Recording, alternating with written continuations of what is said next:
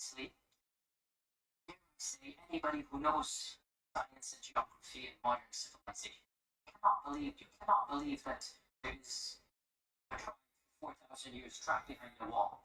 I mean, you believe this? That's your position. I cannot believe it. I find this very difficult to believe. There is some separated from mankind. So if somebody were to say, how can we believe these hadith when Google Earth has mapped the whole world? We can zoom in and see everything around us, and there is no massive land hidden from mankind. The response is, Allah. In the hadith, this is what the hadith tell us. This is what the hadith tell us. And there's a simple rule that Ibn Taymiyyah mentions. Memorize this rule. The Quran and Sunnah does not bring the possible, but it does bring. Alright, hello everyone, and peace of Christ to all of you. I hope my voice is coming good and clear. And looks like we have an issue with the sound. This is Yasir Qadhi.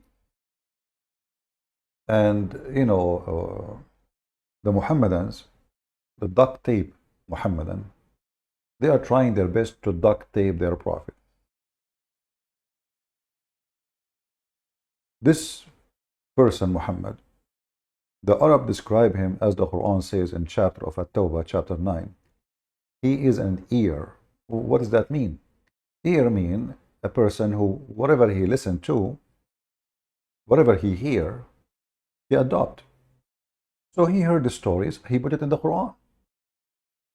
Gog and Magog, Alexander the Great, the Mr. Green, Al-Khadr, Moses went to find the fountain of life and he will learn wisdom, which is a story taken from Gilgamesh. So tons of stories in the Quran. It is nothing but a story, is not even good for kids. And I am very thankful that chapter 18 and chapter 27, etc., the goat did not eat them. You remember the goat did eat some portion, big portion of the Quran. But it's going to be really a very sad if that goat ate those chapters. But thanks to God, the goat did not eat all the Quran. The goat ate only what is tasty. And now the Muslims in modern day, and modern day, by the way, is just a day we describe today. But tomorrow, today is going to be not modern day. But if this is what happened now, what will happen in a century from now to Muslims? They are in chaos, trying to duct tape the stupidity of Muhammad. Listen carefully, how the same potato, he himself contradicts the same potato. Why this is happening? Because he himself do not know what to say.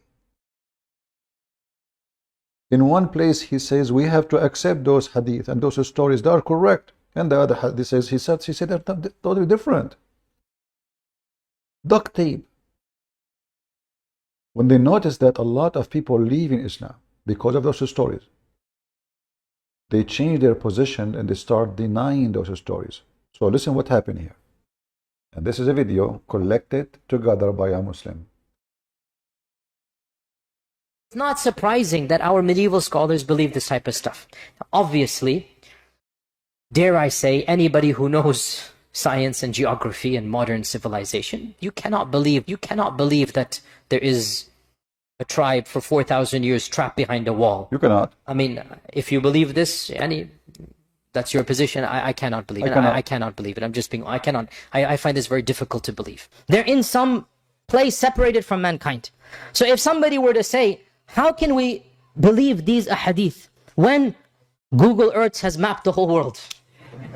We can zoom in and see everything around us, and there is no massive land hidden from mankind. The response is, Wallahu ala kulli shay'in qadir.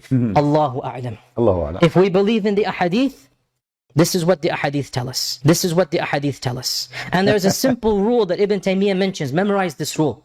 The Quran and Sunnah does not bring the impossible, but it does bring that which astounds the mind. Oof, that's deep. That's deep. And remember this, please. Just remember it. The Quran and Sunnah, which mean what Muhammad said and practice, does not bring the impossible, but what is like amazing, the outstanding for the mind. That's what say it again. I have to agree with you in this one.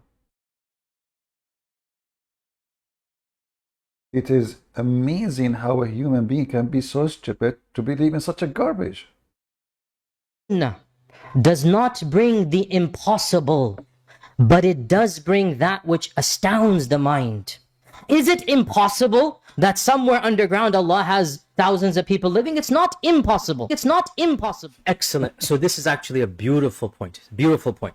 And I guess the brother who did this, and may Allah forgive and guide him and bless him, he didn't quote the full lecture that I gave about Ya'juj and Ma'juj, because I said very clearly in that lecture. See, actually, both of my clips that I'm looking at, they're both valid from the paradigm, 100%. I'll explain to you why. The second clip, which is the earlier one, the second clip is based in Memphis, which I'm assuming 5-6 years ago, looking at So 5-6 years ago, Yasir Qadhi, he have different Yasir Qadhi. I mean, we develop. We are Darwin people, evolution. This is 6 years ago. Look like Islam 6 years ago was different. 6 years after, Islam is not the same. What?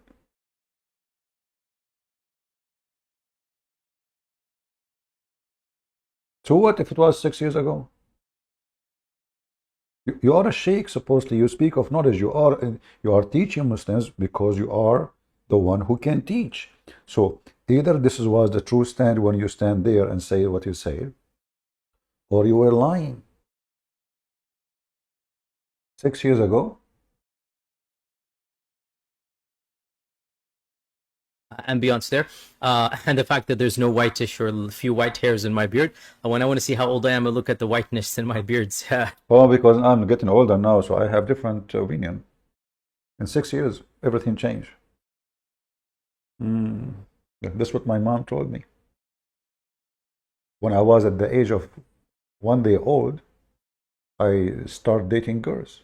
6 years after, I have children. Just 6 years, I was in the age of Aisha. And in Islam, in the age of Aisha, you're horny.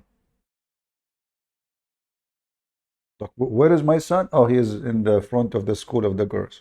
What are you doing there? I'm looking for 4 wives.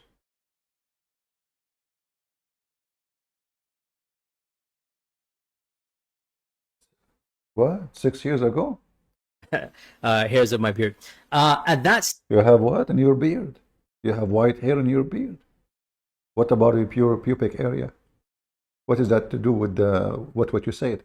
stage, I had read a number of books about the signs of the Day of Judgment, and some of them were master's PhD dissertations. One of them is actually a very good book, Asharat al-Sa'ba al-Wabili. I have it up there somewhere, and it's actually a master's dissertation from al-Qura University, and it's one of the main books that I utilize for the signs of the Day of Judgment. And that he did a very good job of basically referencing the hadith and linking them to basically primarily Shaykh al-Albani. Shaykh al-Albani says hadith is weak, is authentic or weak, then he's going to quote it. Now, at that stage, I relied on Shaykh al-Albani's categorization of hadith, and this. At that stage, he was a donkey.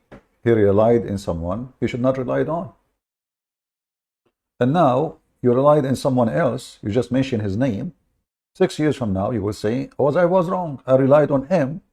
I mean, what kind of a stupid religion this religion is?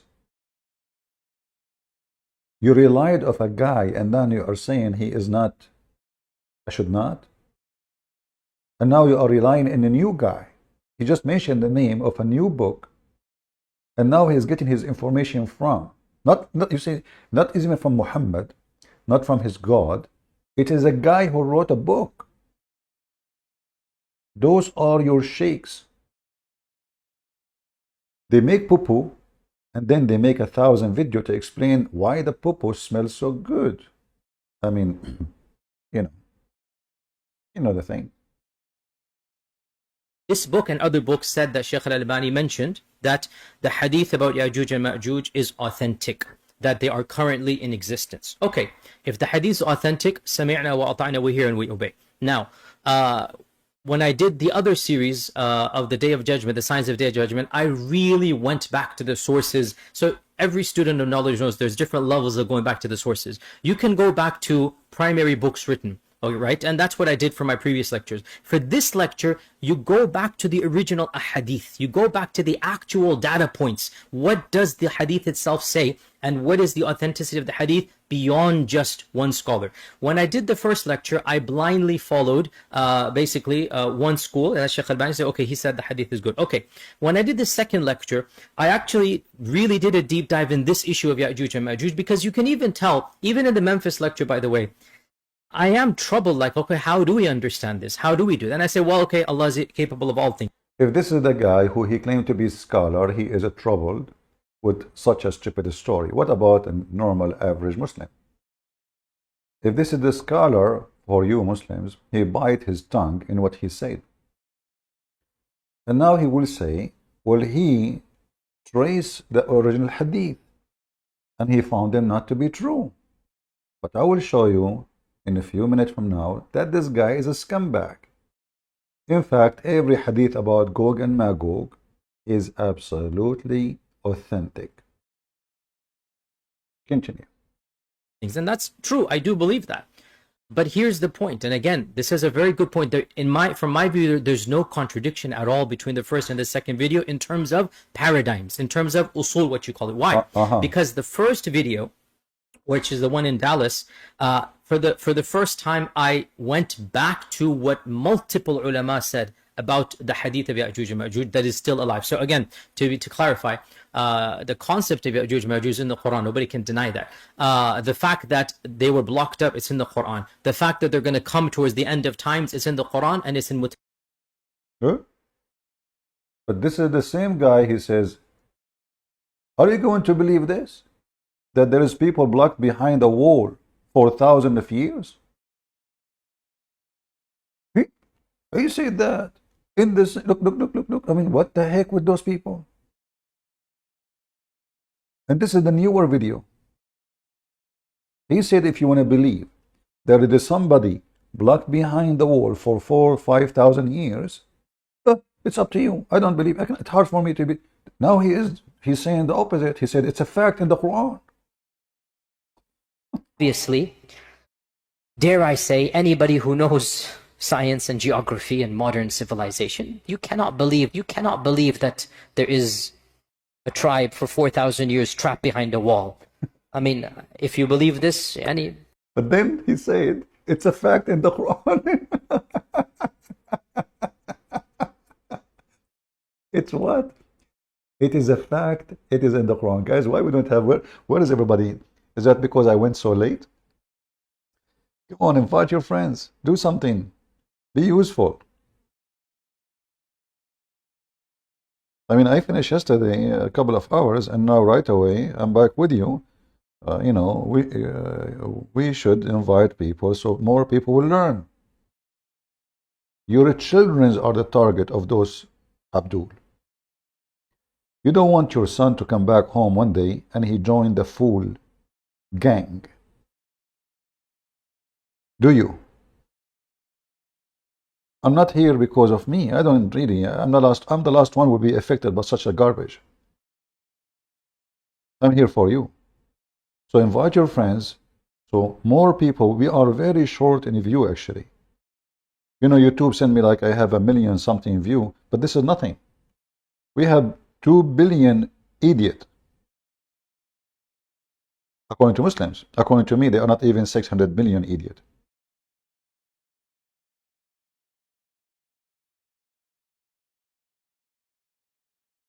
The same guy who said, I cannot believe that there is somebody behind the wall, is the same guy saying that they are behind the wall. It's a fact. It's in the Quran.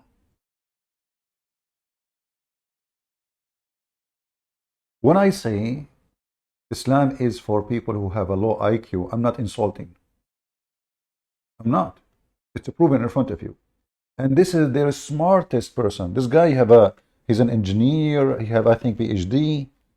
This is not just a kid, you know, he don't know how to write, how to read, like Muhammad. Then I say, well, okay, Allah is capable of all things. And that's true. I do believe that. But here's the point. And again, this is a very good point. From my view, there's no contradiction at all between the first and the second video in terms of paradigms, in terms of usul, what you call it. Why? Because the first video, which is the one in Dallas, for the first time, I went back to what multiple ulama said about the hadith of Ya'juj and Ma'juj that is still alive. So again, to clarify, the concept of Ya'juj and Ma'juj is in the Quran. Nobody can deny that. The fact that they were blocked up, it's in the Quran. The fact that they're going to come towards the end of times is in the Quran, and it's in mutawatir hadith. Okay, there is only one hadith, which is in Tirmidhi and others, but it's one isnad. Did you hear it? Did you hear it? The admin who is posting for Facebook of a Christian prince. I don't have a Facebook. So you better not to post something I did not approve. I don't have Facebook. When you post a Facebook of Christian prince, people will think that this is my Facebook. Now, if somebody made a Facebook with the name of Christian prince, this is his business. But don't post it in the chat, because then people would think, I never actually saw a page of Christian prince on Facebook. So why are you posting it? Even if it is to support me, supposedly. We don't want to mislead people and make them think that everything is posted there is by me, because we don't know who is making this Facebook. So here you see how those liars, they bite their tongue and they try to get away from it. Do we have any Muslim would like to call us? Beside the one who said yesterday that his wife, she have to be effed 4 times in different time to get busted?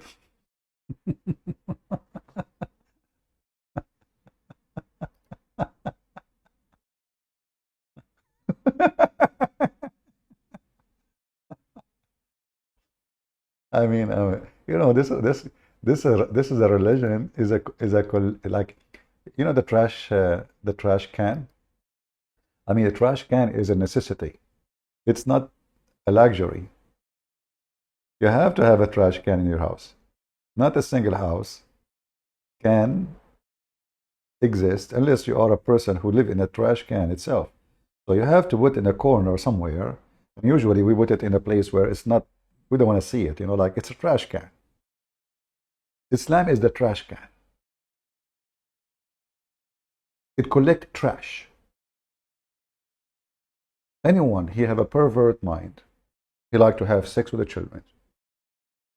Anyone, he dream about living the life of lust, pervert. He like Islam. Gang members, pimps. It's a trash can. In the top of that, this trash can do not collect smart, intelligent people. I never saw one individual, even they might sound for some, they are all being smart. Or let us say, oh, you know what? They won an argument with the Christians. Like, you know, when David Wood, he debated Mimi Hijab, Muslims, they felt they have a victory because David Wood he did not do a good job. But David Wood, he made, when he made the question, Mimi Hijab, he made a lot of poo-poo. The problem is David Wood do not know how to respond. He's so soft, and he is not knowledgeable, really. So the Muslim, they thought they have victory. But in reality, what happened in that debate, Mimi Hijab destroyed Islam. He do mockery, and Muslims, when they do mockery, they make the Muslims think that we mock the Christians, and look, you know, I know this is coming. You do not know Hebrew, you do not know Arabic. Let me teach you. Elijah means God with us. And Allah, who said so? Allah have a hand, who said so? And the Muslim, they fight over the spirit of Allah. You know, so that make me go. David Wood, instead of answering, says, but if he is not God, why you are fighting? This is not the point. The point is, if he is not God, why you are collecting his spit? Why you are fighting over his underwear water? Why you are fighting over his boogers? Why? If he is just a man like everybody for you.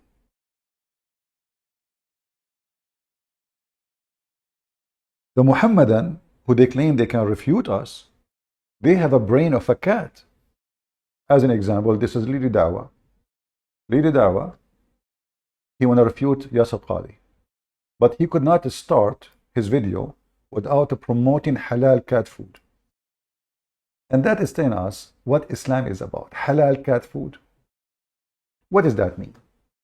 The cat is a Muslim, and the cat believes in Allah, and the cat do not accept any food except the food slaughtered in the name of Allah. So the cat, when she want to eat a mice, she say Alhamdulillah in the name of Allah, and then she slaughter the mice. If those people are smart, intelligent, how in the world they are selling halal cat food? This is and you know, look, you will notice those Abdul, they want to make money from anything. Islam is a money. Okay, this video is about Yasir Qadhi. Why you are saying halal cat? What is that? Are we doing religion? Are we serving God, or we are doing business? It's a business. If he is like, let's say he have a book to help people, I say, okay, it's a book, education. Halal cat food. You Muslims have halal cat food? Do you have a rag for the prayer for the cat? Do you have a pollution dish for the cat? I saw the cat, she is like, she lick her face and her hand. She's doing ablution, brother. They take advantage of the, of the poor people. And if you are naive, you are naive. What we can say? So listen carefully. Halal cat food. There are countless health benefits to this new raw diet. Check them out on Instagram at alif.uk. They do monthly. There are countless health benefits. Brand on the scene called Alif. They make 100% halal raw cat food. There are countless health benefits to this new raw diet. Check them out on Instagram at alif.uk. They do monthly subscription boxes, and you can get 10% discount on their 2-week. You will get 10% discount for halal cat food.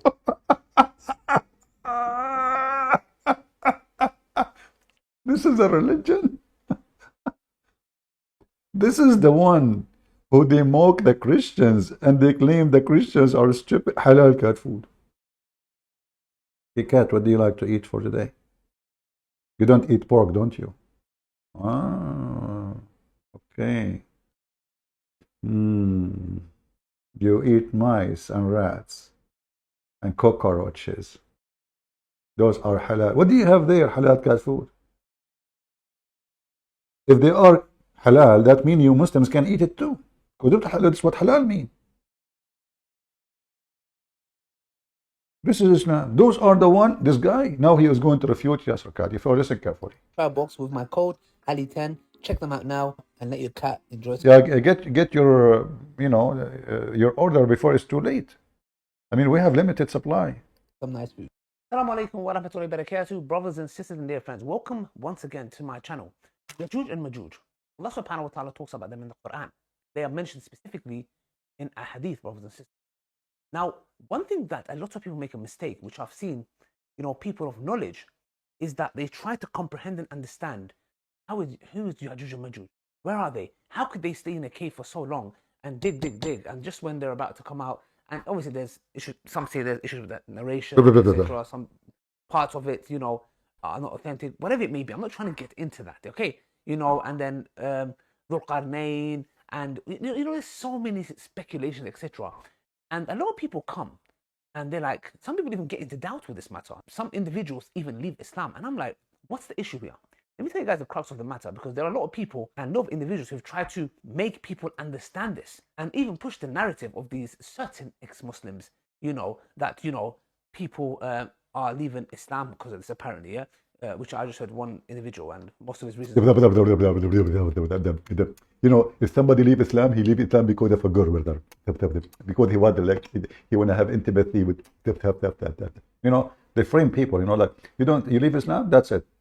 Either you are going after sex. When this is a religion, if somebody wants sex, you idiot. You are the one who made a video just yesterday. We play. You can have a secret wife. You can have 4 in your bedroom. You can have unlimited women. Islam is religion of sex. So why somebody want to leave Islam because he want to have sex? I want an individual, Who is that individual who left Islam because he want to have sex? You take $1. $1. The girl, she agree, you take her to bed. You finish with her, you divorce her. And they call it marriage.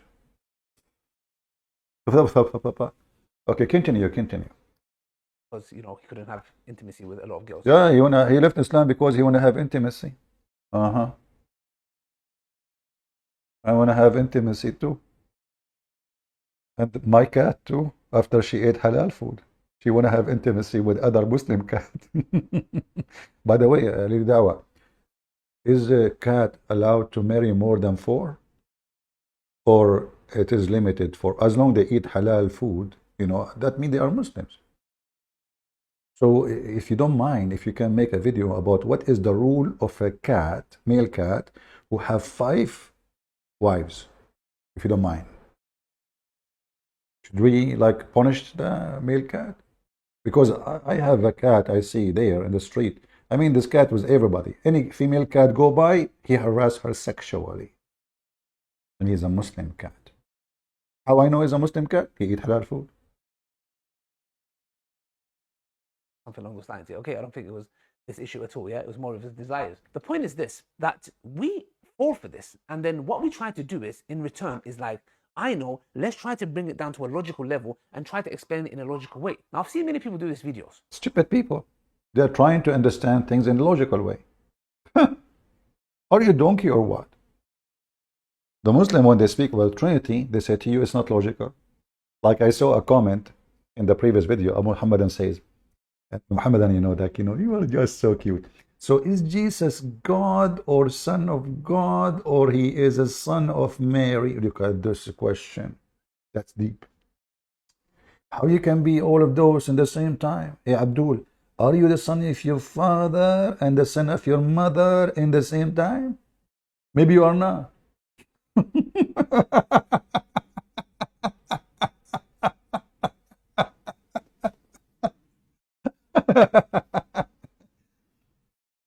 And isn't it a human being?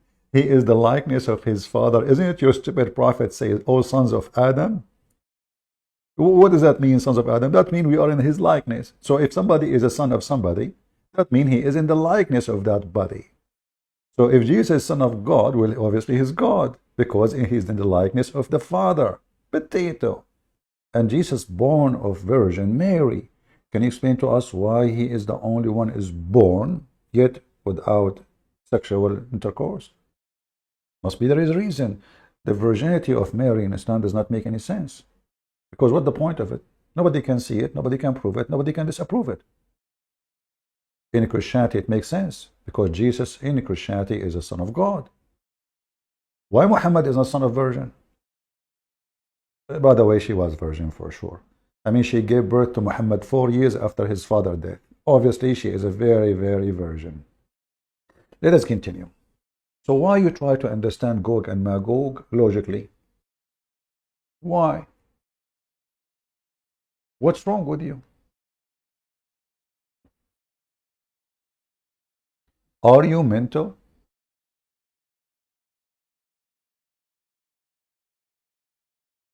Of tales, and we have to be honest and frank and not pretend as if this doesn't exist. Perhaps some of you are not accustomed to hearing people speak. What? No, we can hear it. Don't worry. Don't worry. For our modern times, I would say one of the most, if not the most problematic of the signs of Judgment Day. And it has caused many of our youth to question, to doubt. I myself have met people that have actually left Islam. No way. Maybe they left Islam because they want to have intimacy. As did Dawah, he said. I mean, she said. You met people leave Islam because of Gog and Magog? This issue at all, yeah? It was more of his desires. The point is this, that we fall for this, and then what we try to do is, in return, is like, I know, let's try to bring it down to a logical level and try to explain it in a logical way. Now, I've seen many people do these videos, okay? Many people in the videos who've tried to make people understand this and even push the narrative of these certain ex-Muslims, you know, that, you know, people are leaving Islam because of this, apparently, yeah? Which I just heard one individual, and most of his reasons were because, you know, he couldn't have intimacy with a lot of girls or something along those lines. Okay, I don't think it was this issue at all, yeah? It was more of his desires. The point is this, that when you see a Muslim speaking so fast like this, right away, think about it, he is trying his best to say something, but he don't want to claim that he said something. Because, you know, then we have to ask him, what are you talking about? Now, the topic is Gog and Magog. And I don't want to show you an individual who left Islam because of intimacy. What? Fall for this. And then what we try to do is, in return, is like, I know, let's try to bring it down to a logical level and try to explain it in a... We cannot bring it to logical level because this is a stupid story. Go, Yasir Qadhi. Because of these types of tales. And this type of tales. We have to be honest and frank. We have to be honest and frank. Are you? And not pretend as if this doesn't exist. Don't pretend, Muslims. Stop pretending. We are laughing at you. Perhaps some of you are not accustomed to hearing. You are not accustomed to hear it. But we are here to tell you the truth. That Santa Claus is real. And Gog and Magog of Islam is not. And Muhammad is not even... Do you have a proof that even Muhammad was exist? No proof. People speak like this, but my philosophy is different. We are dealing with a crisis of... What do you mean your philosophy is different? Are you saying that Ali Dawah don't have philosophy? What's wrong with you? Was it this your philosophy? Who knows science and geography and modern civilization? You cannot believe that there is a tribe for 4,000 years trapped behind a wall. I mean, if you believe this, yani, that's your position. If you believe this, yani, you are a donkey. Yani. Yani in Arabic, it's like we say it when you say it, like it's mean. You are a donkey, you know, like yani, you know. So if you believe this, yani, okay, so like I'm not going to insult you now, say what you are, but he is saying if you believe this, yani, you are a donkey, you know. But this is the same guy who said he believed this. In the same, you know. And he claimed that he said that 6 years ago. 6 years ago, you were not a Muslim, and you were not a sheikh, and you don't have a PhD, and you are not a sheikh teaching in the mosque. What do you mean I said that 6 years ago? There, and the fact that there's no whitish or a few white hairs in my beard. When I want to see how old I am, I look at the white. So guys, you know, I was, now before 6 years ago, I don't have white beard. Now I have white beard. I'm not the same now. I'm wiser. 6 years ago, I was Budweiser.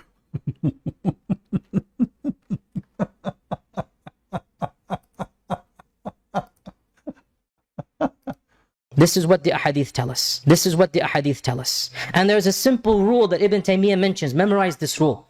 The Quran and Sunnah does not bring the impossible, but it does bring that which astounds the mind. It's astounding. Is it impossible that somewhere underground Allah has thousands of people living? It's not impossible. It's not impossible. Excellent. So this is actually a beautiful point. Beautiful point. And I guess the brother who did this, and طبعا, may Allah forgive and guide him and bless him. Really. He didn't quote the full lecture that I gave about Ya'juj and Ma'juj, because I said very clearly in that lecture. See, actually, both of my clips that I'm looking at, they're both valid from the paradigm, 100%. I'll explain to you why. The second clip, which is the earlier one, the second clip is based in Memphis, which I'm assuming 5-6 years ago, looking at the ambience there. And the fact that there's no whitish or a few white hairs in my beard. When I want to see how old I am, I look at the whiteness in my beard's hairs of my beard.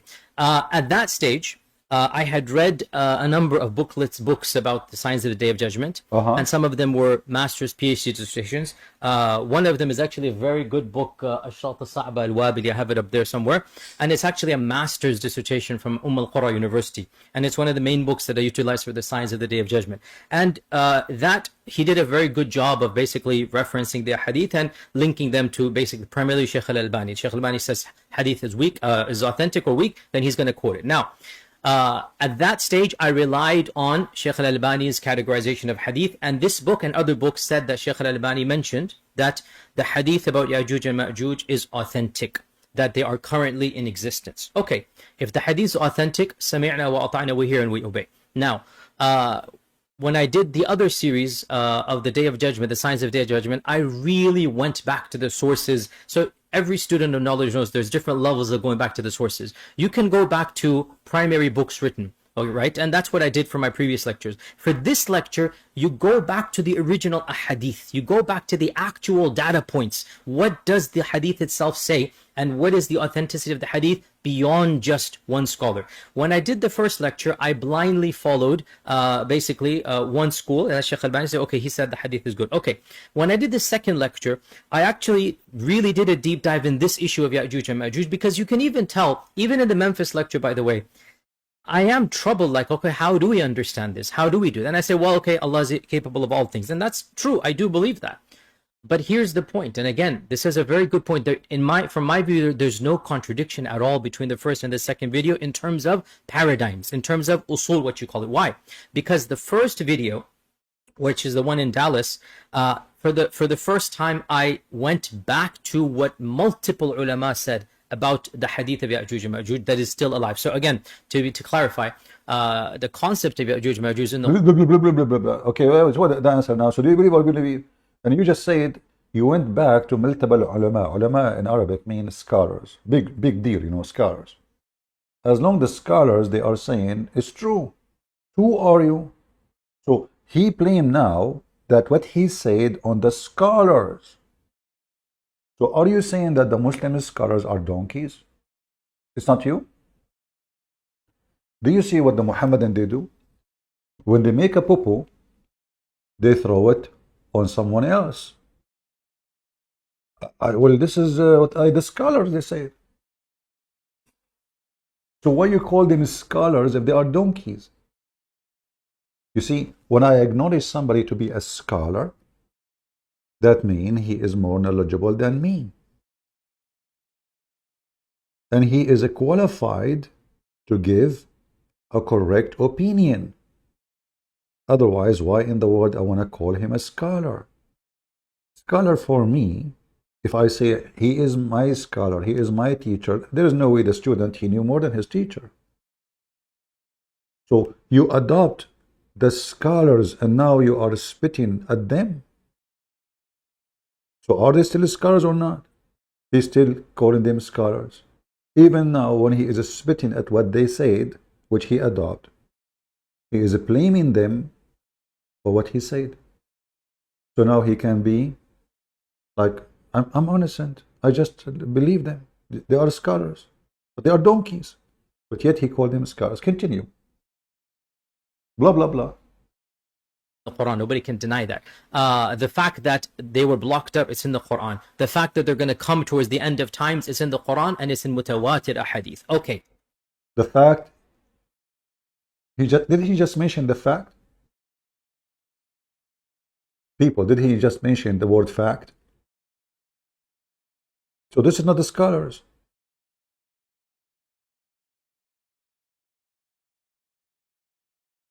Do we have any Muhammadan would like to call us? From those who believe in the fact that there is billions of creatures behind the wall? Anyone? This is my design, guys. Am I getting improved in Photoshop? If Muhammad, he see this picture in his time, what do you think Muhammad will do? He will make a book about it. I saw Gog and Magog. They are scary. Look at this. Gog and Magog, they will have thousands and thousands of baby, each one of them before he died. Yes, brother. Before they die. Assalamu alaikum wa rahmatullahi. No, not this one. Hold on.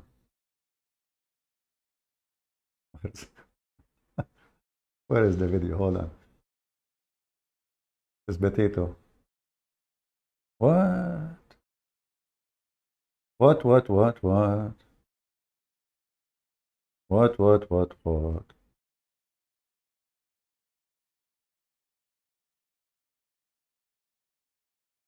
Oh. Let me see, where is the video? Keep him with his tongue now.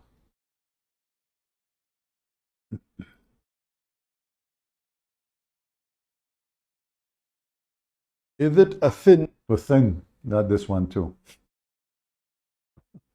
Is it a thin? No, it's not a thin. I assure you know, this religion is so worried about thin. Is it a thin? Okay. Yasir Qadhi. Go. Which is around 227 Hijrah. And this is, of course, very early in Islam, before the era of any of the major books of Hadith or Tafsir have been compiled. The famous Abbasid Khalifa al-Wathiq Billah, he saw a dream that greatly disturbed him. He saw in his dream that the great wall that was built by Dhul Qarnayn to block Ya'juj and Ma'juj had been opened up. This dream caused him so much distress, and of course he was the Khalifa, and he had the entire army and the entire, teams at his disposal. And so he decided to send an expedition to the ends of the earth and to see how true his dream was. After asking his advisors who to send, they said they had the right man for the job. And they told him about this traveler whom history has recorded as Salam at-Tarjuman. Salam, the polyglot, the one who spoke many languages. Tarjuman means he spoke many languages. Frankly, we don't have much information about Salam other than this particular story.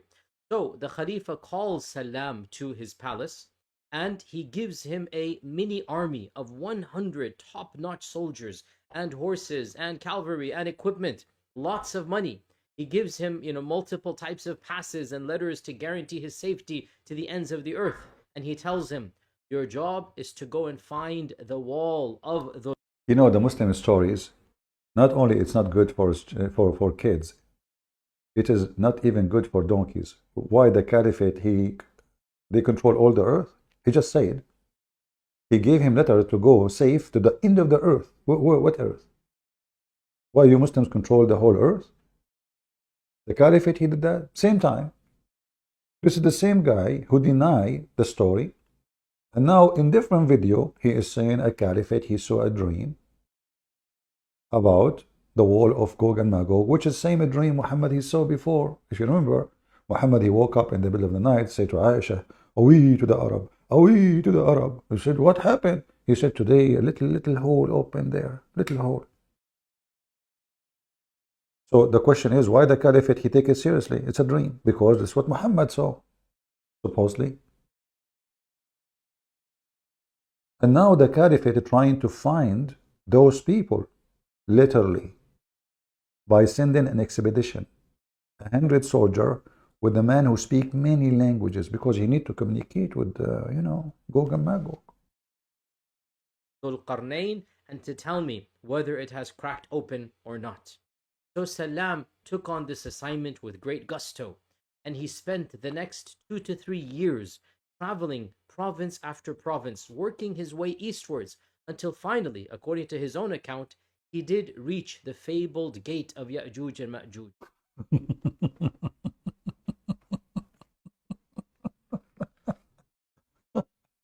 He reached where?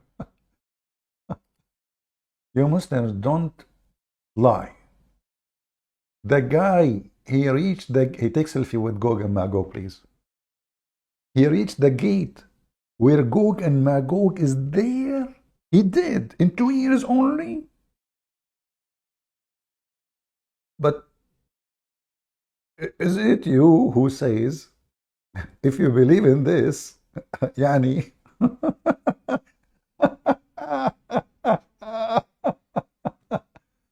what?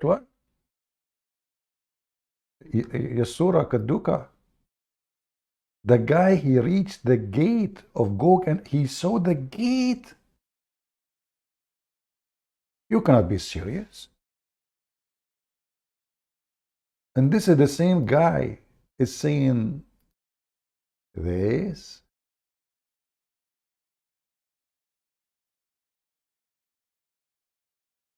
Of Ya'juj and Ma'juj is actually, for our modern times, I would say, one of the most, if not the most problematic of the signs of Judgment Day. And it has caused many of our youth to question, to doubt. I myself have met people that have actually left Islam because of these types of tales. And we have to be honest and frank and not pretend as if this doesn't exist. Perhaps some of you are not accustomed to hearing people speak like this, but my philosophy is different. We are dealing with the crisis of people leaving our faith, our own children, our own young men and women. And of the reasons why is that we are not answering some of these issues that they bring, and we dismiss them. The issue of Ya'juj and Ma'juj is something that doesn't just occur in the hadith. It is explicit in the Quran. Standard medieval interpretation of Ya'juj and Ma'juj is the following. This is what you find in Ibn Kathir. You find it in the tafsir literature of al-Samarqandi and of al-Tha'labi, and basically this is... You find this shit everywhere, sorry. Continue. So now he found the gate of Gog and Magog. He did. It's true. I found it too. But if you believe there is people living for thousands of years behind the wall, you are stupid. Ya'juj is actually, for our modern times, I would say, one of the most, if not the most problematic of the signs of Judgment Day. The most problematic? What do you mean? I don't believe you. Who's going to believe what you are saying? This cannot be true. The guy, he found the gate. Here, they don't believe there is a gate and there is a wall. Dare I say, anybody who knows science and geography and modern civilization, you cannot believe that there is a tribe for 4,000 years trapped behind a wall. I mean, you cannot believe that. I mean, if you believe this, you're a donkey. But now, this guy, he is saying, you don't need to be logical. People are leaving Islam because of this, apparently, which I just heard one individual, and because he couldn't have intimacy with a lot of girls or something along those lines. Okay, I don't think it was this issue at all. It was more of his desires. The point is this: that we fall for this, and then what we try to do is, in return, is like, let's try to bring it down to a logical level and try to explain. We cannot explain it in logical level. We are Muslims. It's even against Islam to do such a thing. Right? What is the other video I was playing? Hold on. Where is the video? Let's go back. Let me find it. Too many pages open in my screen. Too many pages. Ah, here we go. So the guy, brother, the caliphate, he sent this guy and he found the gate of Gog and Magog. Tell us more. Cavalry and equipment, lots of money. He gives him, multiple types of passes and letters to guarantee his safety to the ends of the earth. And he tells him, your job is to go and find the wall. Does this sound good?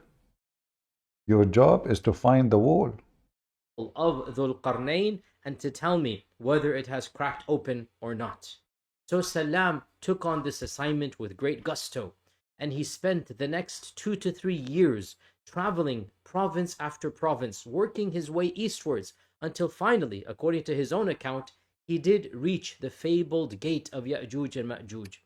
There, he verified that the gate was indeed in intact condition, fully fortified, no holes in the gate.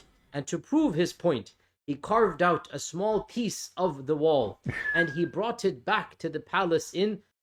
Guys, the story supposedly that nobody can make a hole in the wall. The guy, he made the hole in the wall. He grabbed.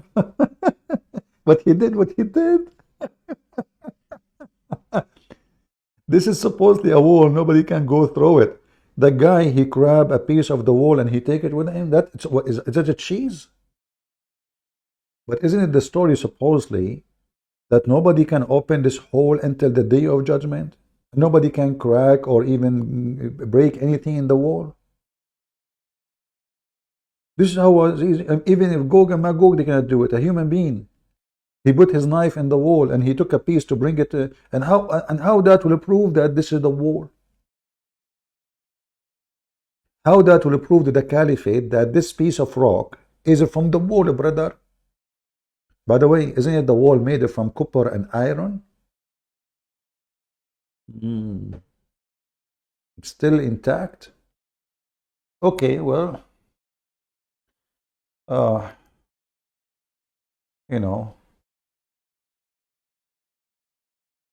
now I can provide any proof about anything in life. Anything. I will tell the people that I saw a wall made of copper and iron, and go and to the scrap yard and get a piece of metal and says, look, I have a piece of it. They will say to me, why it have a logo of Mercedes? Oh, what? The gate. And to prove his point, he carved out a small piece of the wall and he brought it back to the palace in Samurra or Surna Marra'a. He brought it back to the Khalifa and he said to him, I saw the gate with my own eyes and it is fully intact. The Khalifa was so happy and impressed with him that he promptly awarded him and all of the remaining crew massive treasures and ordered Salam to We are witnessing for one of the biggest scam of Islam. The guy, he came back to the caliphate. The caliphate was so happy that the gate is locked, the door is not broken, the wall, there's no hole in it. Oh, we are safe. Alhamdulillah, Alhamdulillah. I thought Gog and Magog. Abdul, are you stupid or what? The caliphate, he rewarded the guy.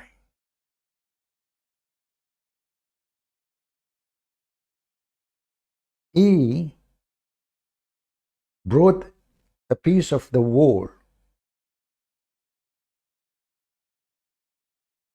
What is that? We have a person, each time he come to the chat, he say, my friend, she told me that she saw Christian Prince for real last year. Brother, did your friend take a piece of me to prove it? Like the guy he did for the wall?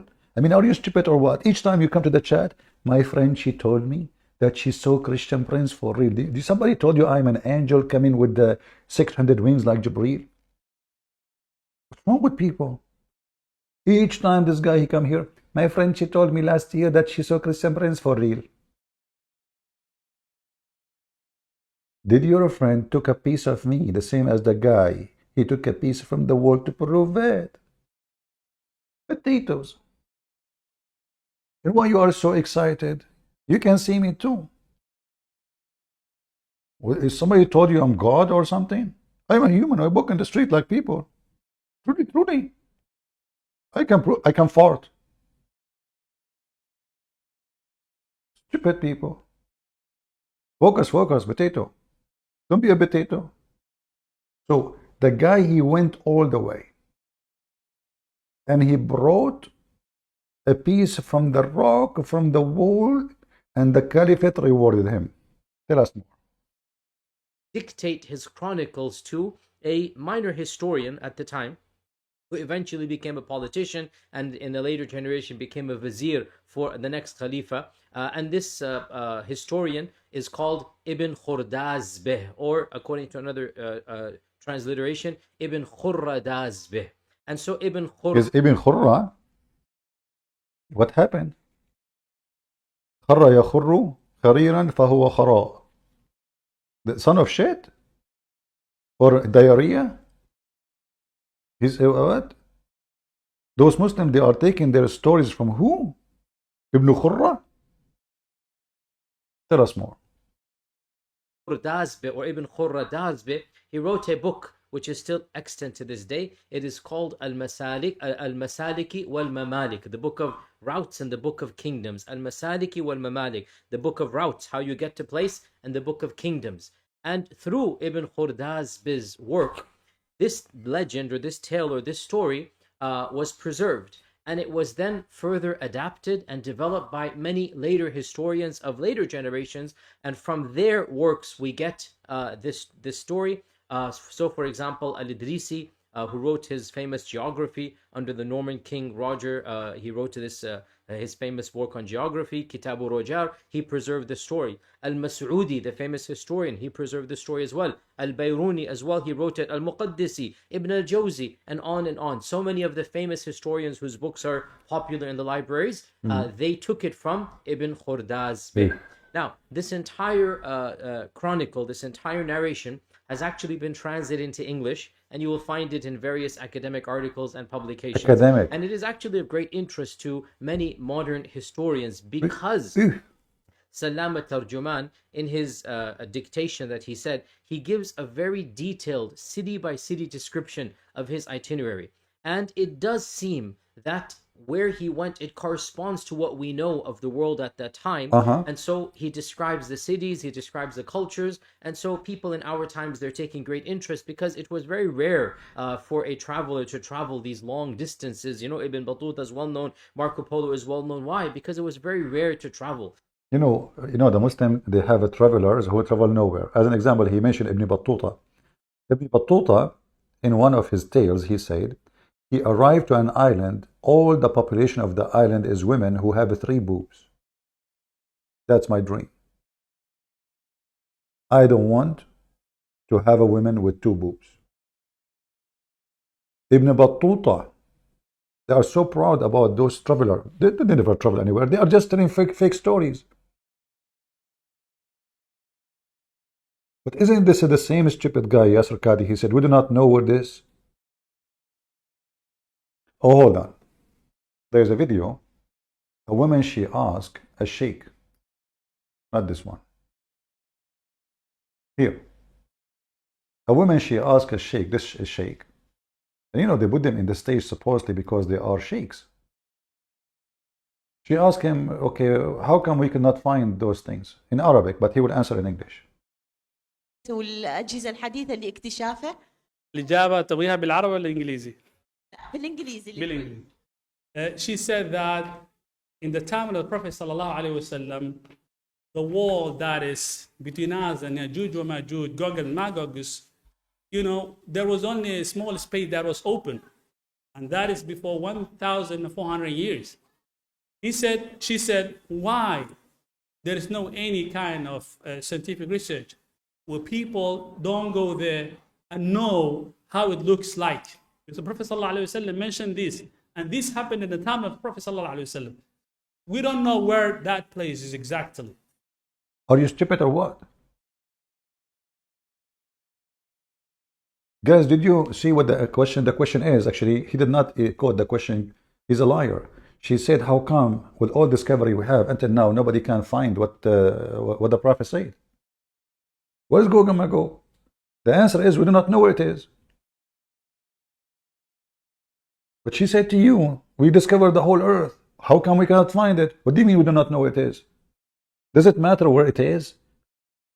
As a location? The matter is how come we could not find it? We just heard Yasir Qadhi saying that Google, they scan the whole earth. They have a map for even like the little tiny rocks in the mountains. If you go right now in Google Earth, you will not find one place in this earth, mountain or valley, is not there, with images.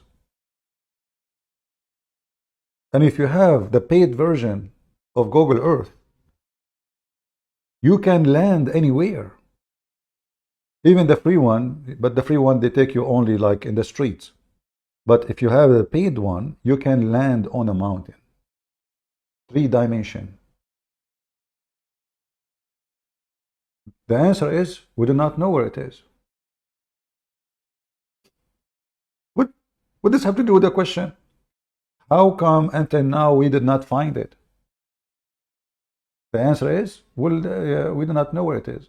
But Yasir Qadhi, he just said that long time ago, the Caliphate, he sent a traveler, time traveler, and he found it after 2 years.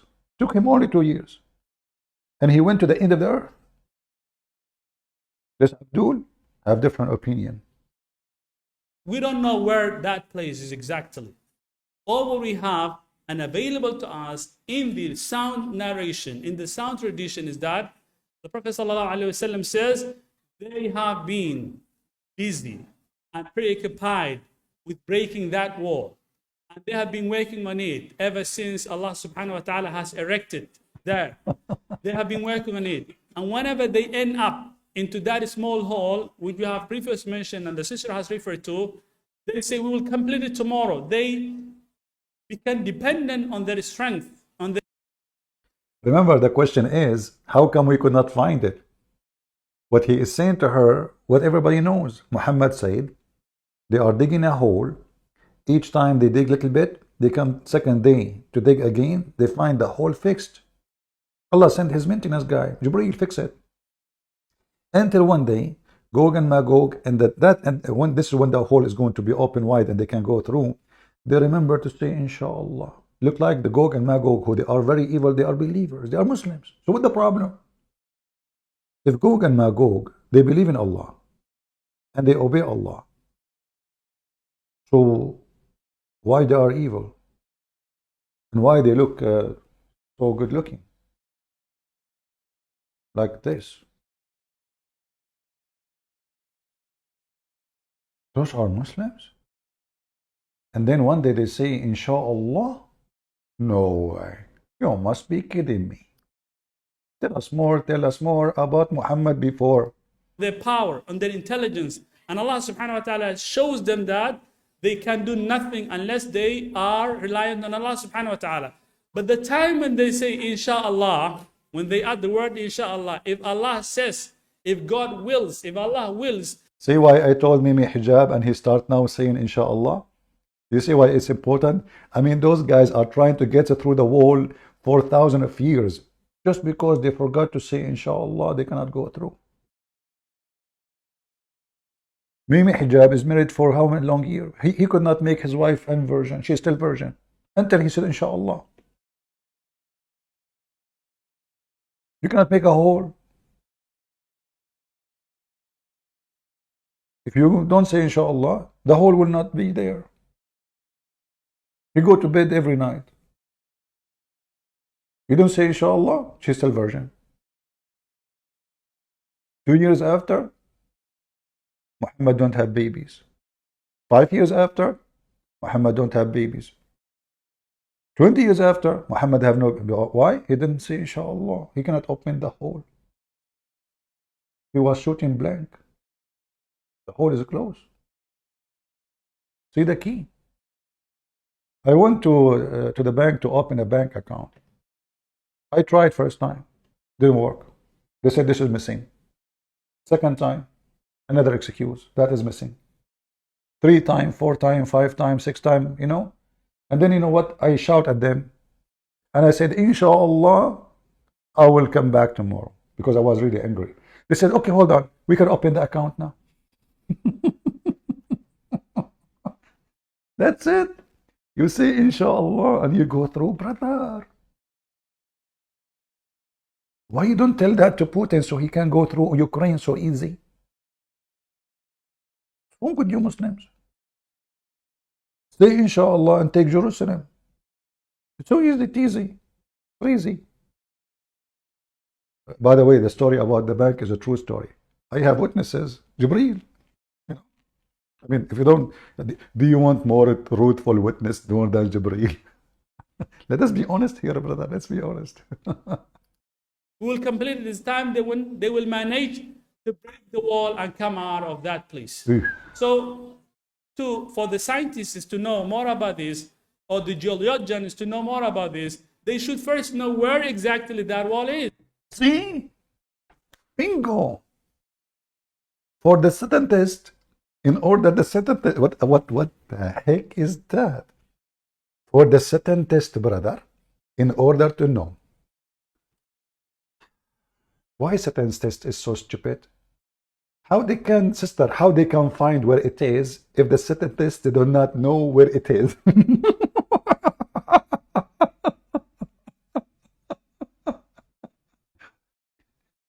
By the way, I'm really lucky. Like, I don't choose topic actually. Like I came, I said, let me, I don't know what we'll talk about. I mean, with just a few hours we were alive, right? So I open YouTube. YouTube show me pictures. Okay, let us go this. And then I type, and those videos come to me. There's a billion videos about Gog and Magog, but you find those are hilarious. I'm telling you, I'm lucky. So I think the Lord is helping me too. So sister, listen to me. Let us be logical here. How does Satan test? They will find Gog and Magog if they don't know the location. You know what? I bet you are the smartest in the family of Islam. Not the family of your family. No, you are the smartest, man. So the Satan test, they cannot find it because you don't know the location. Come out of that place. So, for the scientists to know more about this, or the geologians to know more about this, they should first know where exactly that wall is. So we don't have any. Exactly. Give us the address. The scientists, they will go there and they will find it. Now we go back to Yasir Qadhi. According to Yasir Qadhi, they found the location.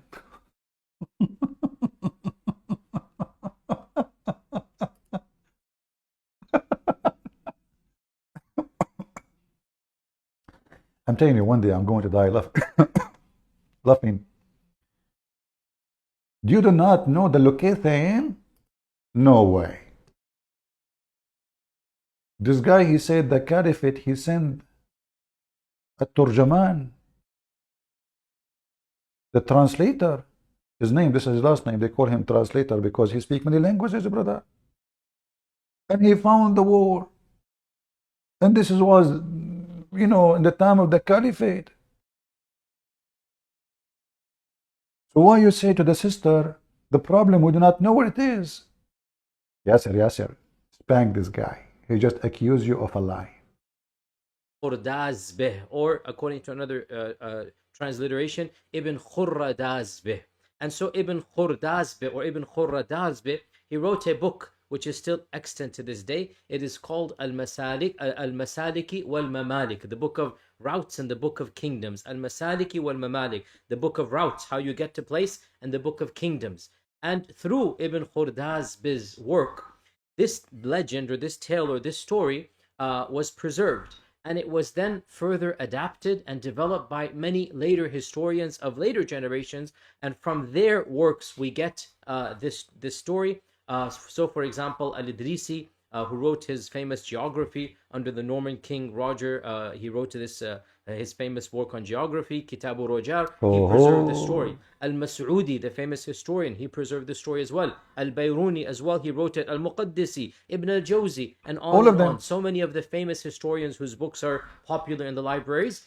You know, guys, did you hear just he said historian? When we say historian, we are talking about a fact. So he's confirming that the guy who found the wall, at-Turjuman, it's a fact. Historian wrote about it. Historian.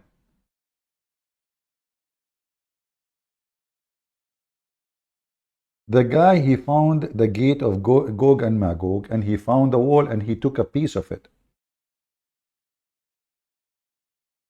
And by the way, if you want this video of Yasir Qadhi, in case you want to see the title about this, library chat 22, Gog and Magog, Yasir Qadhi, 1 year ago, in case you are looking for the video. So now it's a history, it's historian record. This is true. The guy, he found the wall. Well, as long the Muslim, they found the wall at that time, and the guy, he wrote in details the cities in his way. Why you don't tell everybody what he said there? You see, Yasir Qadhi, in his scam, he give you, let us say, a title. He found, but he don't tell us where, which is the most important.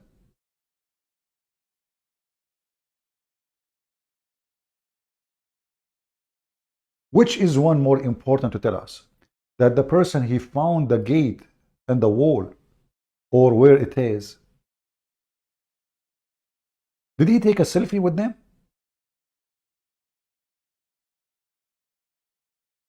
Is that the Tarjuman? Oh, this Tarjuman look good. She went there, I mean he went there and he took selfie with the Gog and Magog. It's history. Historian rewrote this.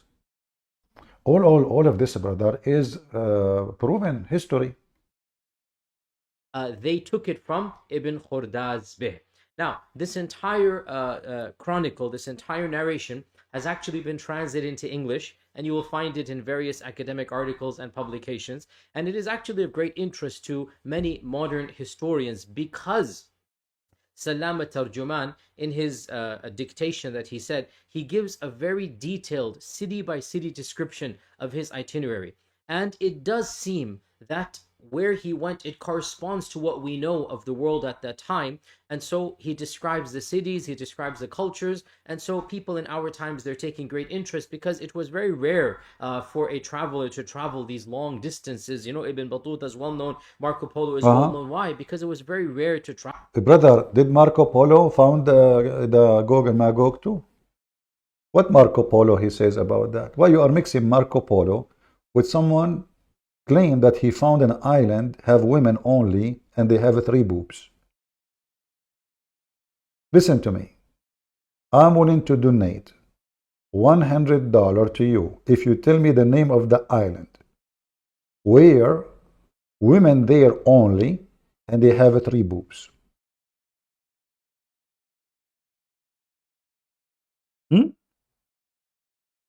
Those are the Muslim discovery men who you trust them? Women with 3 boobs? Are you sure they are not 4? Or 7, maybe, like cats? An island have only women. Okay, hold on.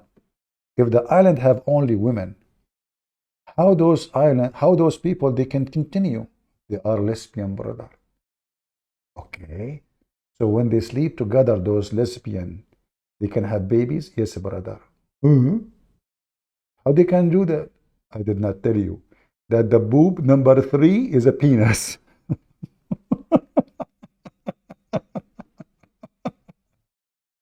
I mean, how stupid this religion is. This is the flying carpet of Alibaba. What? Aladdin? Mr. Aladdin? Women with 3 boobs? And this is your historian? And the traveler?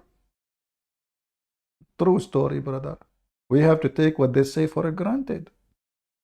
It's true. You know, if you bring 2 women, they have 2 boobs. Each one of them. And then they are lesbian, they sleep together. They can't have babies. For a very simple reason. The penis is missing. But women who have 3 boobs, the one in the middle, it's a boob, yes, but the nipple is a small penis. And you can imagine, don't imagine, not now at least, after we finish. You can imagine what happened next. So the women who live in the island, how they can have babies if all it's women? Maybe the same as the hadith says that in the day of resurrection, Allah, He ejaculate water from under His throne like semen. And this is how He resurrect all mankind, by ejaculating semen. When Allah have orgasm, that is how life works. Keep going. Travel. And so Salama Tarjuman, in his travel, he was one of the few who actually traveled so many countries and cities and distances, and then he dictated when he came back, and that has been recorded. Now, what's of interest to us, and in this particular library chat, Finally, is the claim of his to have actually come across the wall built by Dhul Qarnayn. And according to him, inscribed on the gates of that wall were in Arabic, were the Quranic verse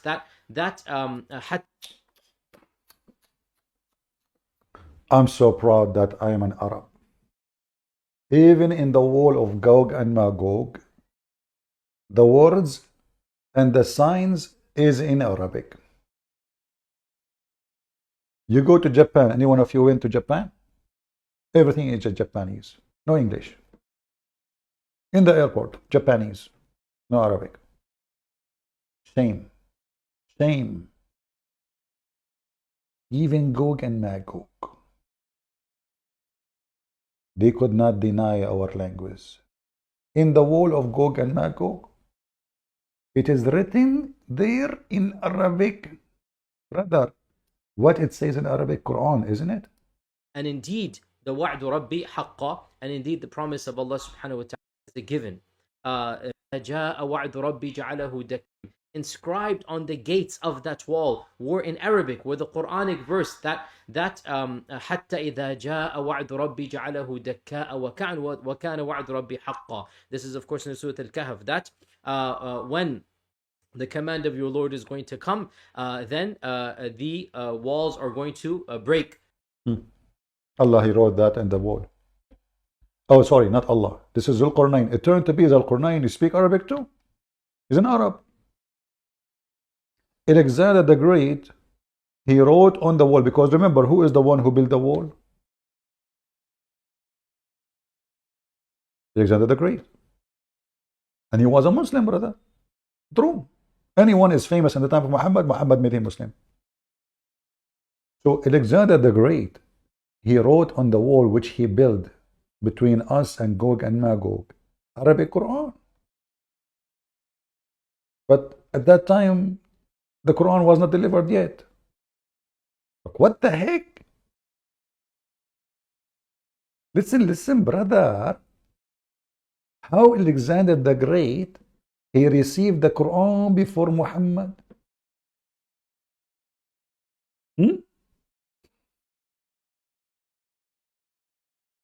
People, are you sleepy? Why we don't have too many people here? Because it's late? Come on, invite your Gog and Magog people. Alexander the Great, he built the wall, and he wrote in the wall a verse in the Quran which nobody knows at that time, because the Quran came to Muhammad. How Alexander the Great knew about it?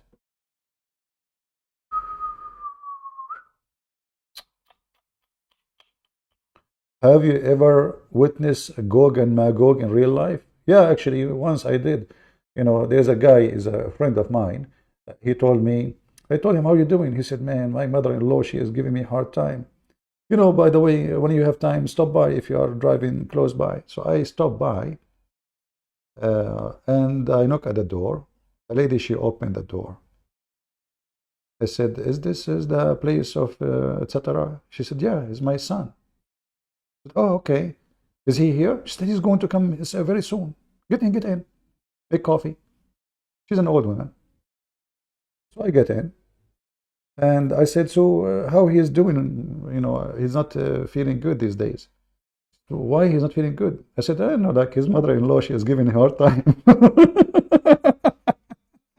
It turned to be she is the mother-in-law.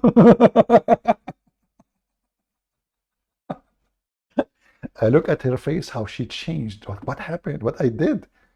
What just happened? Gog and Magog is there. I saw Gog on Magog live. Her hand started shaking. She said, what he said to you? I said, what's wrong with her? Uh-oh. You know, I need to go.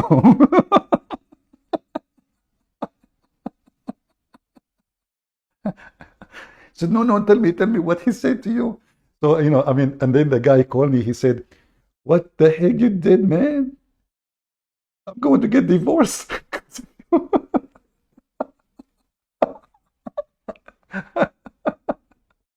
So yes, I saw Gog and Magog.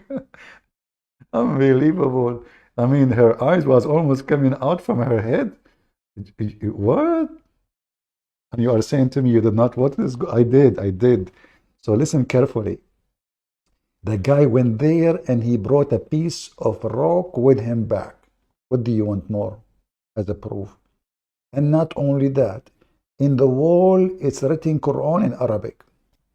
What do you want more? Which a Quran given to Muhammad thousands of years after. What do you want more? It turned to be that the Quran came to Alexander the Great long before Muhammad.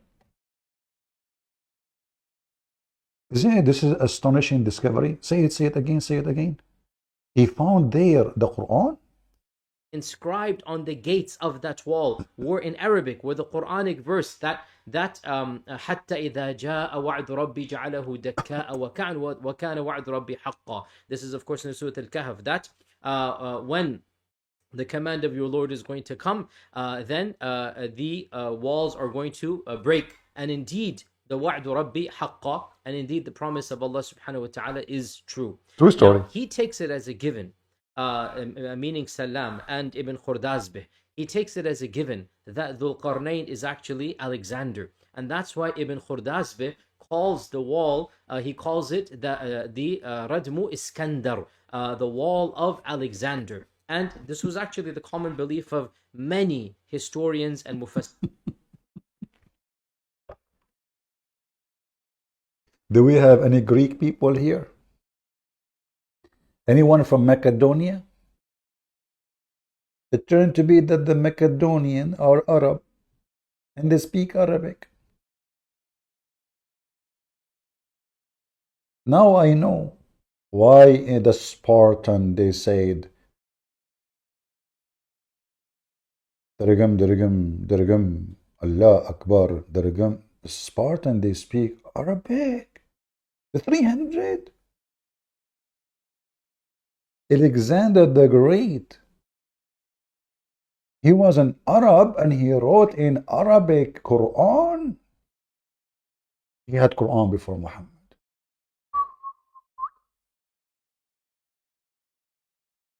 Astonishing story. And those people, they don't want to believe in the truth. Alexander the Great, he built the wall between us and Gog and Magog, and he wrote in Arabic and he wrote Quran. It turned to be that Alexander the Great, the prophet of Allah, he received Quran before Muhammad, the exact same Quran. Don't ask questions, because the second you ask questions, you will notice how stupid the story is.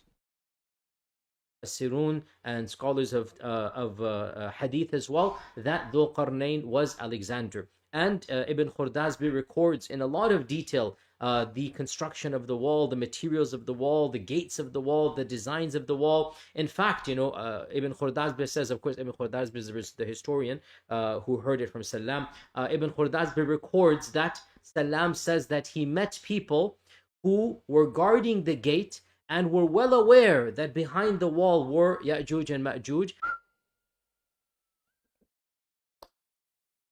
Aman Rabbi Aman.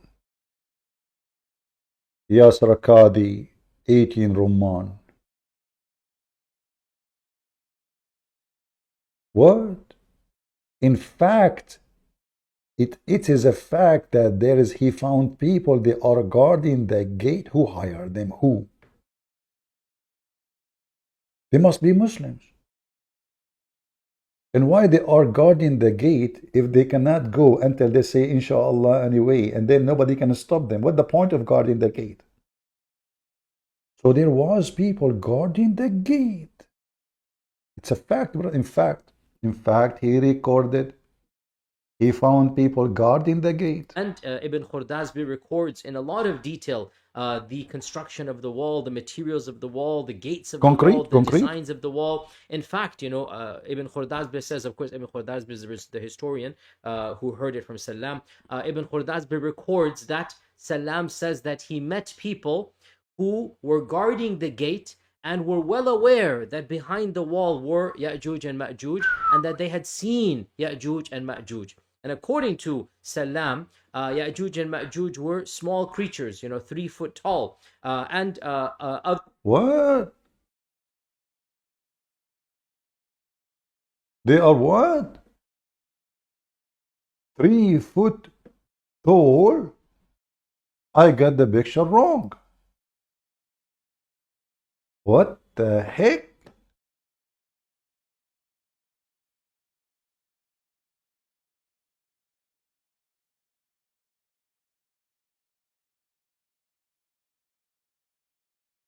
I cannot believe it.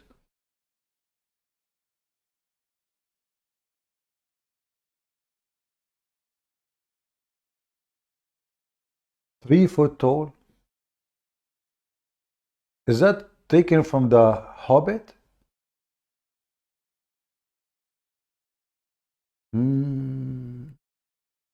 Now I understand why in the movie they have very weird hair in their feet.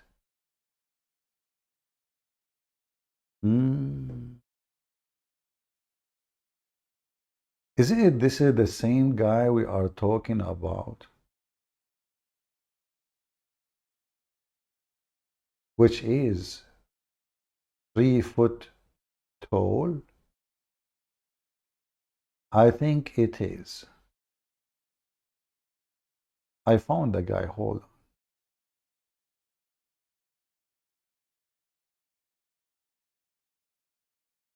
I found the whole team actually.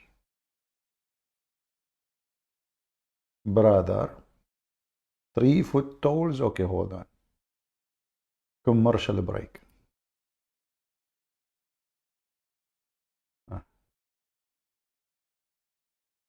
3 foot tall. That's it. Those are the one Gog and Magog. Look at their ears, brother.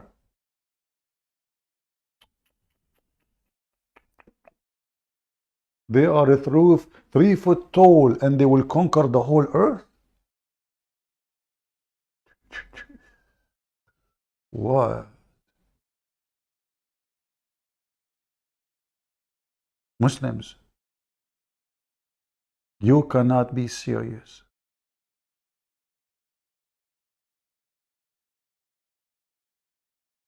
I'm really impressed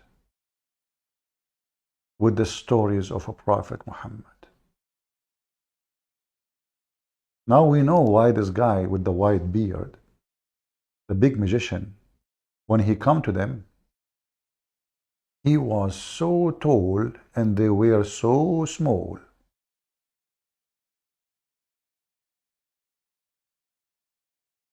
Because they are Gog and Magog.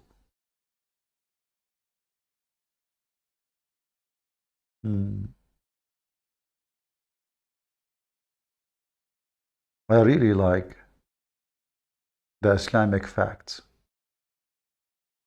Go, Yasir Qadhi, tell us more. Other people add here, Ibn al-Tabari, for example, mentions that Ya'juj and Ma'juj, they procreate profusely, and that for every one amongst them, more than 1,000, children are born. And in fact, this is recorded in many books of. There's no TV. Gog and Magog, they don't have TV. They just boom, boom, boom, boom. Every one of them, before he die, he will have 1,000 babies. And then each one of the 1,000, he will have 1,000. So can you imagine how many trillion of them now is in the earth?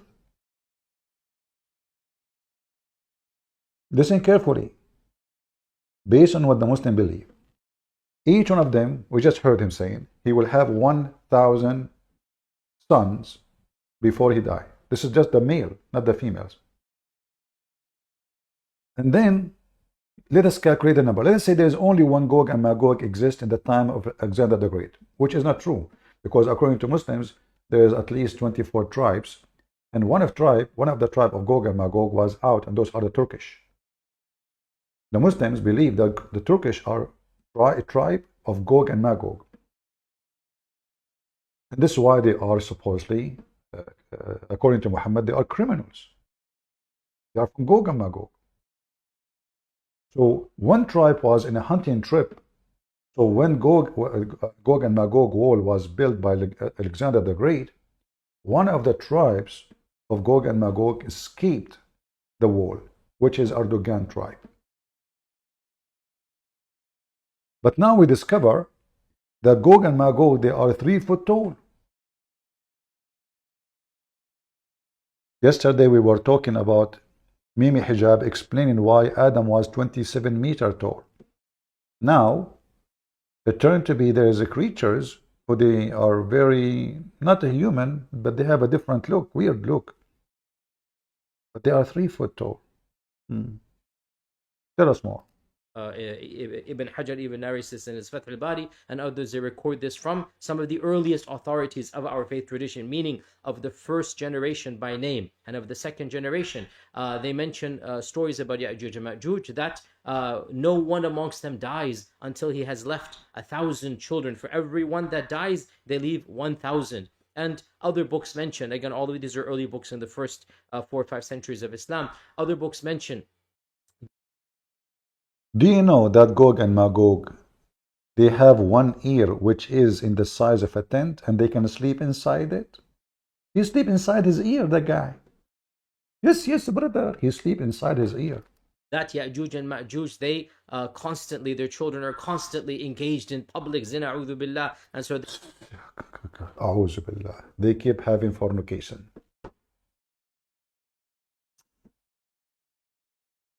I cannot believe it. Gog and Magog, they keep having fornication? A'udhu billah. Well, don't you have 4 wives? Huh? You are a fornicator too. You keep fornicating non-stop. Beat them.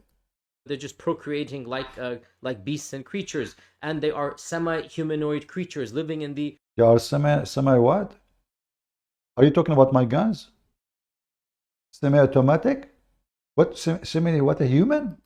Furthest regions of this world, and on and on. In fact, Ibn Hisham, the author of the Seerah, in his other history book, Ibn Hisham actually, again, quite factually writes that Iskandar, Alexander, was the one who blocked Ya'juj and Ma'juj, and he blocked them in the nether regions of the world.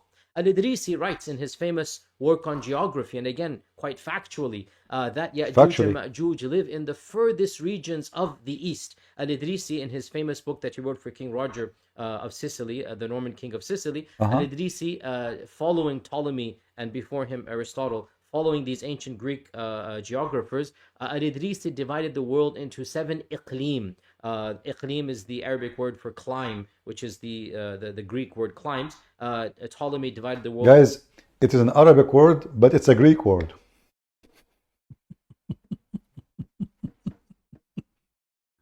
I'm sure that the Greek, they learned this word from the Arab. into 7 zones or 7 iqlim, and each of these iqlims was further divided into 10 latitudes, if you like. And so, of course, the furthest of the iqlim is the 7th iqlim, and the furthest of the furthest is the 10th latitude within the 7th iqlim. Al-Idrisi says that Ya'juj and Ma'juj live in the 9th latitude. No way. We have the latitude now? So why you don't put it in the map? What the heck? Of the 7th iqlim, because the 10th latitude is inhospitable. There is nothing there except barren land and whatnot. And so Al-Idrisi in his, and he said this quite factually in his book, you can still read it to this day, that he basically says that the furthest most eastern region of the world in the 9th latitude of the 7th iqlim. Oh, look at details of science. In the 7th latitude of the 9th territory. Listen.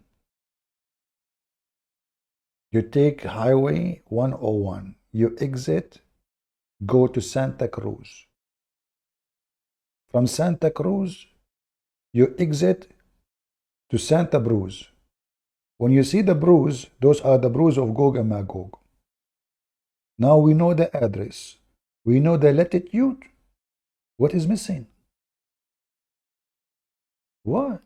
This is where Ya'juj and Ma'juj live, trapped behind the wall of Iskandar. And again, he quite factually writes that the descendants of Ya'juj are 3 feet tall, and their ears hang all the way down to their necks, and their heads are completely circular. They're complete, like, round globes, and they can leap amazing distances, and they constantly fornicate, and they have each of them. What a shitty nation. Shame on you, Gog and Magog. You are 3 foot tall, which means your penis is so small, but yet you keep fornicating. How you can do that? Them has 1,000 children, and he goes on and on and on. Now, the point being, it is quite clear that a lot of our early authorities. Now we go to the cheese. It's quite clear what? Historians and even mainstream scholars had understandings of Ya'juj and Ma'juj that, frankly, as we are now very clearly can say, are not based upon the Quran and Sunnah. So the question arises, therefore, what are we to make of the reality of Ya'juj and Ma'juj? Hold on. How in the beginning you said that the caliphate, he sent a man and he found the wall, and then he was rewarded for finding the wall. And now you are saying that those stories are not based on the Quran. What do you mean? What didn't the Quran say is there's a wall? Doesn't the Quran say they are behind the wall? If you mean the description of Gog and Magog, well, your prophet himself, he gave description for them.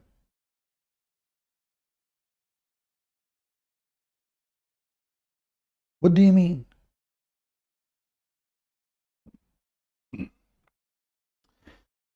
And according to your prophet, by the way, at the end of the time, Gog and Magog, they will be using arrows.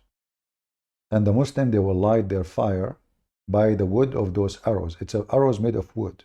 At the end of the time.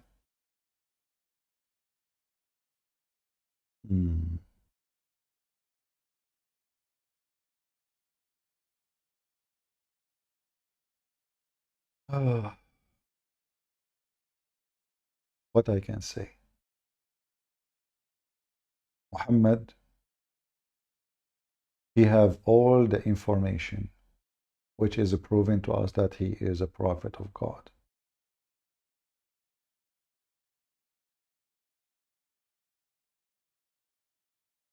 But just to show you how we can get Muhammad busted in 2 seconds.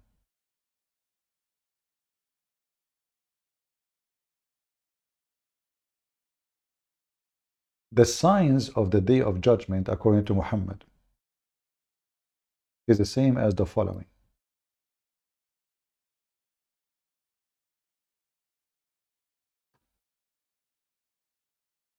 The Messenger of Allah came to us all of a sudden, we were busy. Between two bracket, discussion. He said, what do you discuss about? They, the companions, said, we are discussing about the last hour. And now Muhammad, well, he is the prophet. This is his specialty. He got a degree from Oxford in it. University of Pervert. And he said, thereupon he said, it will not come to you until 10 signs before, which means 10 signs happened. They have to happen before the judgment day come to exist. And he mentioned them, starting with smoke. You ask the Muslim, what is that? Allah knows best. Dajjal. Who is the Dajjal? Is a person who is supposedly the false Messiah. So smoke first, false Messiah second. Then the beast who will come in the ground. If you go to chapter 27, verse number 82, and you can read the interpretation of Ibn Kathir, you will find description of the beast who will make all mankind either black and white. The bad ones, he will make them black because Muhammad is racist. And the Muslims, Allah will make them all white because Allah is not racist.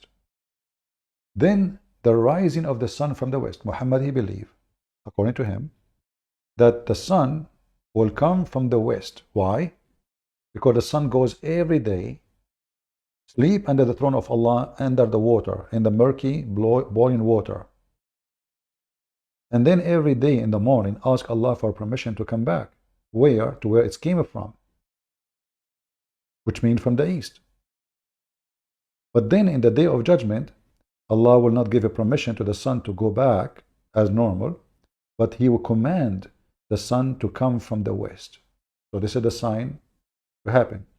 And then after all of those happen, then the descendant of Jesus, the son of Mary, and at the end, Gog and Magog.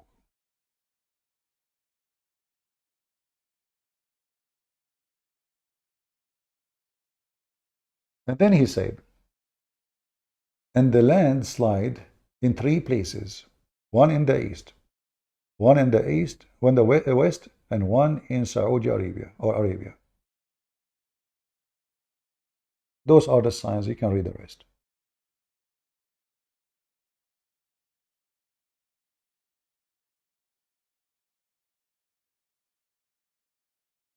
But the same man, Muhammad, he woke up at night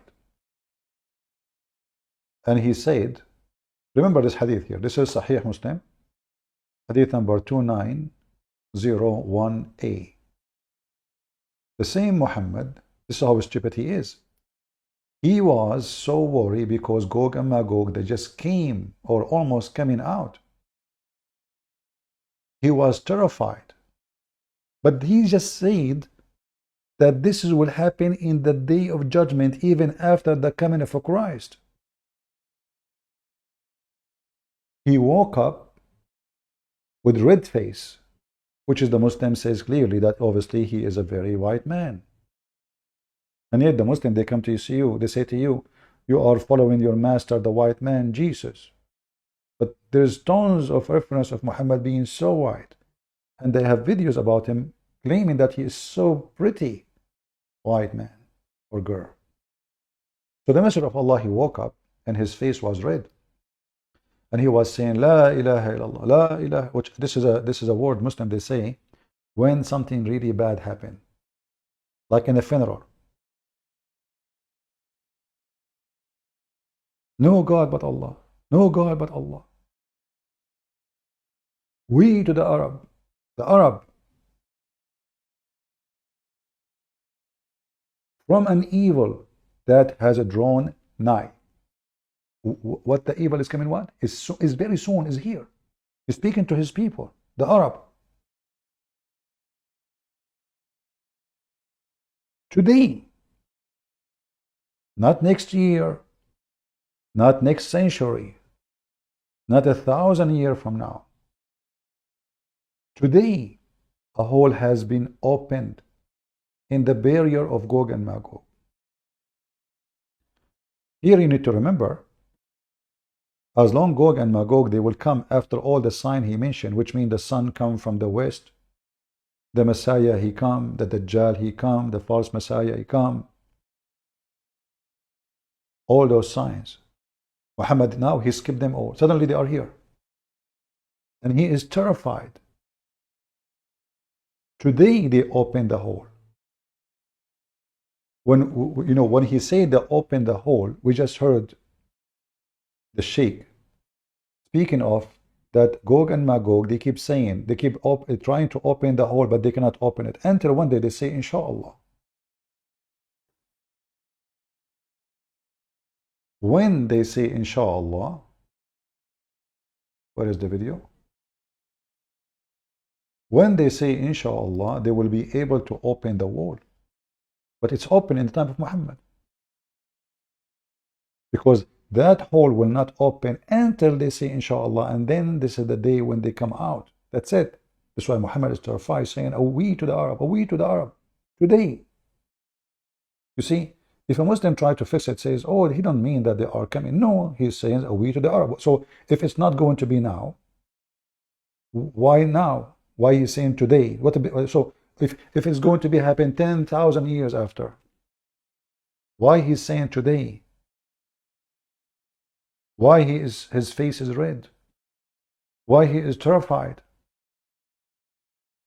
Them that they can do nothing unless they are reliant on Allah subhanahu wa ta'ala.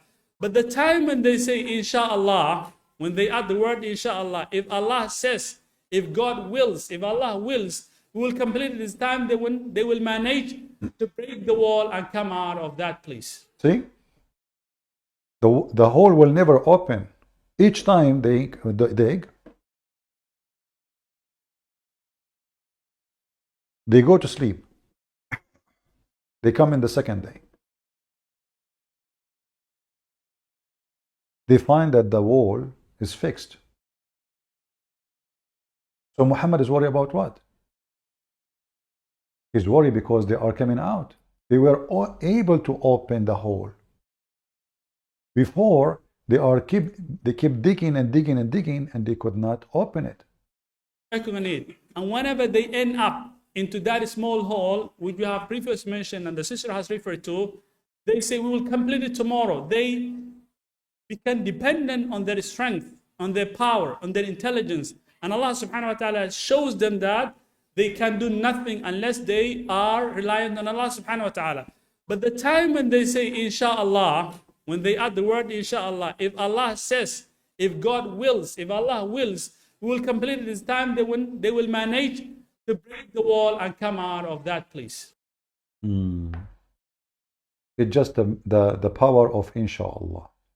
And as you see, if this is what really will happen, and Muhammad did not mean that they are able to open and go through, then why Muhammad is worried? There's no reason to be worried. Either he is worried because they were able to go through,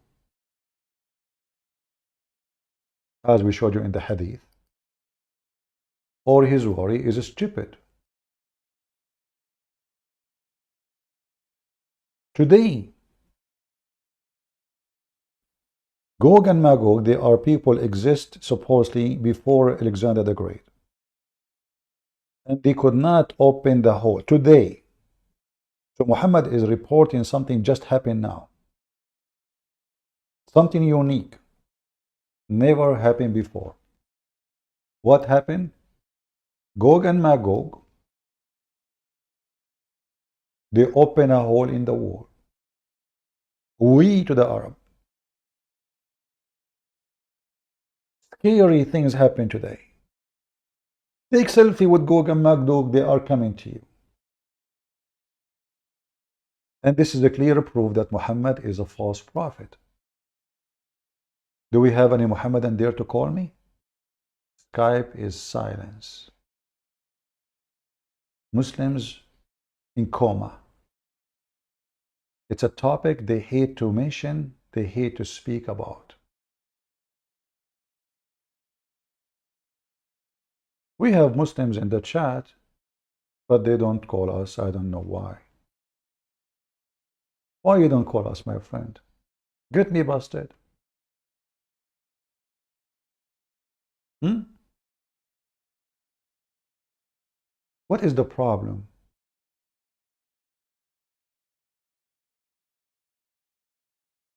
We have a Muslim, his name is Shu. My friend, at least call me and throw your shoe at us. And I find your name, by the way, very weird. Your name is Shu. Do you know that the first fight between Muslims and Muslims was by shoes? Do you know that the first battle between Muslims and Muslims, it's called Ma'arakatul Qanadir? Kondara? I'm not lying. Call me. I will show you the reference. The Prophet and his companion, they divided two parties. One in the side of the Prophet and one on the side of Ibn Salul. And when they start an argument, and the man who is a Muslim, he said to Muhammad, the smell of your donkey is stinky, man. And they start arguing about religion. Imagine Muslims arguing with Muhammad and his companion, and they are Muslim too, and they are his companion. And then they start throwing qanadir, which is shoes, at each other. Guys, imagine if we have the disciple of Jesus. Imagine if the Muslims, they found a story that Peter and John, they were throwing shoes at each other.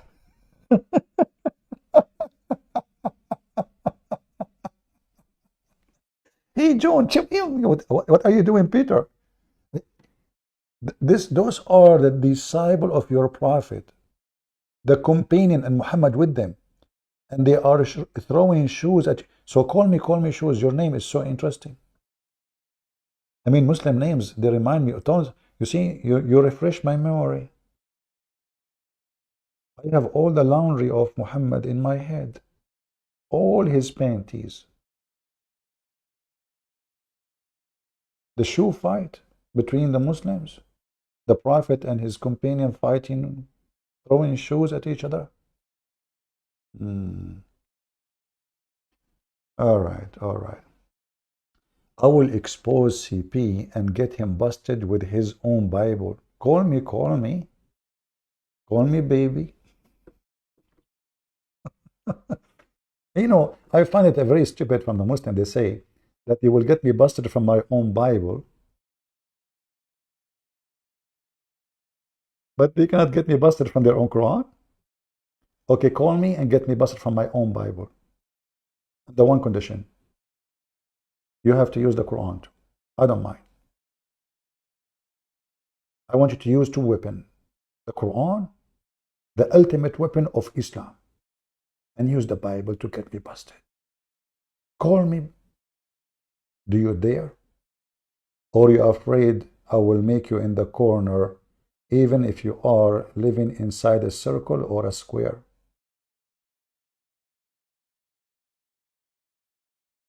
So Muhammad here, he get himself busted.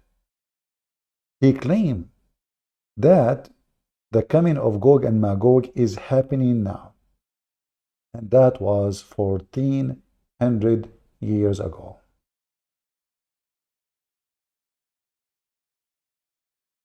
False prophet.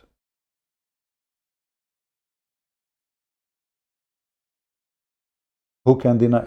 Can they say this is weak? No. This is Sahih. And it exists almost in every single authentic book. Authentic.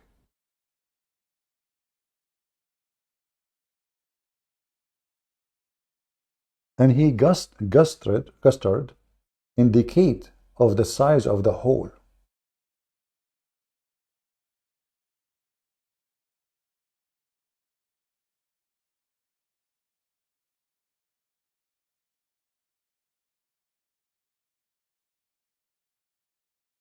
Any Muhammadan? Let us go back to Yasir Qadhi, who is telling us that how the Muslim they found the location and latitude and attitude of Gog and Magog. Ma'juj.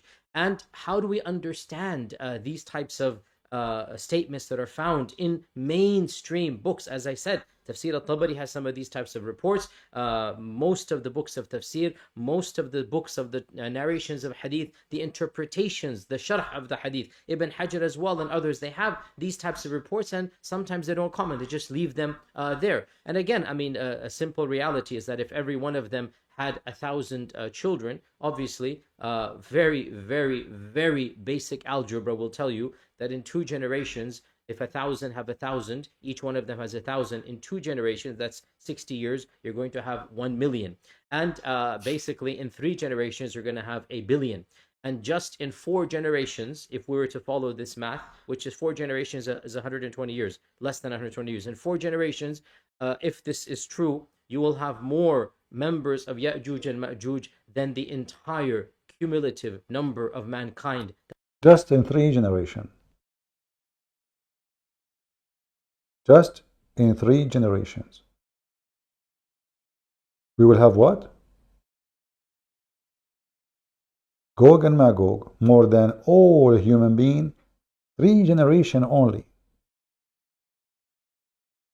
Now remember, he's talking about one person.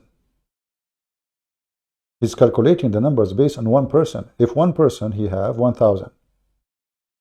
From that one person, in 3 generations, we will have more Gog and Magog than all mankind together. But we are talking about what?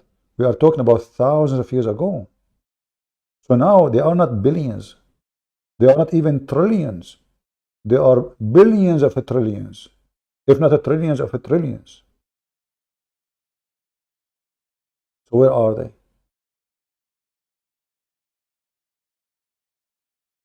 Any Muhammadan? This is a topic they don't dare to answer. They avoid talking about it because it is an embarrassment. Is those stories to take into account?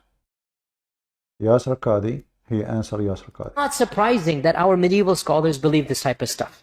Obviously, dare I say, anybody who knows science and geography and modern civilization, you cannot believe that there is a tribe for 4,000 years trapped behind a wall. I mean, if you believe in that, you are stupid. If you believe this, that's your position. That's your position.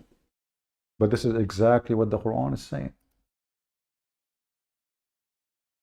This is exactly what the Quran is saying.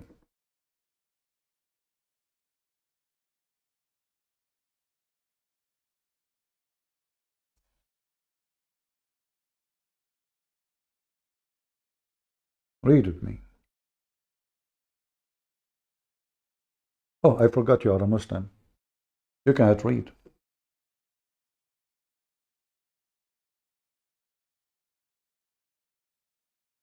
I apologize for insulting you. You are following an illiterate prophet as you claim. And because he is illiterate, he adopted all those stupid fiction, fairy tale stories for kids. They said, "O Zulqarnain." We can go back actually. You know, this is the same story where Zulqarnain, he found where the sun set and where the sun rise. And now he found, that's it, he arrived to the end of the earth. He found where Gog and Magog.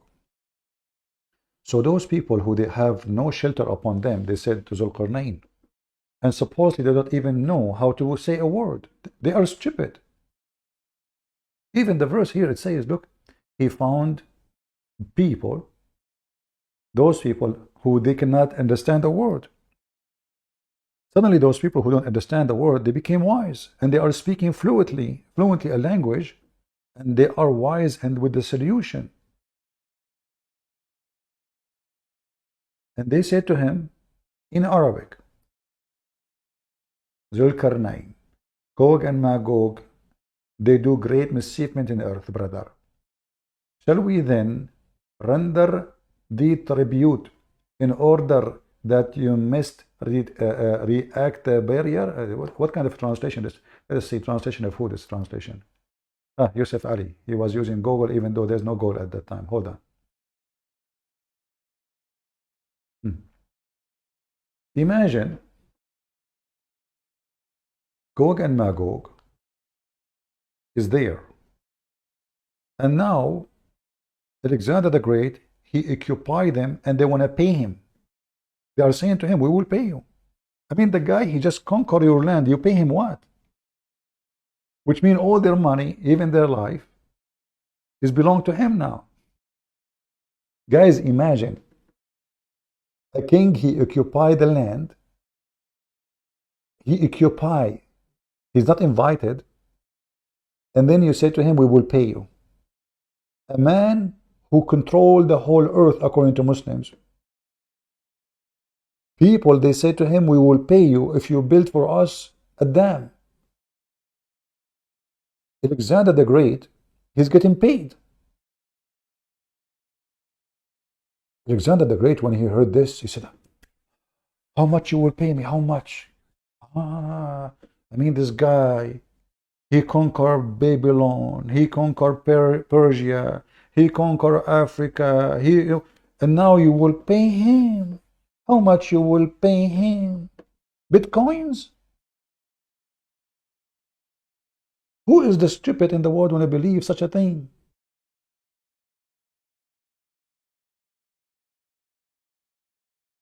So Alexander the Great, he conquered my country, and now I say to Alexander, hey, listen, Alexander, build for us the wall, I will pay you, okay? Who is the stupid when I believe in such a garbage story?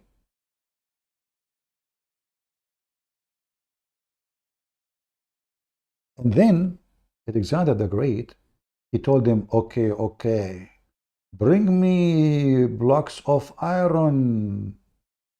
The wall is made from iron. A wall will stand the test of time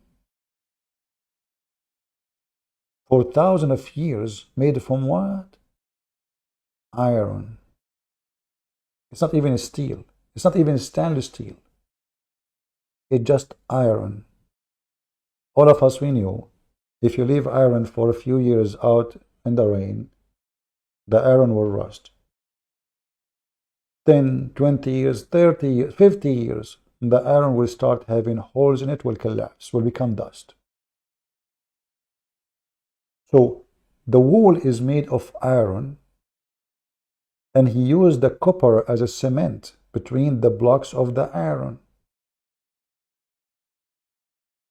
And then, brother, since then, Gog and Magog, they cannot get out. And this is because of what? Because Islam teaches that the earth is flat. Think about it.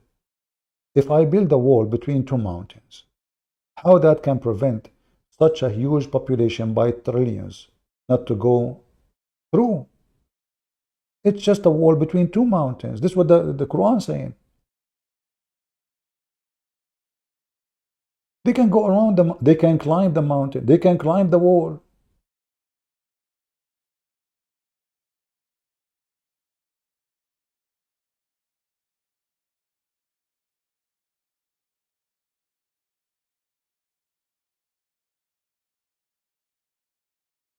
It is a wall between two mountains. Let us say I'm going to go to India, and there is some mounts, let us say the highest, Himalaya. But I do not know, I need to go only through this. I can go around it and go to India. It is the wall between two mountains.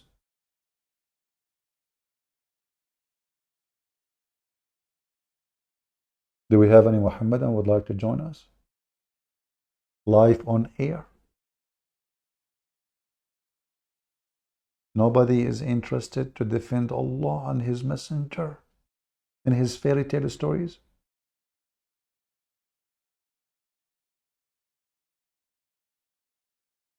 This is one of the clear proofs that Islam teaches that the earth is flat. And in fact, the Quran says that clearly. Allah, He made the earth bisat. What? What bisat? Carpet. I remember once a Muslim, he was a stupid kid. He wanted to refute me. So he made a video saying that the Quran says that the earth is the same as the shape of an egg. Shape of what? An egg. The stupid Zakir Naik, he copied the kid. This kid, he was 19 years old.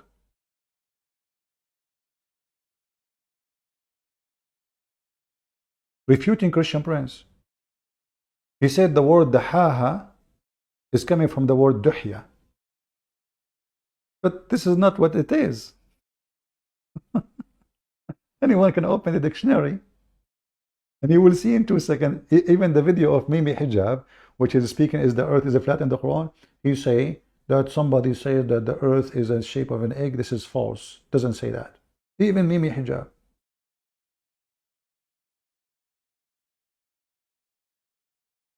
That's why we like, those Muslims getting each other busted.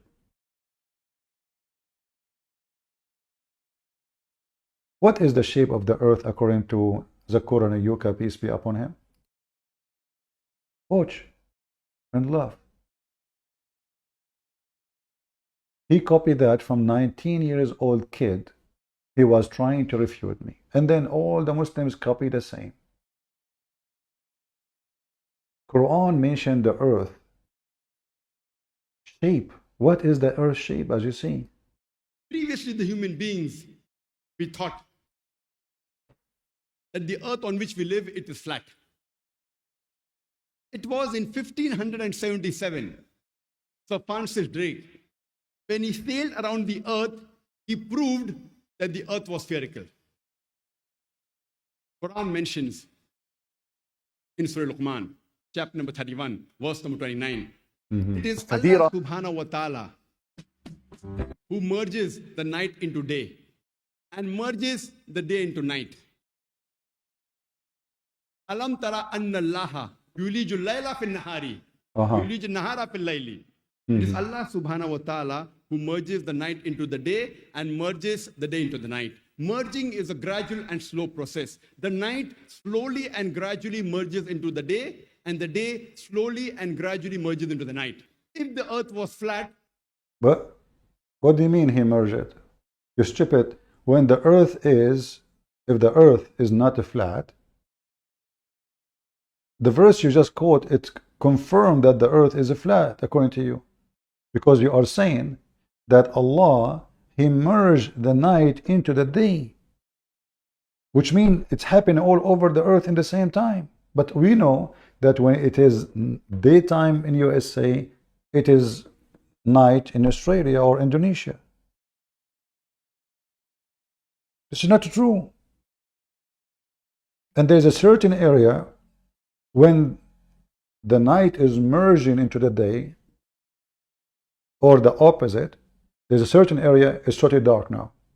And there's a certain area is totally day, while the merging is happening.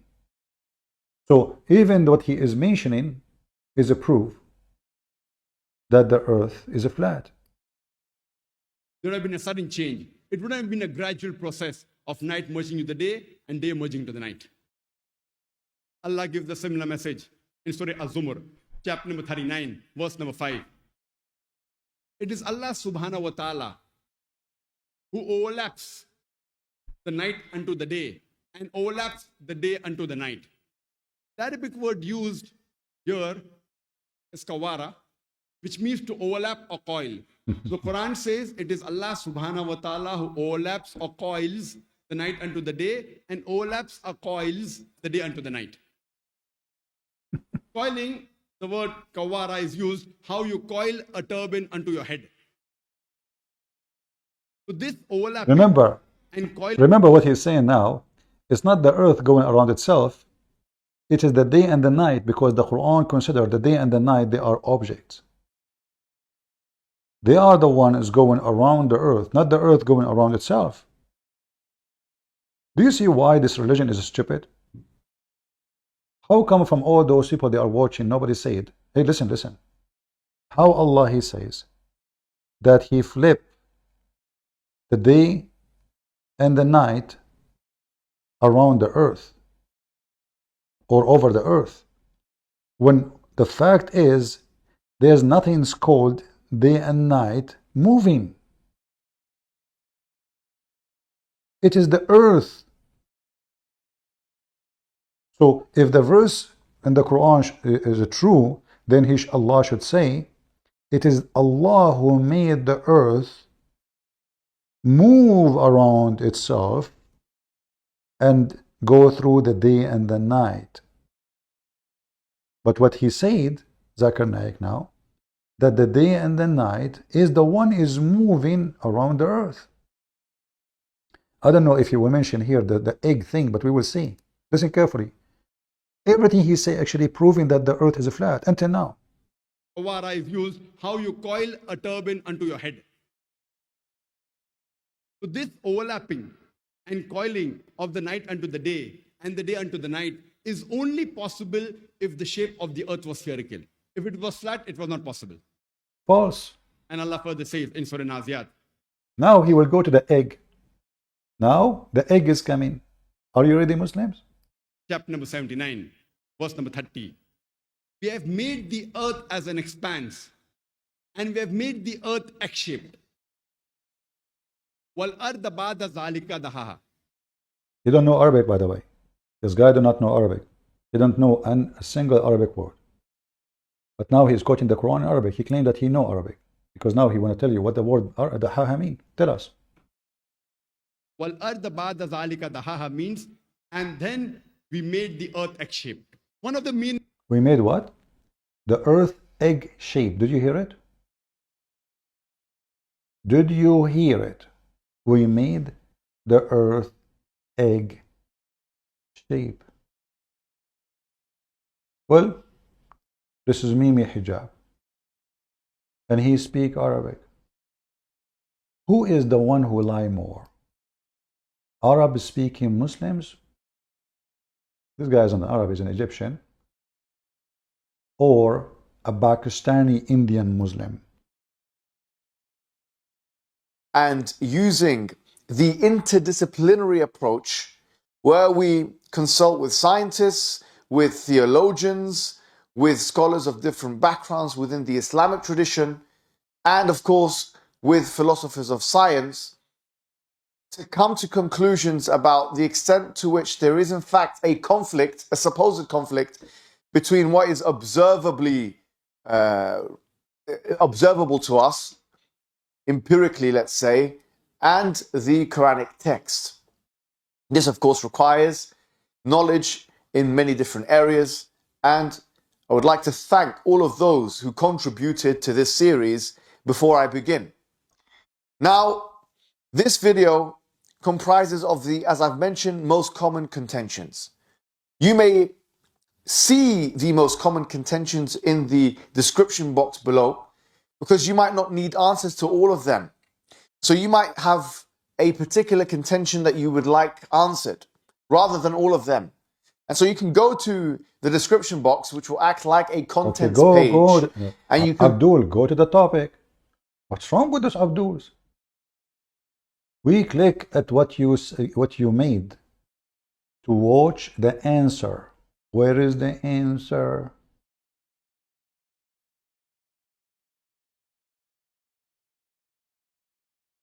Actually collating data. Maybe there's a mistake in the, let us see, maybe he went 1 hour. The earth is a flat, hold on, the earth shape of an egg. Maybe he made a mistake, it's 1 hour. Then his timeline, or maybe YouTube have an issue. In the timeline it shows that he did it right.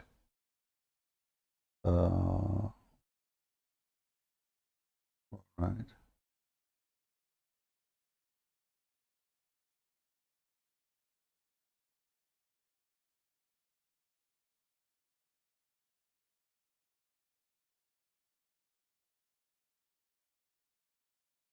Let us see.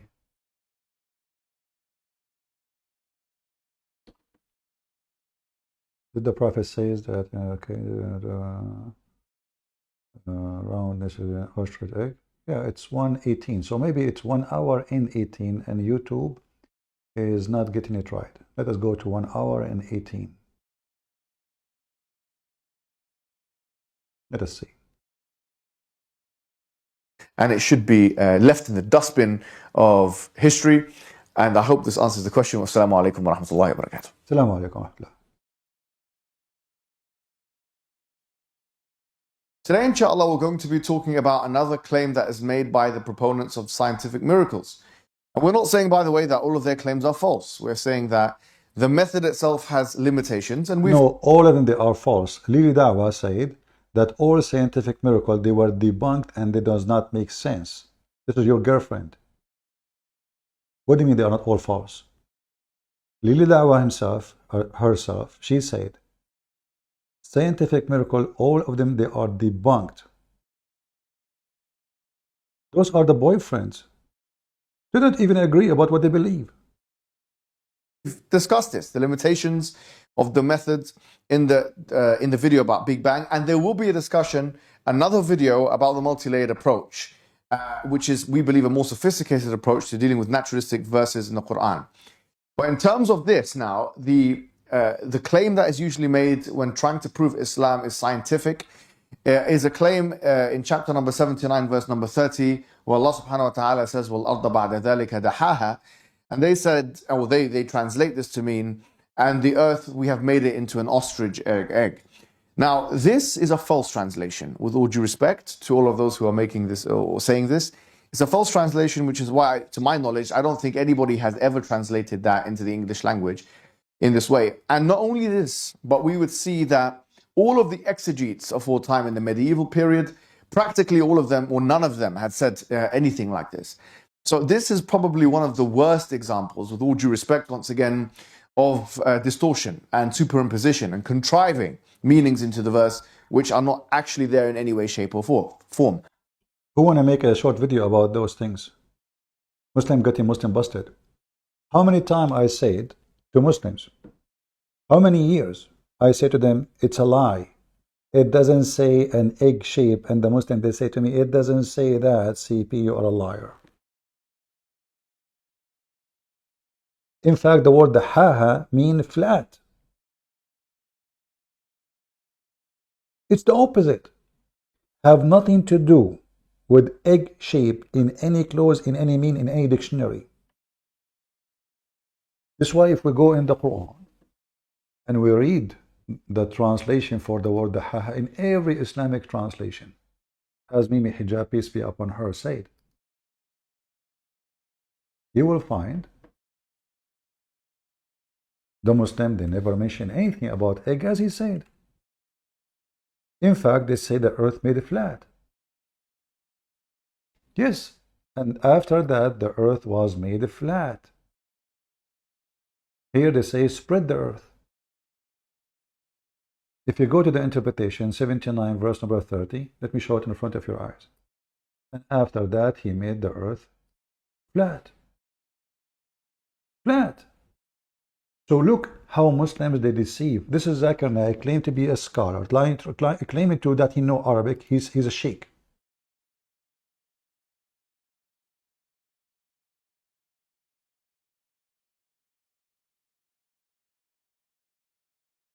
Claiming that the earth in the Quran mentioned to be round. But this is totally false. You know, when Muslim, they bring Zakir Naik, you will notice they bring like 10,000 people to listen to him. Do you think in the 10,000 people, Muslims, nobody went and read what the Muslims themselves, the scholars of Islam, Muhammad himself said about this? So look at the deception. The word dahaha mean he made it flat. The Muslim make it an egg. Do you see it? Is that me saying the earth is flat?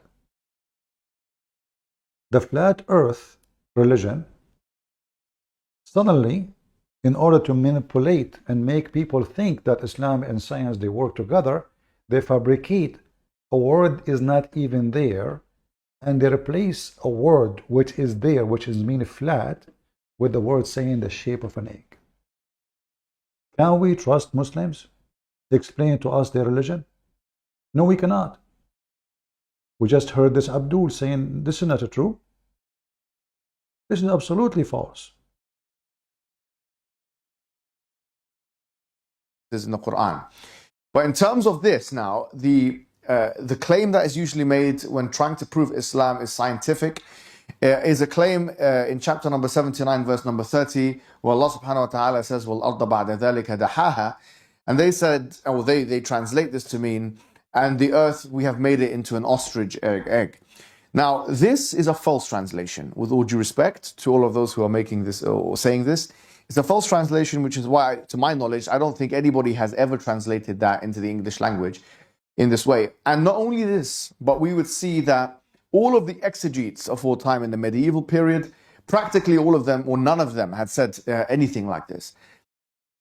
Islam is nothing but a bunch of lies. And Muslims, thank you for getting each other busted. And by the way, Mimi Hijab and Lili Dawah, when they do those things, not because they care for the truth, no, but they want to show the Muslims that they are the one who have something others don't have. It's just to attract a view. When Ali Dawah made it clear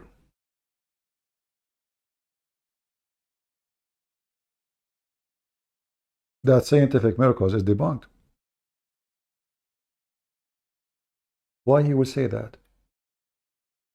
Give me a reason. Why people who they are trying to convert people to Islam, are they getting honest now? No. This is not about honesty. And this is like some Christian, they say, oh, finally the Muslims, they agree. They don't. This is not about agreement. This is about they notice that in order to get the attention, in order to be different, we have to say something different, even if it's going to cause Islam or cause Islam trouble. How many people now, they play the video of Lili Dawah? How many?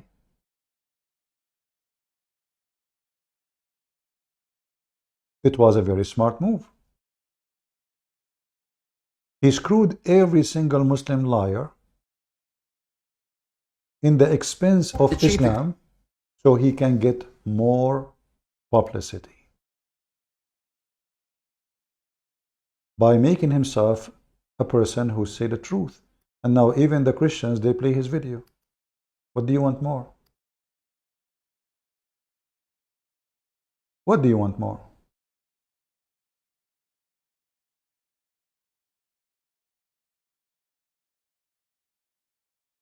This is Lili Dawah refuting Mimi Hijab. Go. Dear friends, okay, so guys, this is a quick video, inshallah. I didn't want to do a dedicated video to this. I was here with the brothers filming for the podcast, and I thought while I'm sat here, I'll quickly touch up on this quickly because it's not really that important. So in the Andrew Tate video that I did, I mentioned that the scientific miracles in the Quran got debunked, and for some odd reason, funnily enough, like as if they thought that it was a slip of the tongue. I'll repeat it again very carefully. The scientific miracles argument in the Quran got debunked. Yeah, I hope my tajweed was on point. Debunked. All of it, it's a lie. All of it. And we are proud of that.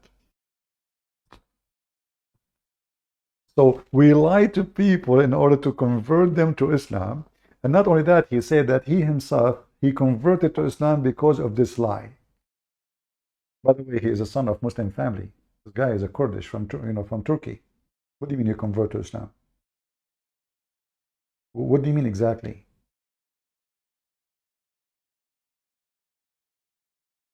In order to get publicity, he claimed that he is a convert when he is a son of a Muslim family. Then how you converted to Islam? Like if the guy, his family, they were Christians or maybe atheist, or no, he convert, that will make him a convert, and that will give him more publicity. Right now, if I say I'm an ex-Muslim, and by the way, according to Muhammad, I am an ex-Muslim. Actually, all of you are ex-Muslims, because Muhammad said everyone is born as a Muslim, and then his parents, they make him a Christian or a Jew, etc. However, you notice that if somebody says he's an ex-Muslim or he's a convert, he get more view, because people will be more interested to see why this person changed his religion.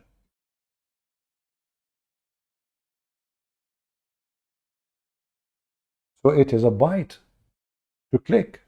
He's an ex-Muslim. You will see many Christian channels, they invite someone who's an ex-Muslim to their program. Why? Because that will bring more people to see why this guy he left. But if you ask yourself, what is a big deal if he became a Christian or not? That will not approve or disapprove. If somebody become a Christian and he was a sheikh, the wife of Muhammad herself, she left Islam and she joined in marriage a Christian man. His wife, she ran away from Muhammad.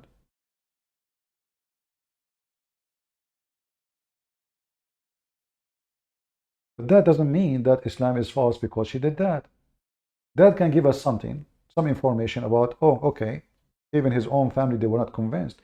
Even the uncle of Muhammad, who Muhammad grew in his house, he died and he refused to accept Muhammad as a prophet. Then we need to ask ourselves, why even the uncle of Muhammad died and he refused to accept Islam? Why the uncles of Muhammad refused Islam? Because they knew their unknown nephew, who is he? They rejected him. But somebody converting to a religion does not disapprove the religion. If all the Muslims convert to Christianity, all of them, does not mean Christianity is true, because Muslims convert to, no, that's not. That's a false, let us say, way to discuss things. Or vice versa. If all the Christians became Muslims, that does not mean that Islam is right. What makes Islam right or Christianity to be right is being right. It's not about how many people believe in it. Otherwise, if this is the case, then we have to say atheism is the true religion. A lot of people from all religion convert to atheism.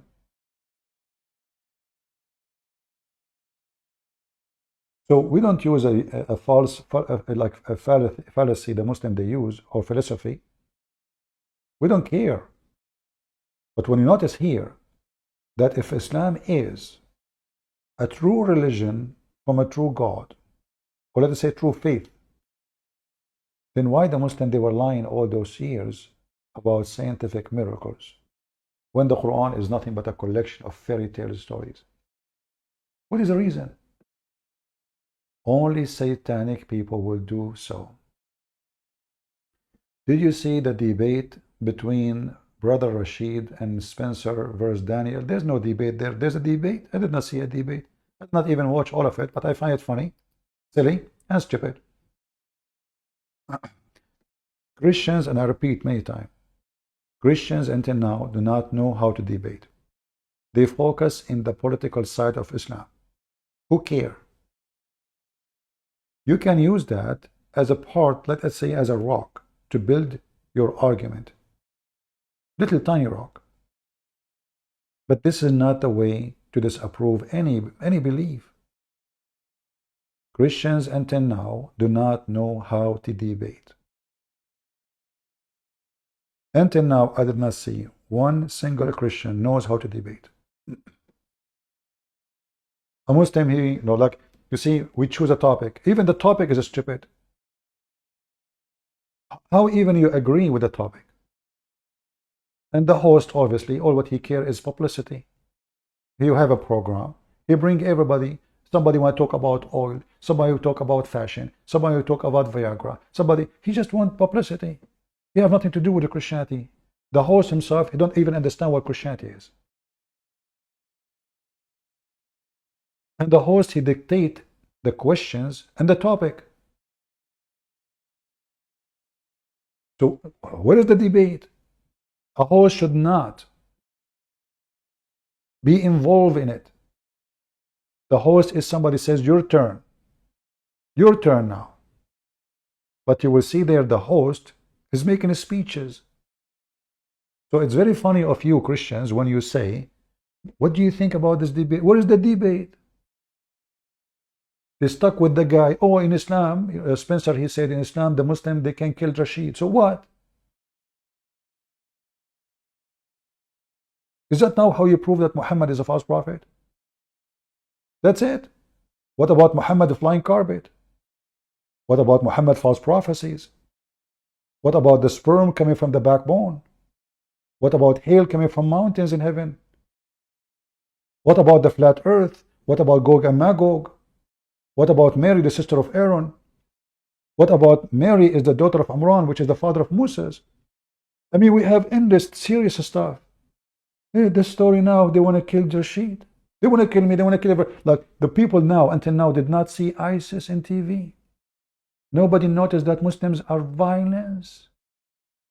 And now the debate is going to prove it. Do you see why I say those debates are funny and silly? When you want to debate Islam, hit the head of the snake, not the tail. What many Christians they do, they go after the tail of Muhammad. And then the Muslim, they find the luxury time. Oh, okay. Well, in your Bible it says, if somebody leaves Judaism, kill him.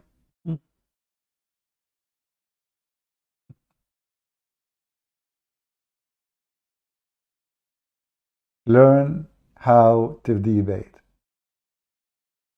Yesterday, Muslims, they called us to prove that Jesus is not the Son of God. If you remember. Do you remember? And they said what? When the demon, they said to Jesus, why you want to destroy us? Jesus, he rebuked them. Which means, he is saying, I am not the Son of God. But this is not what the verse is saying. We can get them, but the second I asked him, this potato, so why the demon, Satan, the devils, saying, Son of God, why you want to destroy us? Who is the one who can destroy they refuse to answer. Who is the one can destroy Satan or the devil? No man can do. So Jesus rebuked them. If you go in other verses of the Bible, you will see that Jesus rebuking them because they start shouting, oh Son of God, oh Son of God. He don't want people to know yet. Who is he? It says there in front of their eyes. In fact, in Luke chapter 1, it says when the angels came to Mary, they said to her, you will have a child, you will have a son. He shall be called the Son of God.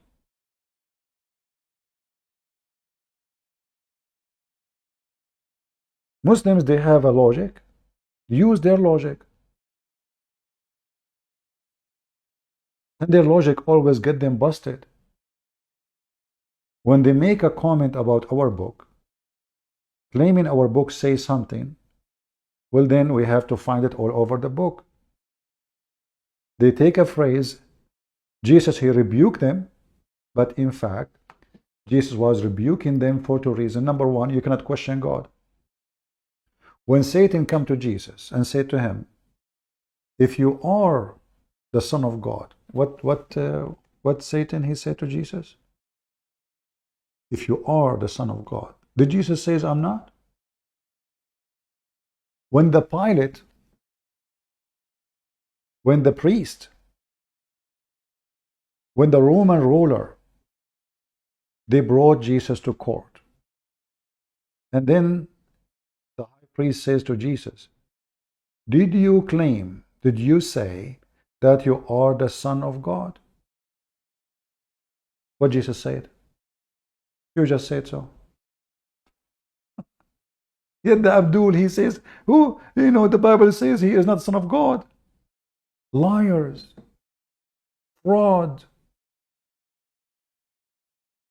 They lie about their book. They lie about miracles. They try to duct tape the stupidity of Muhammad, Gog and Magog, all the fairy tales, flying carpet. They cannot answer a single verse about their book. Is Ibn Kathir is a Muslim? I don't know. Is al-Qurtubi is a Muslim? I don't know. Who's a Muslim? Only him. They think by saying I do not know, they can escape. Then another donkey, he called me. Actually, I should make maybe a video about it. The title. Ultimate Fart, he called me yesterday, and he claimed. It's recorded. I hope some of you made a video about it already. He claimed, when I showed him the verse of the Quran, that Muslim women, in order to be proven to be fornicating, she need to find, or the husband, he have to find 4 witnesses. Potato Ultimate Fart called me yesterday, it's recorded. He said, not in the same time. So he is saying that a Muslim woman, she have to be effed at least 4 times in 4 different days and bring 4 different witnesses in order to prove that she is fornicating.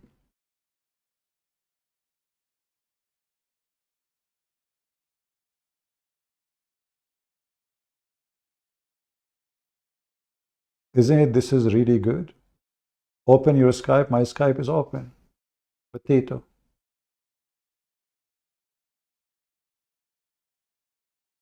It's open. Go to the info. You will see which Skype we are talking about.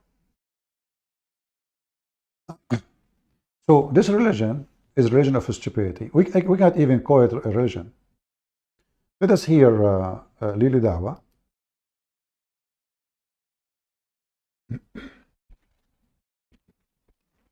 Allah. Argument in the Quran got debunked. Reason, funnily enough, like in the Andrew Tate video that I did, I mentioned that the scientific miracles in the Quran got debunked.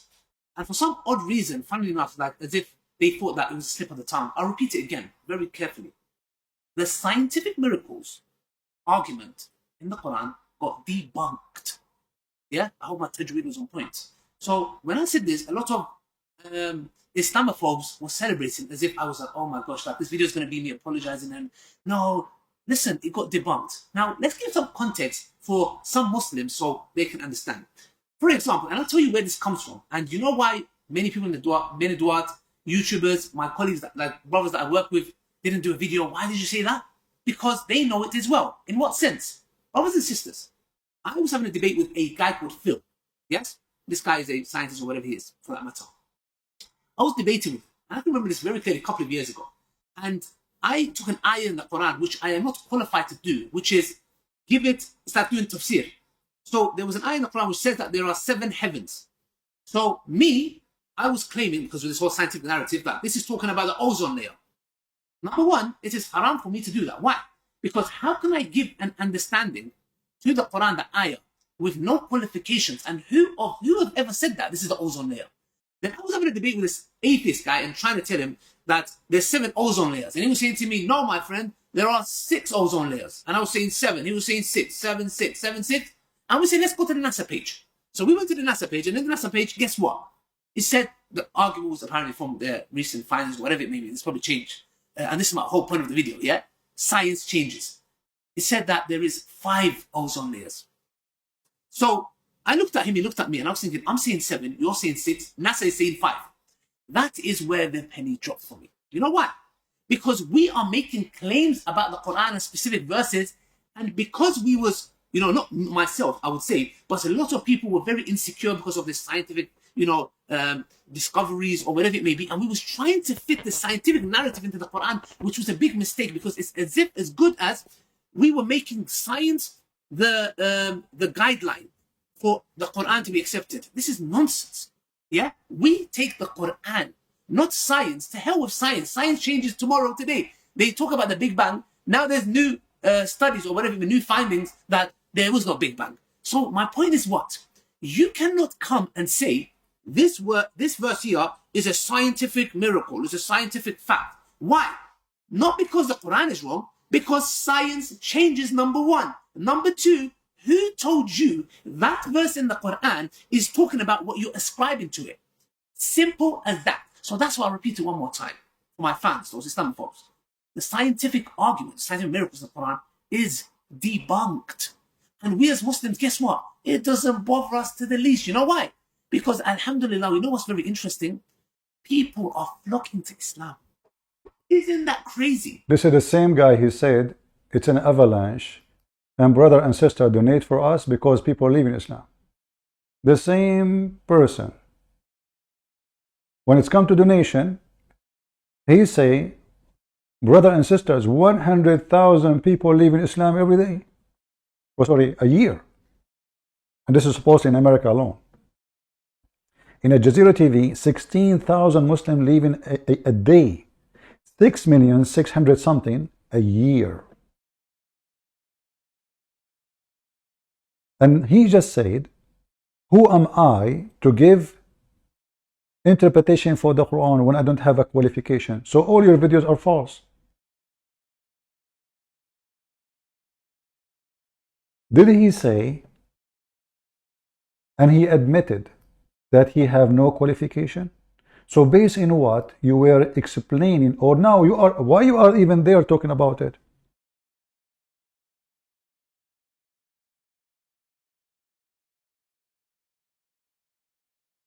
If you are a person who have no qualification, so who are you to give any interpretation for the Quran?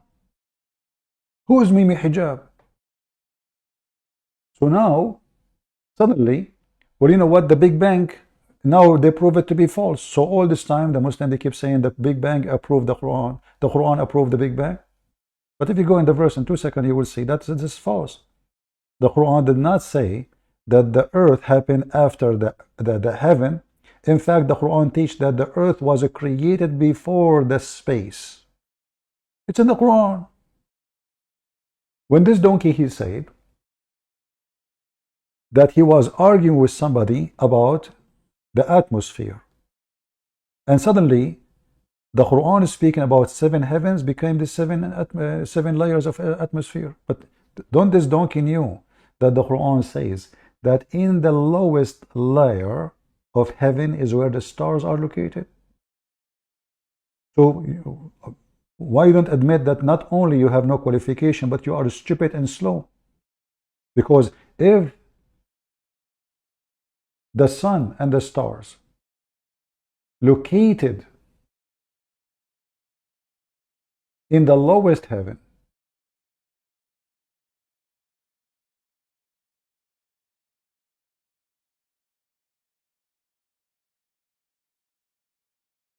how the lowest heaven for you become the lowest layer of atmosphere? You are fooling who? Stupid. Chapter 67, verse number 5. And we indeed adorned, let us zoom out,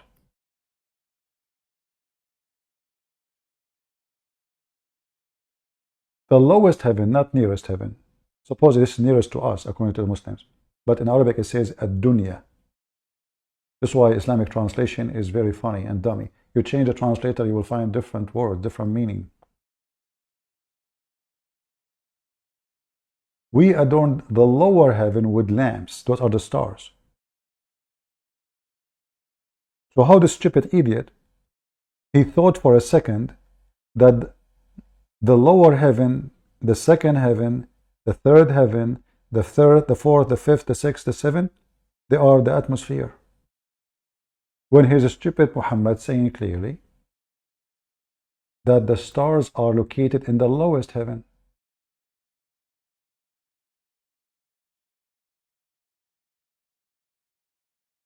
When I made my books about Quran and science and deception of Allah, the Muslim, they went like in waves to Amazon flagging my books as what? As books of hate. Then I made clear letter to Amazon, I'm going to sue you if you don't put my books back. And they put it. Because where in my books I'm teaching hate. Just because I am getting them busted with every single false claim they said.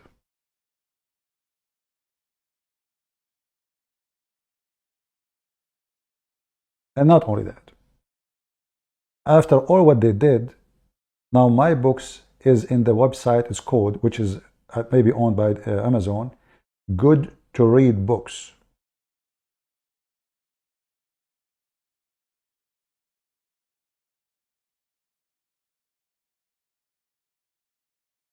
They do anything to stop you from seeing the truth.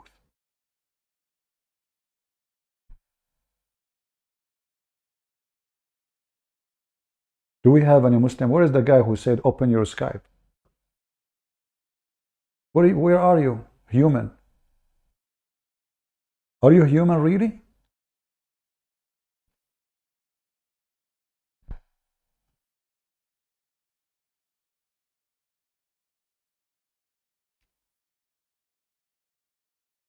All what they say about their cult is a fraud. Prove me wrong. My Skype is open. Listen, Muslims, I'm tired. You know how many hours today I was live? Many hours. So now it's very easy for you to call me and get me busted.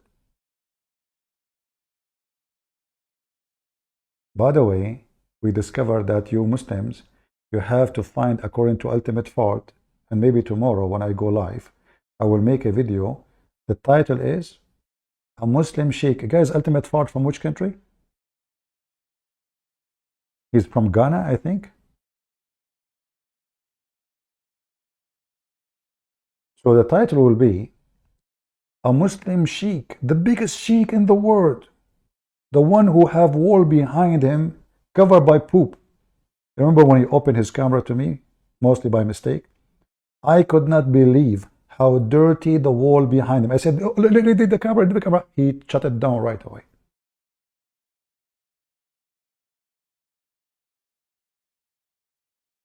I could not. Senegal. Okay. So we will make a title. The biggest sheikh in Senegal said that a Muslim woman, she have to fornicate 4 different times and 4 different witnesses in 4 different times in order to be proven that she is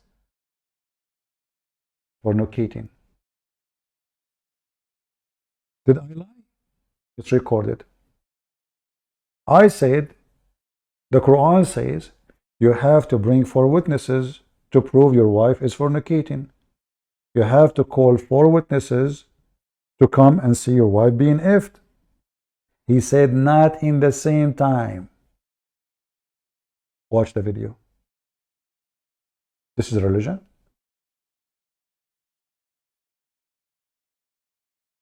How a man can prove it. And not only that, they have to see the penis going in and out.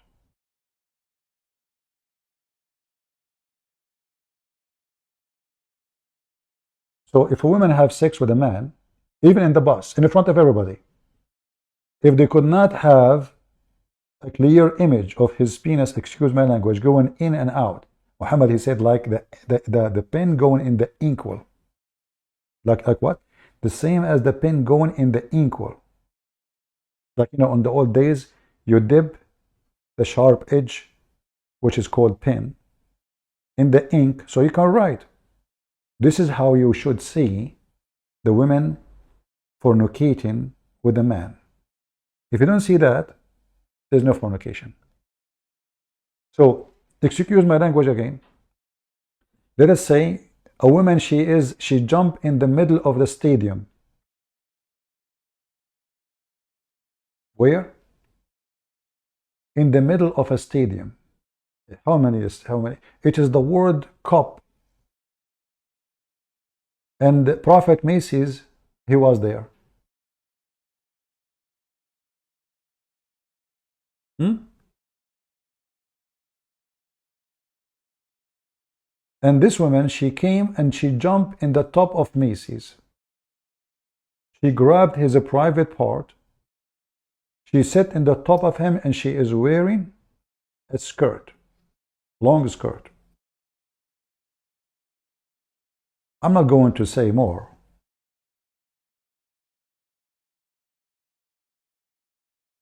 And she performed sexual act, intercourse.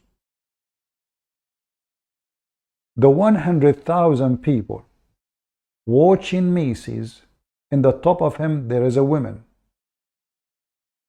going up and down. They cannot prove that she did fornicate with Macy's. Why? Because simply not even one of those 100,000 or 100 million watching the World Cup saw his penis going in and out. This is not fornication.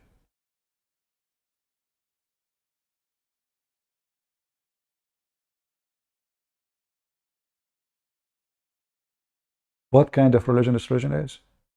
All of this, Muhammad don't care, by the way, about women. All of this because Muhammad, his wife herself, Aisha, she was accused to be a whore, sleeping around. 3 men, they came and they said, Aisha, she slept with the man, his name is Safwan.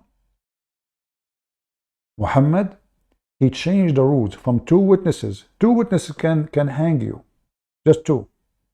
He made it 4. And not only that, to make it more hard to prove that his wife is a whore, they have to see the penis of the man going in and out.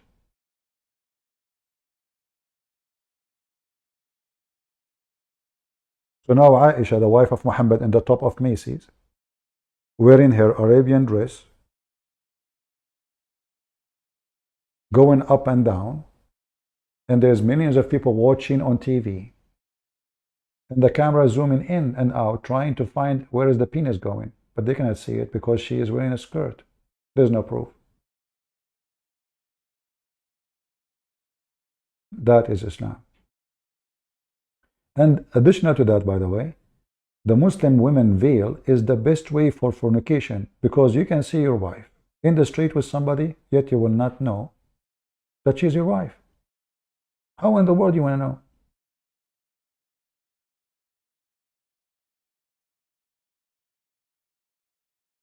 How in the world a Muslim man can find out if this is his wife or not? She's not allowed to talk to him. He's not allowed to talk to her. She's covered by the tent, the black tent. How you can find out if this woman walking with this guy is your wife? There's no way.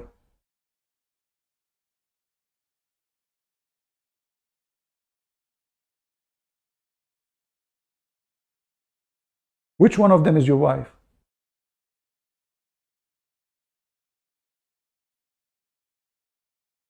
Let me guess.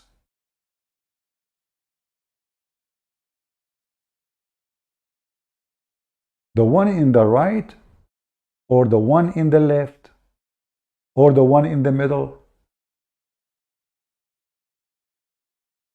Especially if all of them wearing the same color. Which one is your wife? Maybe this one?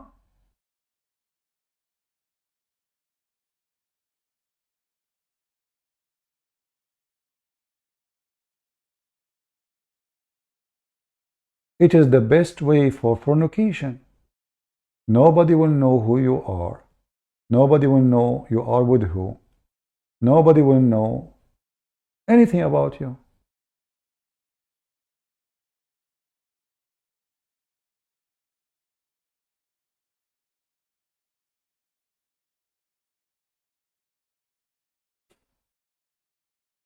So good luck. I remember when I was in high school, a Muslim boy in our age, he went after a girl wearing a burqa, and he started speaking to her in a very filthy language. He liked her ass, he liked whatever, you know, all the filthy language. He kept walking behind her. He's going home, and the girl, she is going in the same direction. She even go in his street, and he is walking behind her, flirting about how beautiful her ass. And then suddenly she went to his own father's house, his house. He said, "Uh-oh, she know who I am, and she will report me to my dad." But then she opened the door with the key. It is his sister.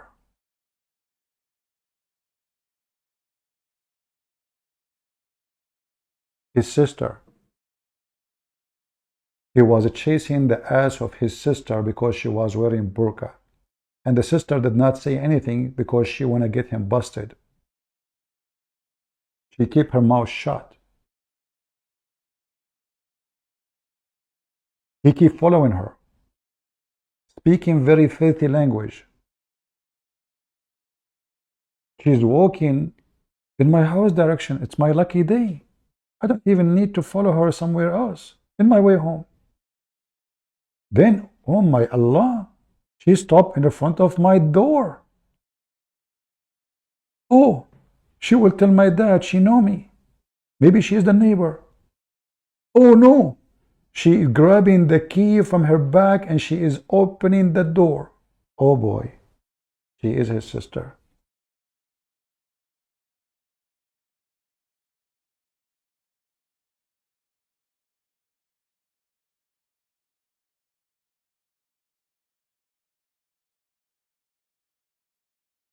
What is the guy? His name is a human when I call me. You decide not to be human no more. So you are a human who agree that a daughter, she is 6 years old, can be effed? Is that what a human do?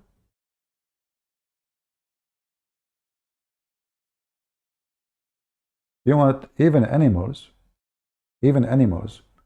they don't go after babies, animals. They sniff them.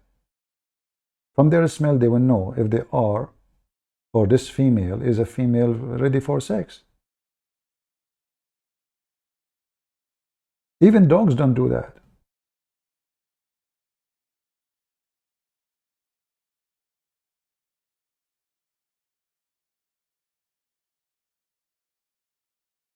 She was 9. Who said so? Who said she was 9? She was 6 when she married to him. At the age of 9, he had full intercourse. So he was having sex with her without intercourse at the age of 6, which is 5, by the way. The intercourse happened at the age of 9. And even the hadith confirm that the mother of Aisha, she had to feed her like a goat before she sent her to the house of Muhammad. Maybe Christian Prince is lying. It doesn't say that, CP. Let us see. This is telling you how small she is. And then you will see Aisha, she's saying, my mom, she tried everything to make me bigger.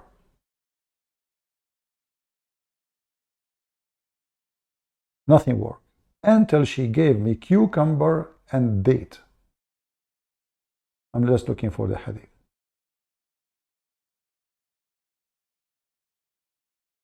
Here we go.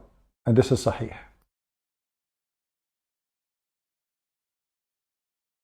My mother was trying to fatten me. What? To fatten me. She's a goat. Fatten me up. When she wanted to send me to the Messenger of Allah. So this is the time Aisha, she's going to Muhammad's bedroom. The mother, she is working hard to make her have some meat. She's so tiny, small. When she got married, but nothing worked until I ate a cucumber with date. I grow plump like the best kind of a plum.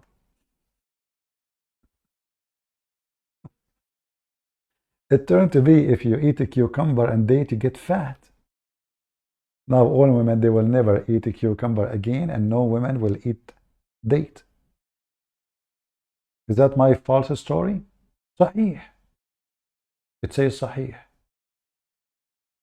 A Muslim is asking me a question. Look, the Muslim, he tried to change the topic. Did Jesus eat? Well, my God can eat.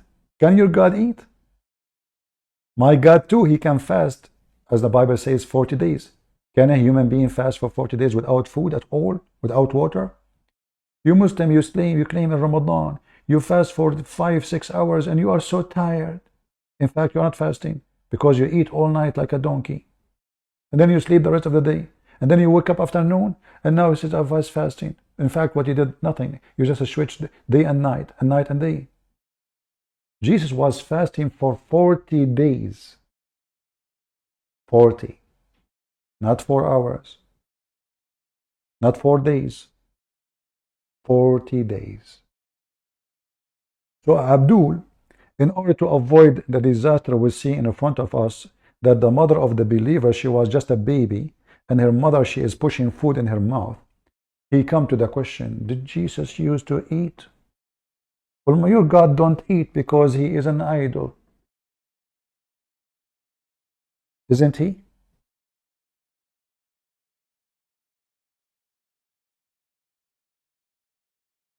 Can you feed the statues? You cannot. My God, he can do whatever he wants. Your God cannot. Can your God, Allah, have a son? No, he cannot. Why? Because he is not married.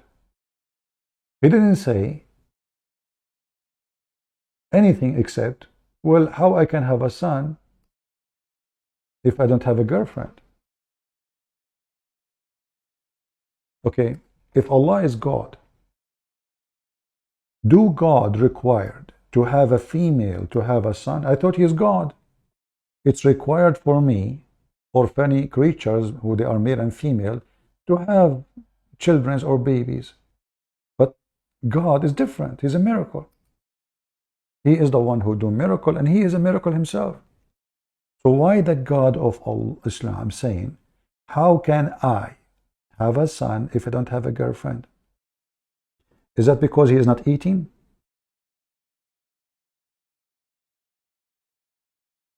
Can your God have a son without girlfriend? My God, he can. Are you going to say to me this is false translation? Or false interpretation? My God can do lie. Well, if he want, he can. Why not? But if he is holy, the holy God don't lie.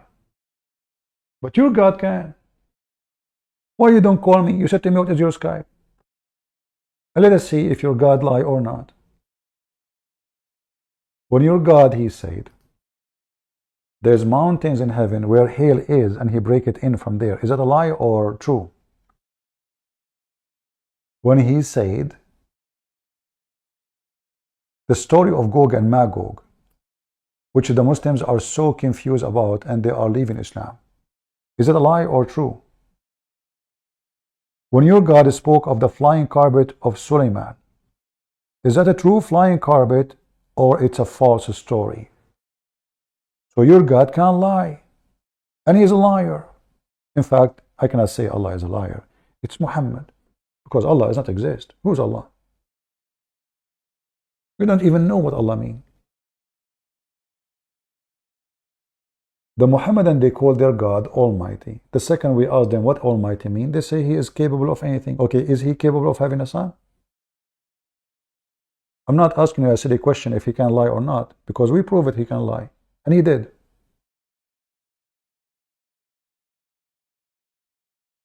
Can your God be three and one in the same time? The Muslims, they say no. Well, my God, he can. Can your God be spirit, yet in the flesh in the same time? My God, he can. Can your God? The Muslims, they say no. So what make your God God? Can your God resurrect the dead? The Muslim will say yes. How come he could not resurrect anything in the time of Muhammad? When people just keep begging him, even Muhammad, he begged him when his babies died, according to Muslims. What about Muhammad dying by poison? Mufti Menk in his video, he said, in the story of Jesus, when Jesus see a crowd of thousands of people, he just wave his hands and all of them will be healed. How many? How many? Thousands of people. Not one, not two, not three. What Jesus do? Do he give them medicine? Did he say, eat this 3 times a day? Did he say to them, open your mouth, say, ah? No. He waved his hand. Go watch the video of Mufti Menk. He waved his hands to he just waved his hands. And every single person in the crowd will be healed immediately. Did your God heal Muhammad, who was fainting every 2 seconds? The fainty Muhammad? Isn't it your prophet he died because of poison? You know what poison is?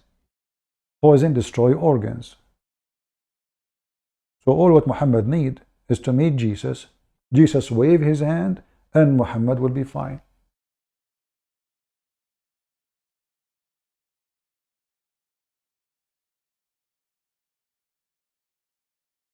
The Bible report that if the disciple decide to write all the miracles of Jesus, there's no books in the world can hold it together.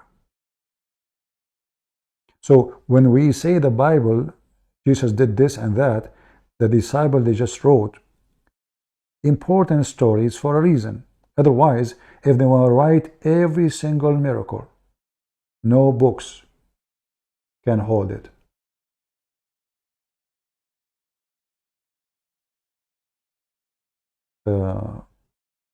Your God can lie. Great answer from CB. Here we go. A Muslim, he said. Great answer. Christian Prince, he says, my God can lie. You are just silly like your prophet. Christian Prince, why your voice is going down? Why you don't call me? Let us see. Your God is an official professional liar. My God, he said, he will unleash the lying spirit, like Muhammad, on people who they are doomed, people who choose to follow lies. But my God never lie. Did my God lie when he say, from their fruits you shall know them? And what is the fruit of Jesus? Resurrection, making the blind see, healing, creating from the mud a bird. He's the creator. In your stupid Quran, what is the fruit of Allah? How the fruit of Allah will appear? In Muhammad. He is the messenger sent by Allah. If the Muslim, they say that Isa was sent by Allah and Muhammad sent by Allah, okay. So the fruit of Jesus is making the blind see, healing the leper, resurrecting people from death. He tell you even what you hide in your houses. He create from the mother bird. Let us go to Muhammad. What Muhammad can do, he can F 6-year-old girl. So while Jesus was healing thousands and thousands of people from disease and disasters and illness, Muhammad was going after a child.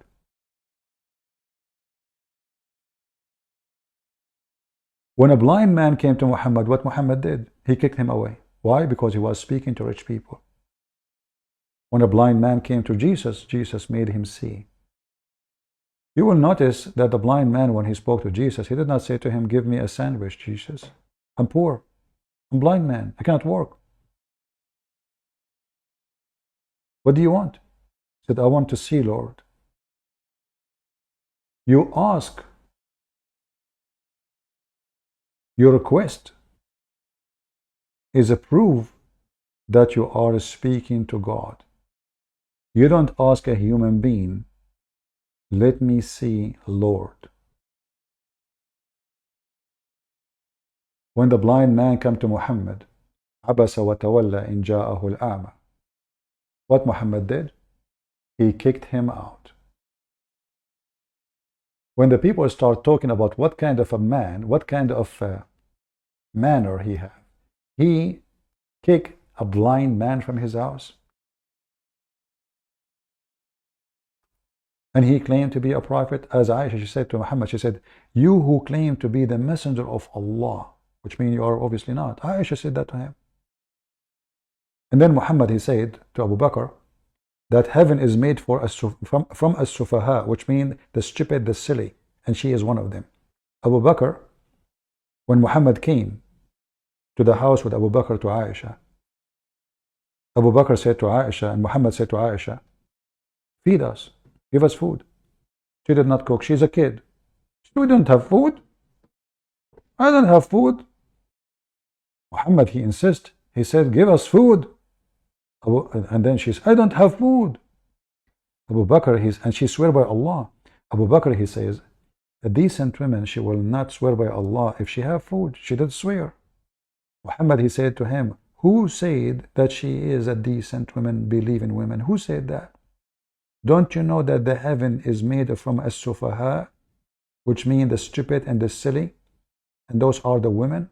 Call me and I will show you the reference.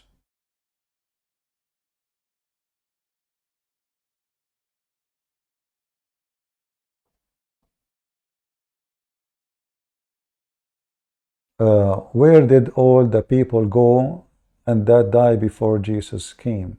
I don't know what they mean. Came where? Rephrase your question if you want me to answer you.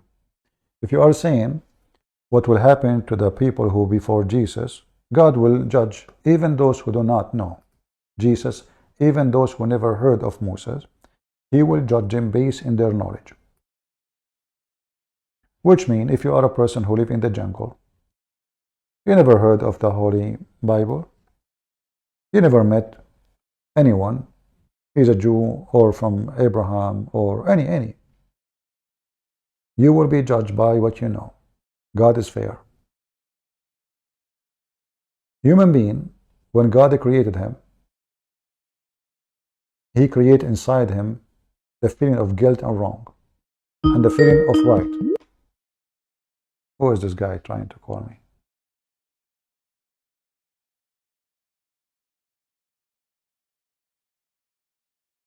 Let us see.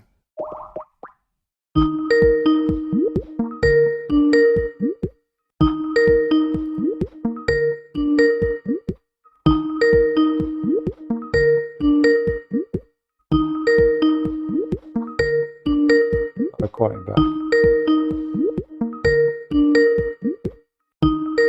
Look, if you don't answer, I'm going to block you. Why you call me? I call you back, you don't answer.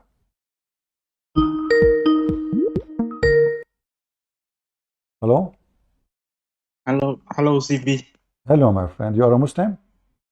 No, I just leave in Islam few days ago after I call you last time, CB. Sorry, I don't remember. Yeah, okay, all right. So, do you want to say anything?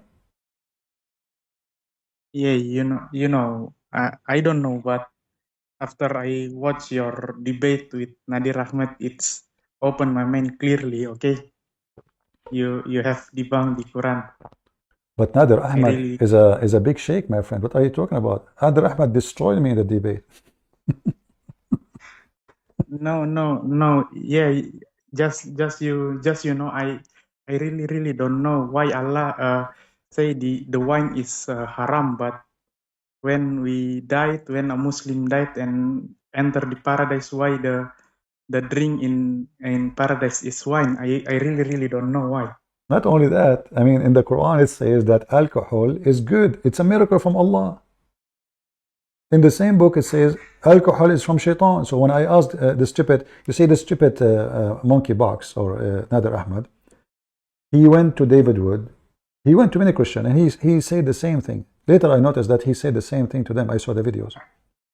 But hey, always hold Muslim on. apologize, Always when Muhammad they speak to those Christians, sadly those Christians do not know how to refute them. They don't. So he said exactly the same thing he said to me. He said to David Wood. He said to other Christians. I don't remember how many names. With me, in 2 minutes, I made him shish kebab from his own. I had to repeat the question more than 100 times. Is alcohol is bad or good? And he was scared because he knew this is a Christian prince. When he asked a question, you better not to say yes or no, because whatever you say, he will get you busted. So he debated David Wood. You can watch the debate.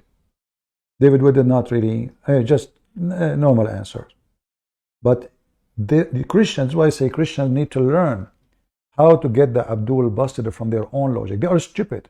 Their God is stupid. Their religion is stupid. Their prophet is stupid. And then they come to us claiming to be smart. How true is that? Yes. Yeah, I know. Many contradiction, even in hadith it's like there is a contradiction in Quran too. It's like the opposite, the hadith it's opposite the Quran, It's don't support the Quran too. So remind me, you said to me you left Islam 2 days ago? Yeah.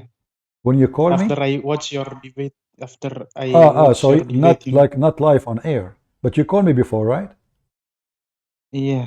Yeah, because I see that you called me before here. I see in the chat here in Skype. You called me. Let us see. Missed call. You called me. Last time I call you, I really confused. It's Okay. really hard to live in Islam, Yeah. I rise in a family of Muslim, my family is full of Muslim. They are praying 5 times every day, and now I cannot live this fully. But today I need to make a decision. I declare I leave this cult. I really don't believe it. Well, Allah anymore. listen. I just I'm going to create a new religion. It says you can pray 10 times to beat Muhammad. Who cares? I mean, first of all, you see, when the Muslims, they say we pray 5 times. Why even you are praying 5 times or even 6 times? Or if you are a person of a prayer, you pray to God in every act you do. Prayer, before you say words, is an act. In Islam, no. Yeah. It's just moving your lips, as Jesus said. They praise the Lord with their lips. That's it. Yeah. Same time, Muslims, when they pray, let us move to trash some icons, because Abdul, he said to me here in the chat, Mr. Human Man, he said, the verse does not, a Christian prince, the verse does it say alcohol is good? Lie. Call me in front of everybody. If I could not show you the Quran saying alcohol is good, I will apologize from you, and I will give you the password of my YouTube so you can take over my channel. I have 100 something 30,000 subscribers right now. I promise in front of everybody. In Indonesia, some area in Indonesia, it's forbidden to sell wine, but they really don't know. A Muslim area here in Indonesia, it's forbidden to sell wine, but they really don't read their own book. What do you mean? What do you mean forbidden? I saw in Indonesia there's nightclubs. What are you talking about? There's some area in Indonesia, you just look at in Jakarta maybe, or you don't go. Well, this is the capital. This is the capital. If in the capital people they drink wine, so where it's forbidden then? This is the most important place. Yeah, just in capital, but you don't look the small the outer area, But this is where the population of Indonesia is, in the capital. The capital alone is in the size of a country. So if in the capital people they go naked, drinking, nightclub, fornication, and it is not forbidden, so how it is forbidden? Same time, my friend. If you forbid something, doesn't mean people are not doing it. Yeah. In fact, Islam is religion of fornication. So I forbid fornication, but don't Muslims do? Yeah, like you say, I really interested to the teaching of Shia Muslim, but after No. I Forget look about the Shia Muslim. some video, Focus on the Sunni. The Sunni, they do fornication, but they call it marriage. All what they do, just to change the name of the title of the act. So when a Muslim, he hire a woman, give her money to sleep with yeah, him, but and then second day he divorce her. So they call them zawaj urfi, zawaj friend. This is what zawaj mean, marriage. So friend marriage, what does that mean? A man, he was horny, he go and ask a girl, do you like to marry me? We go to the hotel, we don't live together.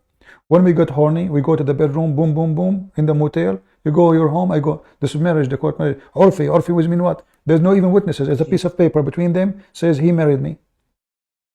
yes, Trouble marriage. A Muslim, he go to different country. Like a Muslim, Shia teaching, it's like two, they legalize the muta marriage, the Shia, it's Muta is one can, of many you can fornication. permit. Everything they do is a fornication. There's no marriage in Islam. Anyway, my friend, I'm happy for you that you left Islam, but I want you to ask the ustaz to call me, so people they can enjoy a real debate between someone he claimed to be a scholar, they call themselves ustaz, and someone he don't know much. His name is No, a Christian prince. they all are hypocrites. When I go to mosque and ask them, they are angry. Some of them is angry when I ask them about how can the prophet, it's not really, there is not proof the prophet Muhammad go to heaven. They really angry about that. They say to me, just believe it. Don't ask many things. It's really hard my heart. It's All right. really making my Well, mind I'm happy confused. for you. And did you decide to accept Christianity or not yet? No, I just learned. Why not? Why you don't accept? Why you don't accept Christianity? I just learned about the other religions, All right. It's, well, I will give you some time to read. I can believe the God can be human, I cannot believe Why that. God, he can do anything if he is God. What God mean? Tell me what God mean. When you say the word God, what does that mean? It's mean he can do anything, right? Yeah. Okay, so why he cannot be a man and the same time God?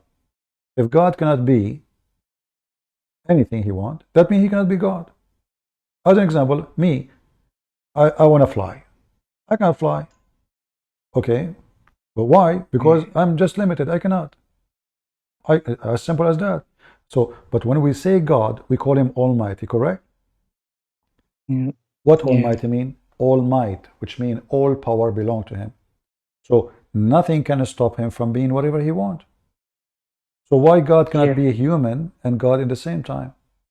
If you are using the word God and you believe that God is true, then God means he is capable of what we are not. Yeah, but I don't believe any Muslim apologize, like me, Muhammad Hijab, he is hypocrite, when he debate with Shia Muslim, he just clip the debate. It looks like he win, but if you see the full video, he's totally defeated by the Shia Muslim. He cannot prove his teachings, CB, it's hypocrite, I say. Well, both of them, they are hypocrites. Shia and Muslim, they clip the videos too, and Muslim, they clip the videos because Islam is a video clip anyway. All right, my friend, thank you very much for your call. And but I want to ask you, CB, why the heaven in Christians, it's very different with the heaven that I know for all my life, for because the God, because the heaven is the place which is created by God, the holy God. So why the heaven will be a pimp house? It's called heaven for what reason? Because it's a pimp house? No way. A pimp is a pimp. So if God, He created me, when God, He created male and female, there's a reason. A male and female, they complete each other, but one man, one woman. Even in the stupid Muhammad story, he copied from the Christian and the Jews. God created one Eve and one man, not many. So if we are going back to heaven and using the Muslim logic, then we have to go to the state of Adam and Eve. One man, one woman. Why all those women are made just for sex? Was Adam short of desire? Was Adam short of happiness with his wife? Was she enough for him? Obviously she was. Otherwise, did Allah make a mistake by creating one woman to Adam? No. So why are going to go back now? And there's millions of women waiting for us, made by Allah. Took him 1,000 years to make their skin smooth because Allah is so slow. So we don't have the same heaven. We don't have the same heaven because we don't have the same God, and because our God is holy and their God is Satan. Satan, he make you, he tempt you by tools, and the tools always sex, money, power, and they are connected. They are all connected. Even men, you see some men, they are so much interested in buying what they call it sexy car, a car. But the whole point of a car, expensive, extremely expensive car, is what? Is power and sex. Because if I buy the most expensive car in the state, and if I buy, let us say, a cheap car, Toyota, for $2,000, both of them, they are not allowed to drive more than 65 miles an hour in USA. So what the point? Why I'm spending $3 million to buy a car? Simply because I want to show off. In front of who? Men and women. And those are attracting women who they are whore. Women who worship money and love money. If I have an expensive cars, all those beautiful women, they will jump in my car because they are whore. They love money. So even when a man he do that is for his sexual and pervert and show off and greed, not because really this car would do any different. Still you cannot fly with it. Still it's a car. But I want to ask you, what make you believe if the Bible is not corruption? I think the Bible. Some people say Bible it's corrupted. First of all, the Word of God is not only a book; it is God's words, which mean nobody can corrupt something is not written. This is number one. So the Bible was not written yet. So how you can corrupt something is not written? Same time, when the Bible is written and the Bible is published around the world, how come we have the same Bible?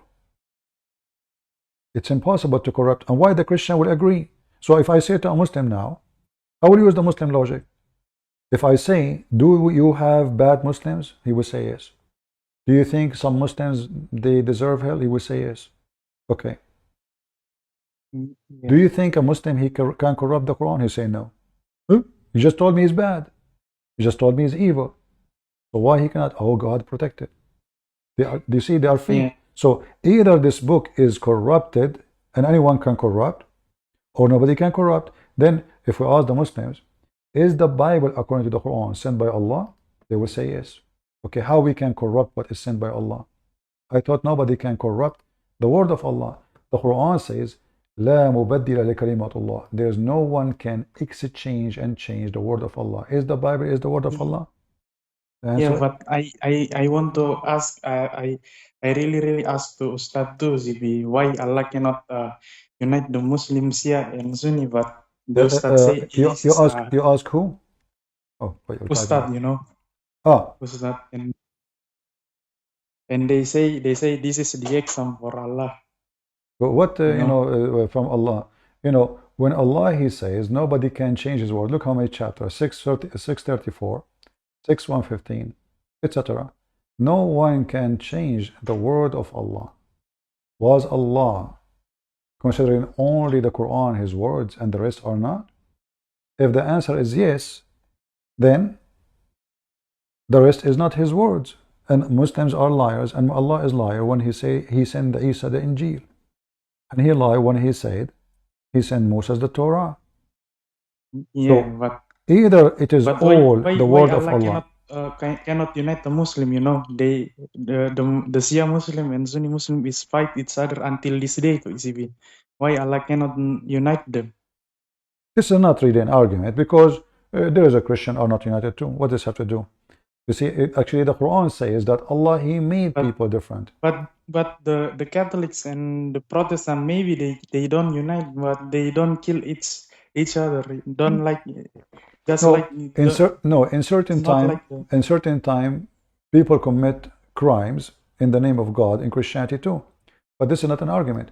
But in the Quran, you will find that Allah, he says that if Allah wanted people, لو شاء Allah, if Allah want to make them one nation in one belief, they will not do what they do, but it was Allah will that okay, they are not in one religion. Okay, ZV, I will call you later. Yeah, I'm in the car right now. All right, no problem. Take care. I'm sorry. No problem. Just to show you how stupid the Quran is.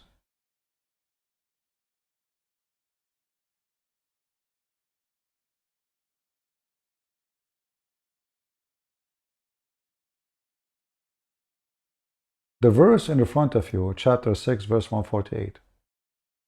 It says, the disbelievers, they say, if Allah will not for us to associate with him, that will never happen. So it's Allah will. The Quran said to them, yeah, right. That is your fabrication. That is not true. That is a lie.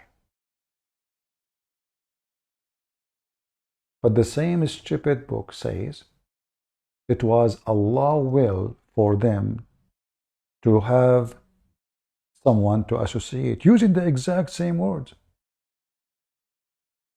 Those who took partner between two brackets and worship with Allah, they will say, if Allah had willed, we would not have taken a partner. Say to them, you are a liar. This is not what Allah will. The verse in front of you.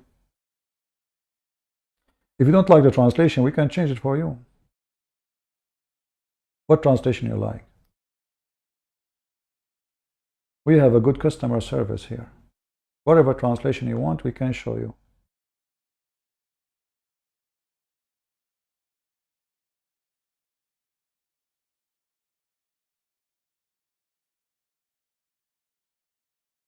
But the same stupid God, he say, had Allah will, they will not become mushrikeen.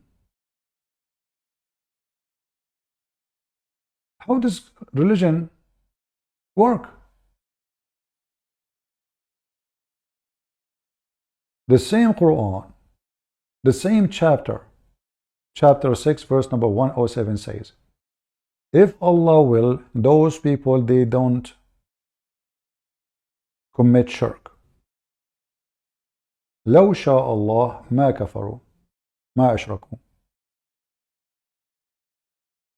The same stupid Quran say the mushrikeen, the kuffar who associate with Allah, someone, they say it is Allah will. Say to them, you are a liar. It's not Allah will. And the funny is, the Quran says, if this is a book made by other than Allah, you will find in it a lot of contradiction. Well, this is a huge one. The same chapter, verse 635. لو شاء الله لجمعهم على الهدى. If Allah wanted, it was His will, Allah will make them all in one religion. So it was the will of Allah. Do you see it? But it's Allah's will not to be following one religion. The same chapter. So the same stupid Quran says, those people, they say, if it was Allah's will,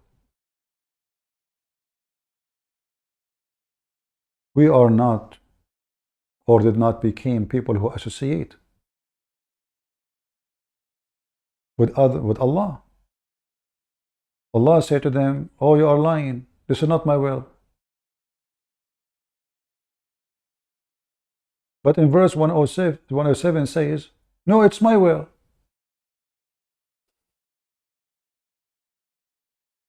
What's wrong with this religion?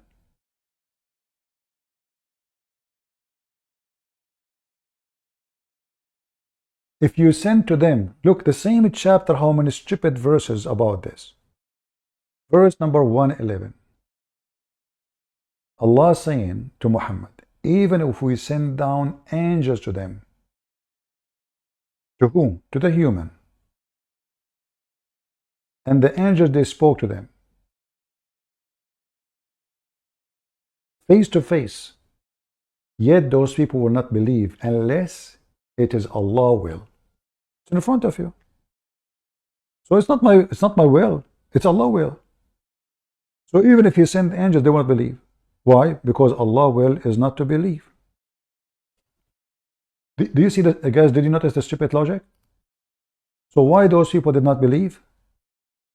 Because it is Allah's will. So what the problem? Why they will go to hell?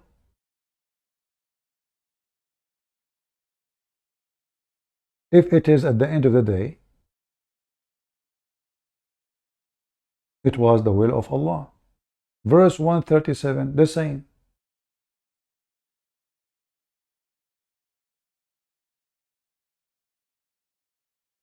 It is decorated to the believers to do what? To kill their children. How is that? Allah knows best. To destroy them and to confuse their religion for them. Had Allah willed, they would not have done so. It's in front of you.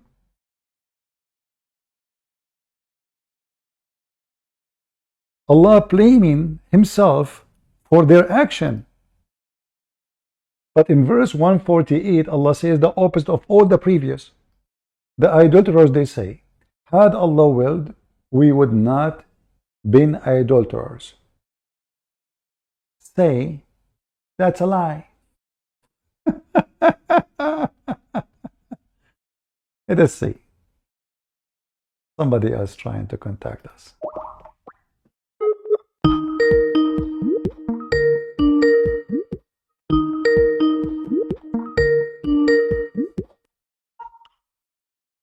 Hello? Hello, Chris. Please get ready to give you your password. How are you doing, my friend? I'm doing fine. Do you remember where we finished yesterday? Yes. Okay. You know, I always I find it fascinating about you and your friend Ultimate Fort. Yesterday he called me and he said, and I want your opinion because you are very knowledgeable, not like him. He said that a Muslim women, according to the Quran, have to be caught fornicating in 4 different times. Do you agree with him? You run away from the answers yesterday, right? No, we will go to anything you want. We have time, don't worry. So what do you think about what Ultimate Fort, Sheikh Ultimate Fort from Senegal? You're from Senegal too, right? I cannot reveal to you, Mike. So now, what do you think? He said, I showed him the verse on the Quran, and he is a Quran only like you. So I showed him the verse on the Quran saying, if you have 4 witnesses, you have to prove fornication by 4 witnesses. He said, this is not about 4 witnesses in the same time. Firstly, it is not, the verse is not about to prove fornication.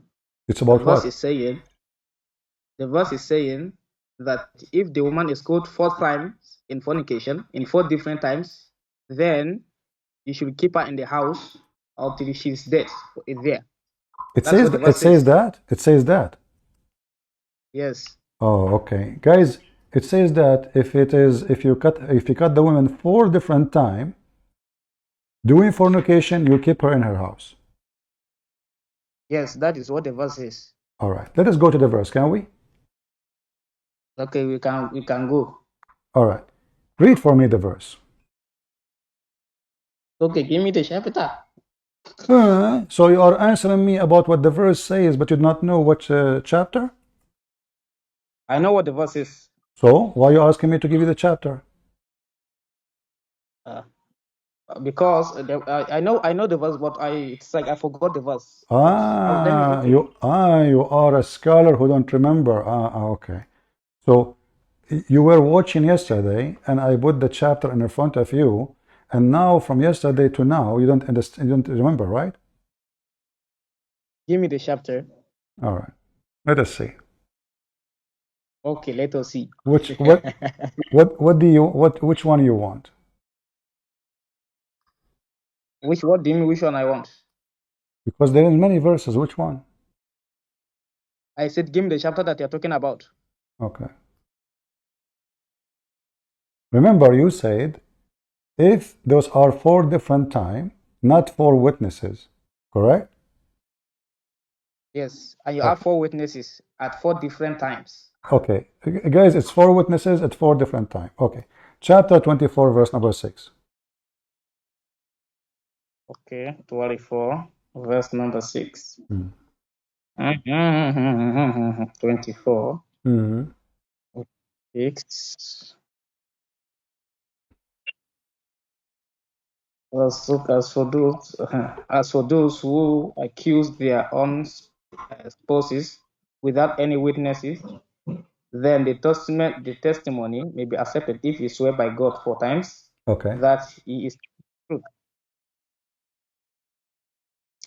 So You just made this is not the verse. you just made a poo-poo. You said to me that you need to have 4 witnesses in 4 different times, but this verse saying you don't even need witnesses. You take an oath 4 times. This is another verse. It's not the verse. Doesn't matter which one. So which one we follow?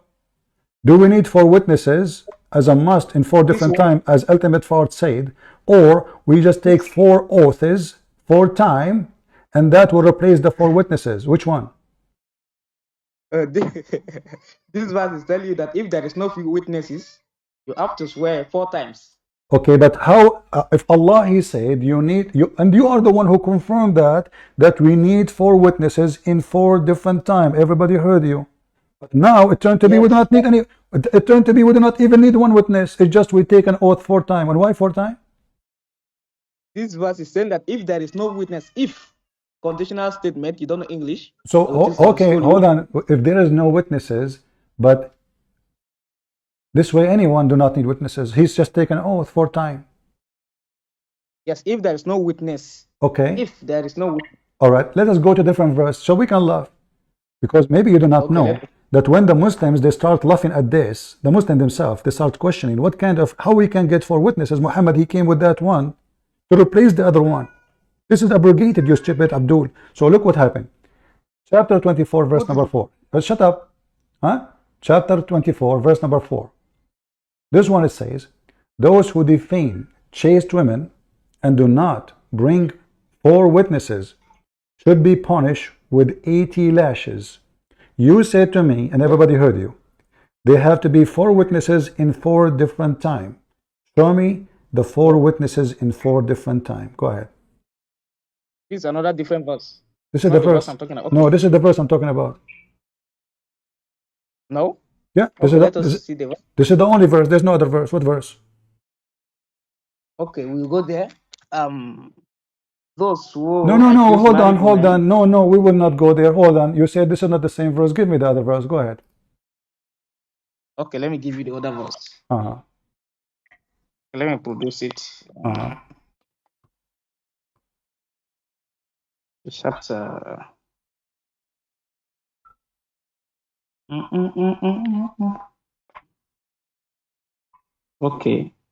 39:6. No, read it.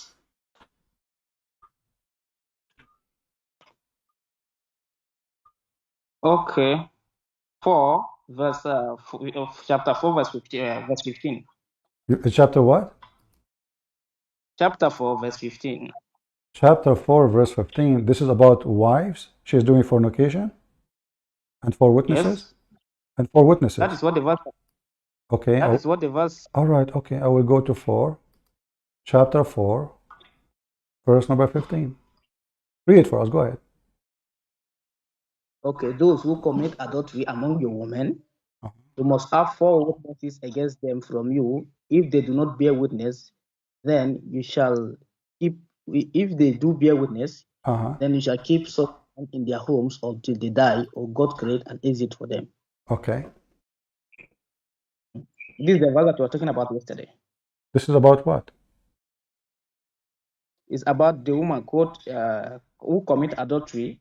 What kind of adultery we're talking about? How many type of adultery do you have? Like the one that you used to do? Is it about this? Is this verse about lesbian or about women and men having sex? It says those who are commit adultery, they have committed the adultery. Where is the word? Where is the word adultery? You are facing it. You are facing it. Where? You are facing it. No, tell me in Arabic which word is the word adultery? No adultery there. But you are facing the verse, right? No, adultery is a fornication, correct? Adultery, the fornication. Yeah. You don't know the difference between adultery and fornication? I'm asking you, is adultery is a fornication or not? When you say adultery, do you mean fornication? No, I mean adultery. I don't mean fornication. I mean so, adultery. Okay, so explain to us what is the difference between adultery and fornication in Islam. Okay, go to your own dictionary. No, you tell me in Islam. You are a Quran only, and you can go to any dictionary, no problem. Give me the answer. What is the difference between fornication and adultery according to you? Just help yourself and open a dictionary. No problem. Give me the answer. Hey, I type it. I have it. No. So now tell me what the difference between fornication and adultery. You said it's different. So you're running away from the verse right now? No, we are not. We are talking about it. Oh, so okay. I said to you, where is the word adultery in the verse? You are facing the verse. Where? Okay. Point your finger at the word. Tell me this is the word. Here we go. I will show it in Arabic. Here we go. Ultimate part. He said you do not need to know Arabic to understand the Quran. So all I'm asking you, where is the word adultery in the verse in chapter you chosen for us, chapter 4, verse number 15? I'm listening. But you are facing the verse, right? What? The verse. Okay. The word is al-fashatamin. Al-fashata? Which word are you talking about? It's al-fashata? Al-fashatamin? Ultimate part, he told you this is al-fashata? Yes. There's no such an Arabic word. Fashata. What fashata? Fashata? You are facing it. What do you mean there's no such word? There's no such a word. I challenge you. I never heard of it. Al-fashata? You are. Okay, I challenge you in front of everybody to show me the word al-fashata in the verse in front of us. Which one? Okay. Al-fahisha. Al-fahisha, not al-fashata, you donkey. So it's al-fahisha. Okay, now, is al-fahisha is a fornication? Yes. You are the one who said to me, open dictionary. Just to know the meaning. No, asking me. I'm asking you, is al-fahisha is a fornication? I said yes. That's immorality. Yes. Did you say to me, open the dictionary? Yes, I asked you to open the dictionary to school yourself. Okay. You are don't ask me unnecessary question. All right. According to Islam dictionary, al-fahisha is something less than fornication, which is kissing, touching, playing, blowjob, etc. Is that true? No. Okay, give me the reference, please. Open your own dictionary, any Arabic dictionary. I just did. No, you did not. Okay. You know what? Every Muslim is listening to you now, and this is recorded, right? I can show tons of reference saying that al-fahisha, if we go to the chapter speaking about al-lamam, what is al-lamam? A man, hold on. If I ask you right now, if a man, he kissed a woman in Islam, she is not his wife, or she is married, is that a fahisha or fornication? Why should you do that? I'm asking you. I'm not asking you why she did that. She is horny. Let us go to the verse. I'm asking you, verse if a woman, she kissed a man in Islam, is that considered adultery or fahisha? We have to go to the verse. You don't stop. Give me the answer. I mean, why? Okay, you go to any verse you want. I want the answer. How you give me the answer? I don't care. Is al-fahisha is adultery, or it is? I said I don't know the answer till we go to the Quran. So what? So you are Mr. I don't know. Till we go to the verse. I thought you wanna get me busted. It turned to be you are. So each time I ask you a question, you put me in the corner. You say I don't know. Is that how you escape? I've get you busted already from the verse. No, I'm asking you now in the front of everybody. What is al-fahisha? If a man, he kissed a woman, she is not his wife, regardless if she is married or single. Is that a fornication in Islam, or this is fahisha? Give me the chapter itself. I don't care about the chapter. The verse in the front of us, you are the one who told me the word fashiha, it's fahisha. So now we know the word. So is that word? Don't tell me, give me the verse. Give me the answer, you donkey. That is why I said that I don't know the answer. What? Why you do not know the answer? Because I deal with the Quran. What do you mean? I thought the Quran is clear. You said to me you're the Quran only. Yes, it is clear. Very sure. Okay, as long as it's clear, give me the answer. Is al-fahisha is the same as somebody kissing a woman, or it is somebody effing a woman? I said, give me the verse, or you go to the dictionary. You said you do not know, and you said you are a Quran only, and you said you understand the Quran, and you said you will get me busted. Get me busted. So what do you mean I do not know when you are a Quran only? Are you saying to me Quran is not enough to explain to you what the verse meant? The Quran has explained very clear in details. Then give me the answer. Don't tell me go here and there. Give me the answer. I don't know how you get the answer. Give me the answer.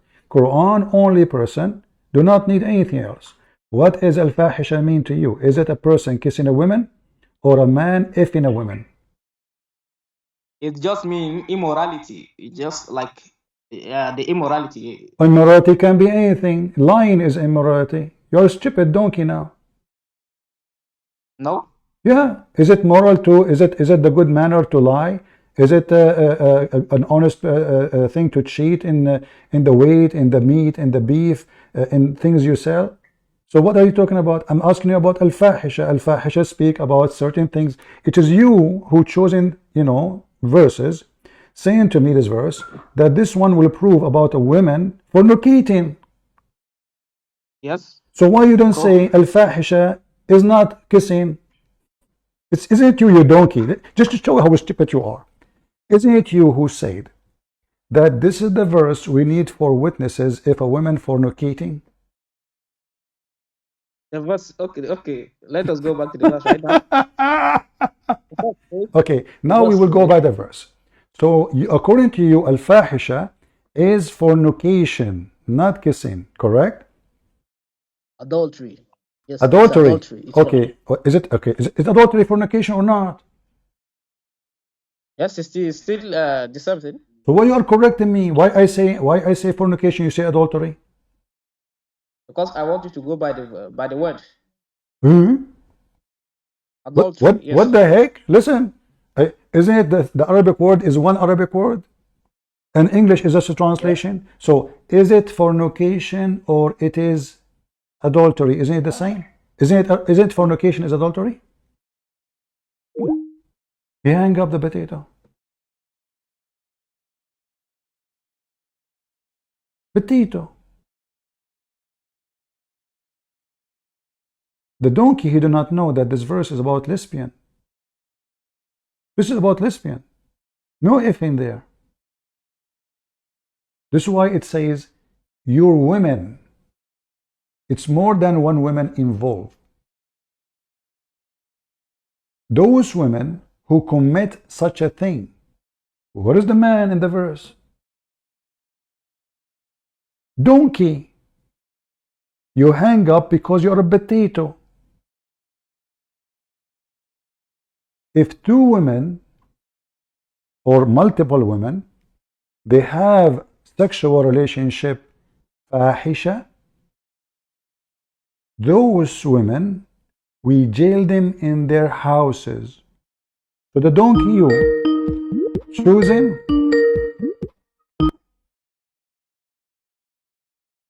Go. Hello? What happened?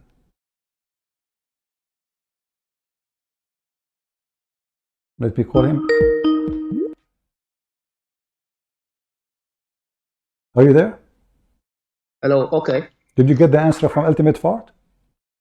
I said, let us go to the verse. It's adultery. Abdul, what's wrong with you? Let us go to the verse. Let's go. We are in the verse. Okay.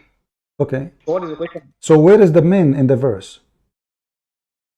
What is the man? What is the men? The men, the one who commit fornication or adultery. It have to be a man and a woman, correct? Yes. Okay. Do you see any men in the verse? This verse is putting the judgment on the woman. It's What? putting the judgment on the woman. It's speaking about what to do with the woman. It does not mention man. But it says your women, they did something, then you jail them. Okay, what we do to the man? The verse does not indicate here. Listen, you are a Quran only, and you believe the Quran explains itself. You say this is about women and men having sex, fornicating, committing adultery. What is the men? What we do to the men? Okay, let me answer. This verse is saying that if your wife is caught in adultery with 4 different men, then you should provide there will be 4 witnesses.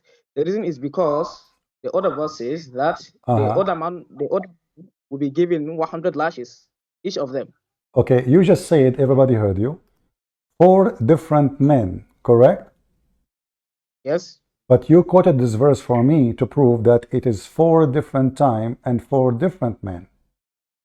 Yes. But you just said, you need only 4 witnesses.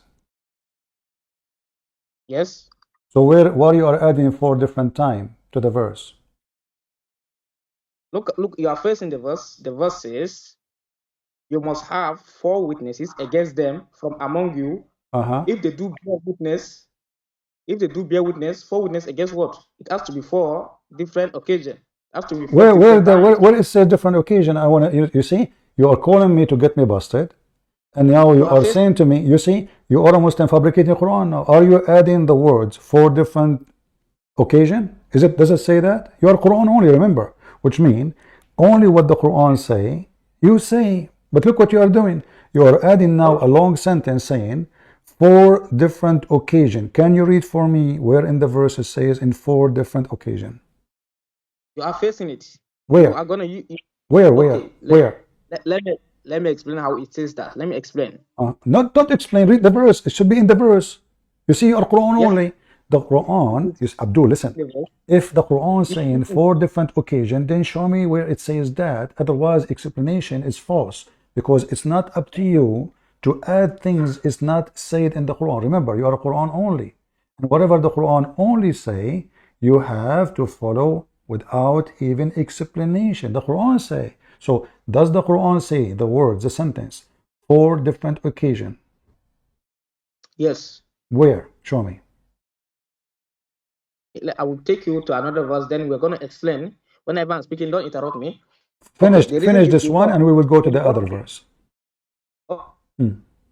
Where? You are the one who quoted this verse for me, you donkey, and now you want to go to different verse? I asked you where it says 4 different occasions. You said this verse. Don't interrupt me. So what interrupt you? So what a big deal? We are having a conversation. You want to take the mic and speak forever? So I'm asking you now, it's you who chosen this verse here to prove to me it is 4 different occasions. You chosen this verse for that purpose. I'm asking you, where in the verse it says 4 different occasions? That is what I'm trying to explain. You're gonna let me talk. So are you saying to me that is in your explanation, not in the Quran? It is from the Quran, and I prove that. No, where it says, where is the sentence says in 4 different occasions? Okay, because the Quran says that if it is they should give 100 lashes, but this verse is saying that they should be kept in the homes till death. Because this is about, because you're stupid, because this is about women having sex only together. Women. It says no, it says those who commit adultery. No. Those who commit fornication in the form of women with women. What translation you are reading? No. What translation you are reading? Your translation. No, your translation. What translation you want? I said your translation. Okay, my translation says 2 women. It says women. There is no man. Oh God. What? So you mean according to you? Okay, let us take example in the Bible. Don't listen, Abdul. Give me the translation you accept. Okay, Jesus says that when don't change topic, Abdul. Don't run. Don't put your tail between your legs and say Jesus said. Jesus says that you are a whore. Jesus says your father is the devil. Jesus says that you will know them from their fruit. He said that the father of all lies is the devil. If you are a follower of Abraham, you do the work of Abraham, Jesus said, but you don't. You Muslims are fabricating answers against your Quran. I can show right now the interpretation saying this is about women having sex together. And the verse after it, you donkey, it says al-ladhani, which means 2 men. So the verse before it, verse number 15 says, if 2 women having sex together, and the verse after is about men only. So it's about gays and lesbian. You are a certified donkey. You are the certified donkey. Okay, here it says in verse number 16, let's see who's the donkey. And by the way, your prophet says, aren't you afraid from raising your head before the imam? Allah will make your head a donkey. Already you are a donkey. He cannot make you a donkey. Don't worry. So now, verse number 16, does it say about 2 men? If they do this act, we beat them with sandals. We just hurt them? No, it says the couples. What couples? Okay, hold on. Just to show you how stupid you are. So the verse before it, if 2 men and women, a man and women, they have sex, according to you, we jail them in their houses. Wonderful.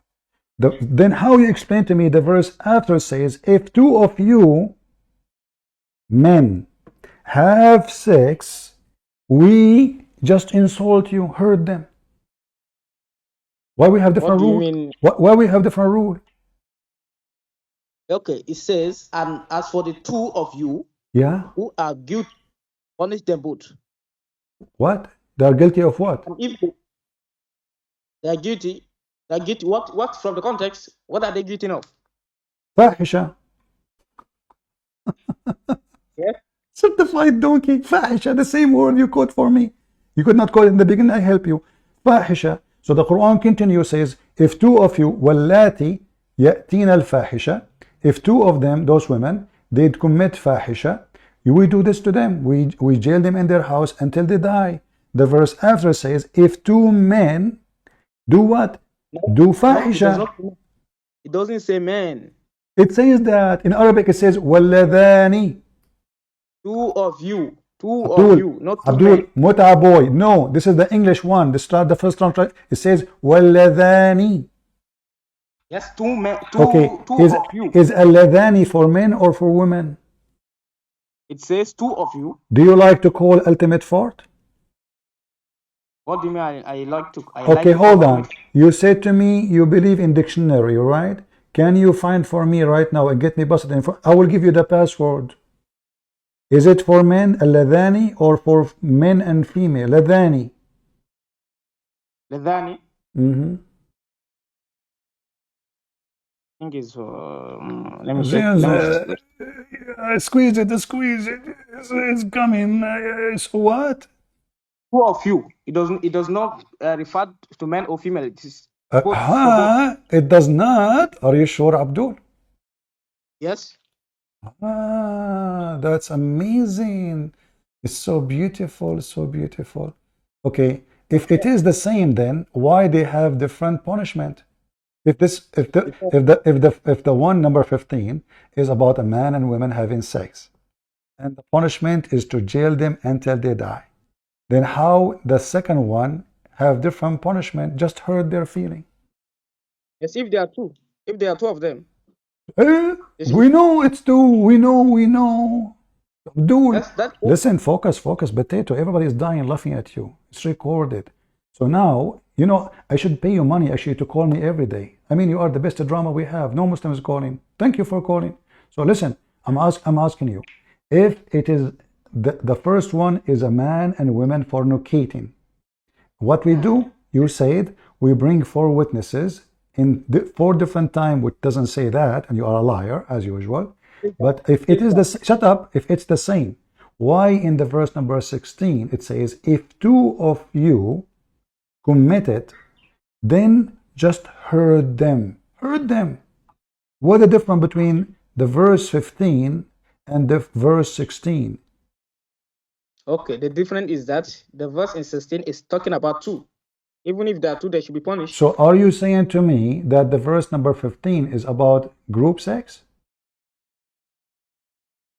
The verse, it's for whatever. Whatever. What are you trying to buy time? We called ultimate fault. And what do you mean call ultimate truth? What do you mean that? You are facing a I'm verse. asking you, if the first one is a fornication, man and a woman, you claim that, and then we bring 4 witnesses, and then the punishment is we jail them until they die. Okay, wonderful. So now verse number 16 talking about what? It says the 2 of you who commit the adultery shall be punished.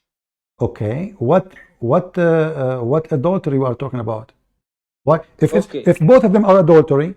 Why here we just hurt them and there we jail them? That is why I'm trying to explain, but you don't let me talk. Really? Right? All this time you are talking, I do not let you talk? When I'm trying to clear everything, you stop me along the way. Right? Go, I will What you take are afraid. go, I will take a nap. Okay. The verse says, and 2 of you. What does that mean? I It don't know. means that It's mean 3. no. It's mean 2 I'll then. explain why. It's mean 2. You're smart. Okay, if 2 of you, okay. The 2 of you, the 2 of you who committed the adultery shall be punished. Okay. The other man, the first punishment is mentioned for the woman is mentioned in verse 15. The punishment for the other person is to 100 lashes. What, are you stupid or what? So how Abdul, if they commit fornication in verse number 15, we jail them until they die. Is that correct? Yes, that's for the woman. Okay. 4 times. Oh, this is for the women. Finally, he got himself busted. So I was telling you from the beginning, those are only women. Women. Those are lesbian, you donkey. Now you get yourself busted. So the verse after it is for 2 men. This is the difference between them. So 2 men having sex, if we go to the interpretation, as an example, at Jalalain, it says, those who they are homosexual. Homosexual. This is why in Arabic it says, 2 men committed adultery. Alladhani. Homosexual. Read it. They are doing the act of loot. The act of loot. What we do? We beat them with sandals. Shall I beat you with sandal? Are you a gay? So you are not quoting the Quran. You are quoting another book. What are you quoting? This is even your scholar interpretation. So you are not giving me guys what the Quran says. Shall I hang up on him and give him mercy for tonight, or live him talk? I hang up on you for honestly. Listen, I hang up on you because I feel bad for you, but I will not hang up. Listen, all Muslim scholars agree that this is about homosexual. This is why it says, if 2 of your men, No, The Listen, two of you, you are the one not who he. agreed. You are the one who agreed that the punishment for the women, is to jail them in their houses until they die, correct? Yes. Okay. But are you saying that in Islam there's no penalty of stoning to death? The Quran does not say that. It is the Bible. This is another question I'm asking you. Do Islam believe, do Islam and Muslim believe that a woman, she is married, commit fornication, she should be stoned to death? Yes or no? I say the Quran does not say that. It is the That's Bible. not the question. That's not the question. Do Islam believe that a woman, she is married, she commit fornication, should be stoned to death? Yes or no? I say the Quran never says that. It is the Stupid or Bible. what? I'm asking you. Do Islam say this or not? Either you say, don't tell me Quran. Say no. Say Islam doesn't say that. I say the Quran does not say that. I didn't ask you about Quran. I said, do Islam and Muslim believe that a woman, if she is married, commit fornication, she should be stoned to death? I said it is not found in the Quran. It is a lie. So it is a lie. Anything is not in the Quran is a lie, correct? Yes, for that person that put that judgment, it's not in the Quran. All It's a right. lie. Okay, I'm going to ask you, just to show everybody. When Muhammad, he went to heaven, do you believe in that? No, You don't believe that Muhammad went to heaven? no. He did not go They to are heaven? lying. It's a lie? Never. They lied against him from the first hadiths, your own garbage's books, Okay, hold on. right? Hold on. So who is the one who lied about Muhammad going to heaven? Your own garbage's book, your own fellow Christians. Abdul, don't insult. How can I insult you so easy? So I'm asking you now. We are trying to speak in a friendly language. So you want to be insulting my Bible? I will insult you. Okay, so now, when you say you don't believe that Muhammad went to heaven, so Muhammad went where? The Quran says it was taken to the mosque. To where? To mosque, Masjid Where is that location? That's what the Quran says. No, I'm asking you. Allah took him where? What is that? Allah says it took him at Where? night. Where? I get it. Where? Allah took him where? Aqsa Mosque. Where is that? Hey, what do you mean? Where is that? I'm asking you. Where is that? Where is that? Did the Quran tell you the exact points? No. I thought the Quran is a book. You Muslim Quran only can understand the Quran. So now we do not know where he took him and why he took him. He took him to a place called. Okay. Hold on. Okay. So you only believe in what the Quran say. Then you say to me, the Quran says that we have to have 4 witnesses in 4 different occasions. When I say to you, where we can find the 4 different occasions, you quote for me this verse, chapter 4, verse number 15, correct? I ask you, where in the verse it says 4 different occasions? You are saying to me, hold on, you are saying to me, no, you did not answer, you are a coward.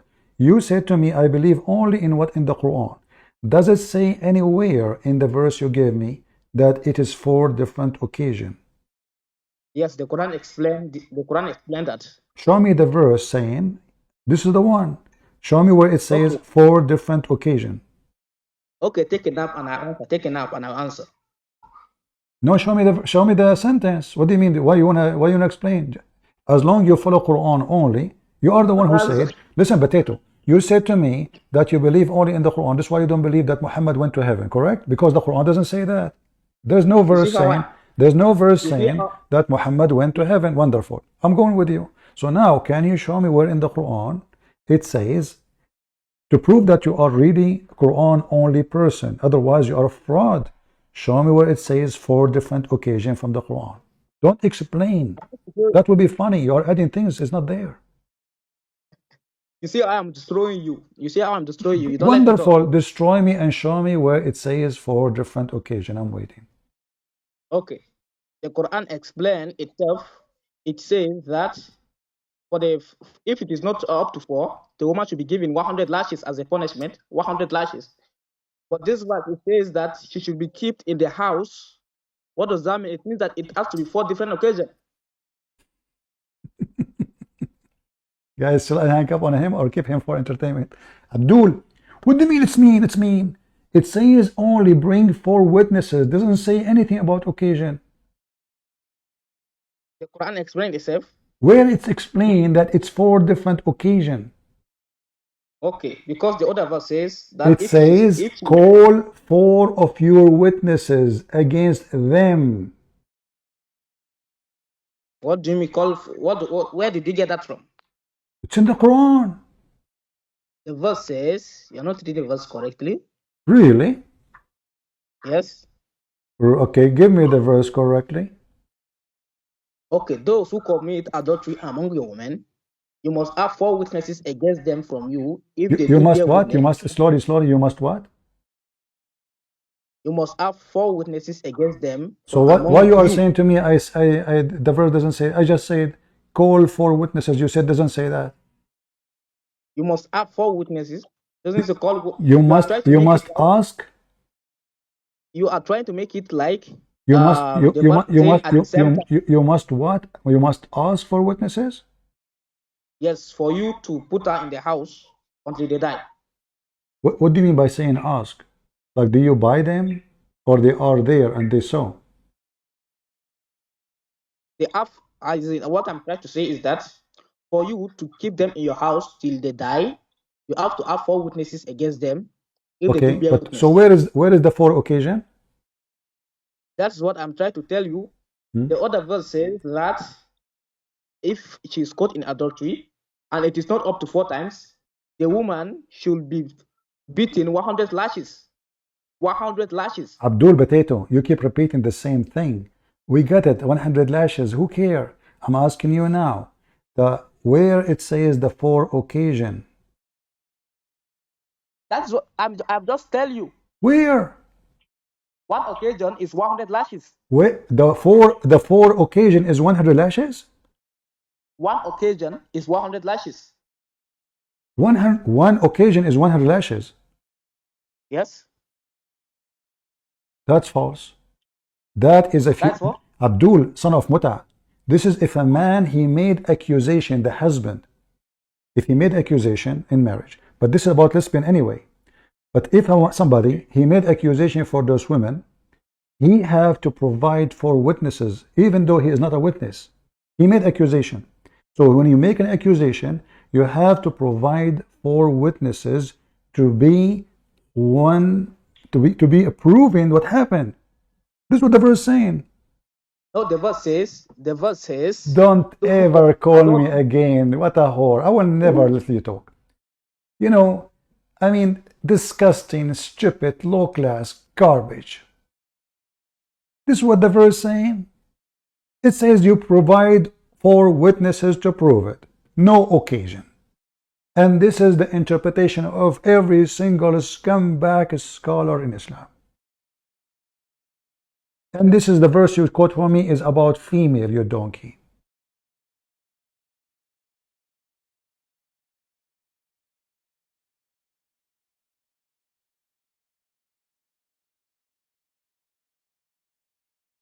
What a coward. It's enough. Show me where it says 4 different occasions. You know, 100 lashes. Each one is lashes. Abdul,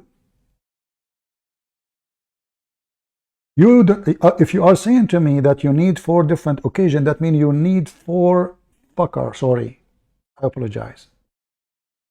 I lost my patient. 4 different times to F your wife. I'm trying to help you. It's a shame for you Muslims to say what you are saying. So 4 times she will be F'd to prove it, 4 different occasions. Thank you very much.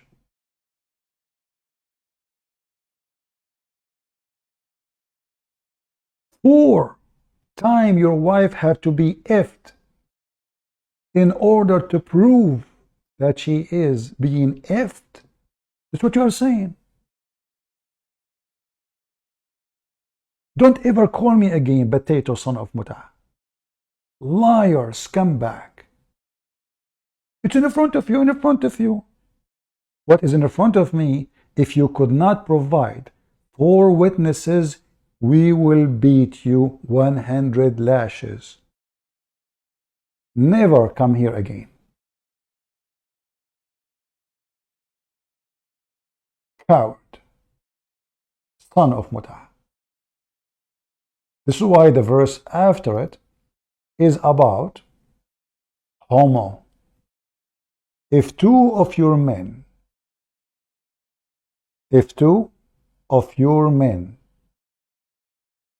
did fahisha. You see why the Quran called it fahisha? Fahisha is not a fornication. You're a donkey, potato. Zina is fornication. Fahisha is the same as al-lamam. If we go in the Quran, I apologize for saying that word, but you need the patience of angels when you speak to those coward liars, followers of Satan.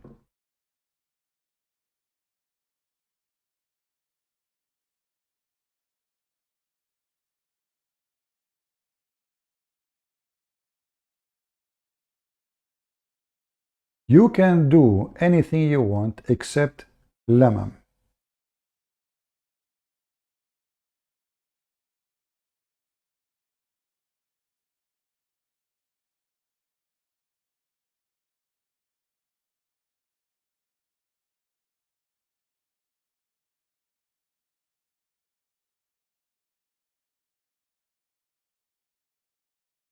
What is a lamam? A lamam is a fahisha.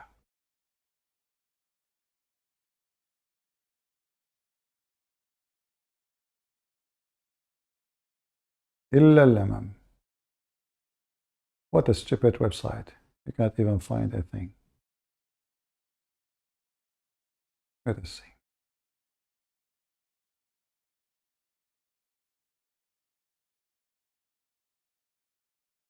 Lamam is an exception of fawahish, a kind of fahisha.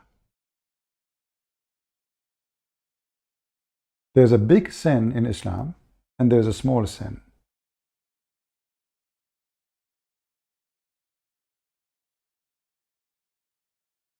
Which is not a sin anyway.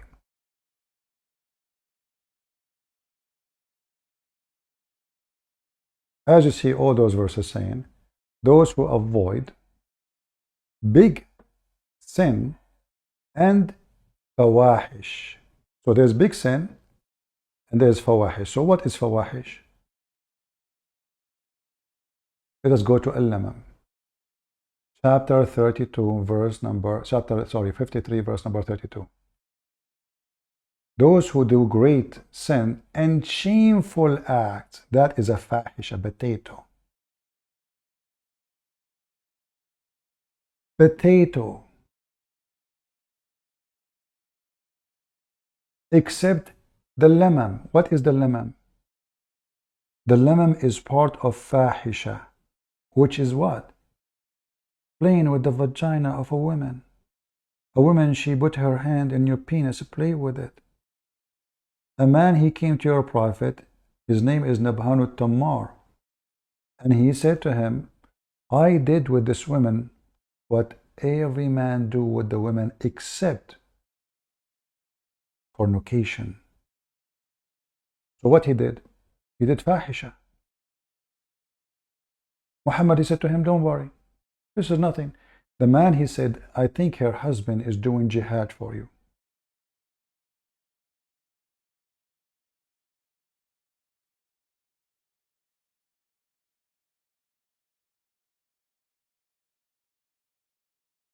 And now if we take the word fahisha as a fornication, that will be more funny. Because now we are talking about women having sex together, how that is a fornication. Because according to Muhammad, fornication is only intercourse. And women, they cannot do intercourse. Unless Muslim women, they have a penis and we do not know. Do they? This is why the verse after it, verse number 16, says, something different. If two of you, here it says women.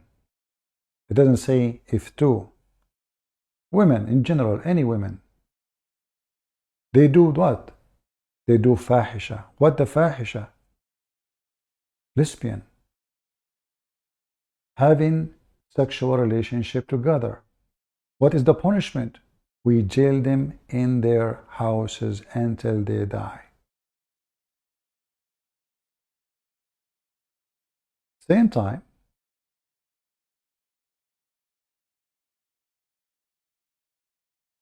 if we go in the Quran, just to show you that those people who like the likeness of ultimate fart, they are just as stupid like their prophet.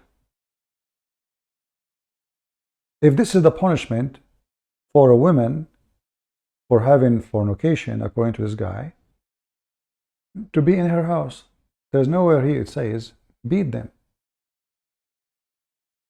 It doesn't say anything about that. Nowhere it says beat them. That means this is the only punishment. That's it. There's no other punishment. But if we read in the Quran more, we will find there is other cases the Quran speak about.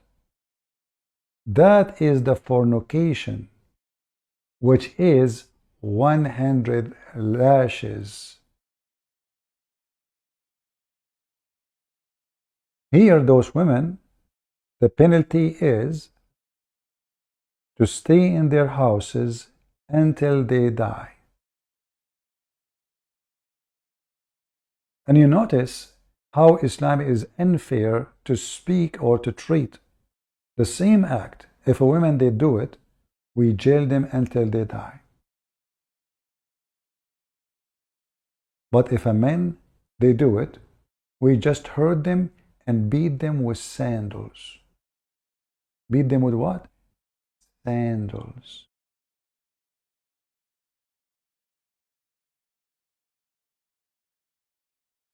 If it's the same act, why we have different punishment? Simply because the first one is women, and Muhammad don't want to kill the men, and he make poo-poo. Suddenly, if the woman she is having sexual relationship,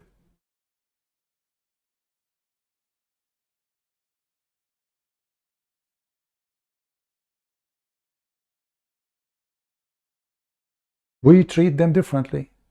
But the men, if in men, we just beat them with sandals. It says there in verse number 16, "Ādūhuma," which means just hurt them. That's all, hurt them. There's no, what is there's beating? There's no beating. Jail them? There's no jailing.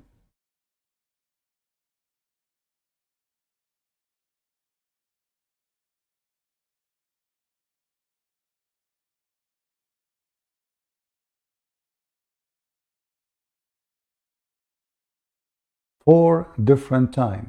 You, Muhammadan from Senegal, made history. I want the Christians, those who make videos, to combine the video of ultimate fart yesterday and the video of this guy today,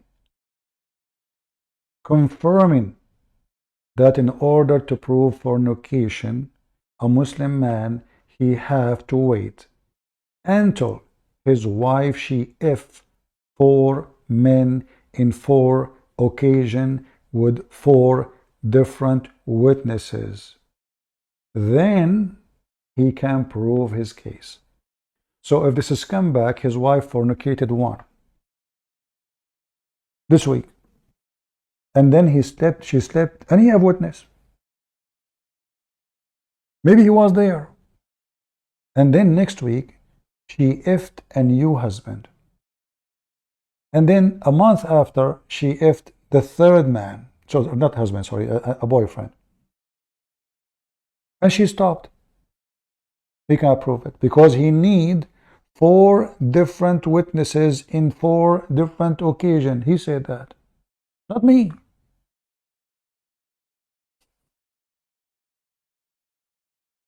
Do you see why we say you have a low IQ?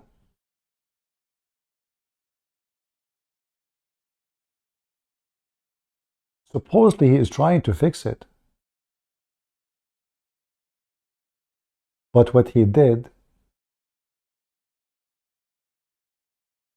is stupid. Muhammad himself is confused about what fahisha is. So you will see one verse in the Quran says fahisha is fornication. Other verse he says fahisha is not.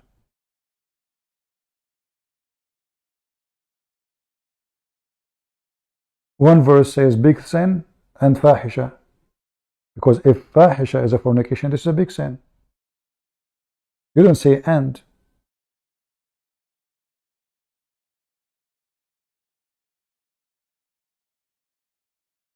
He don't speak good Arabic. I don't think even he is the one who wrote the Quran.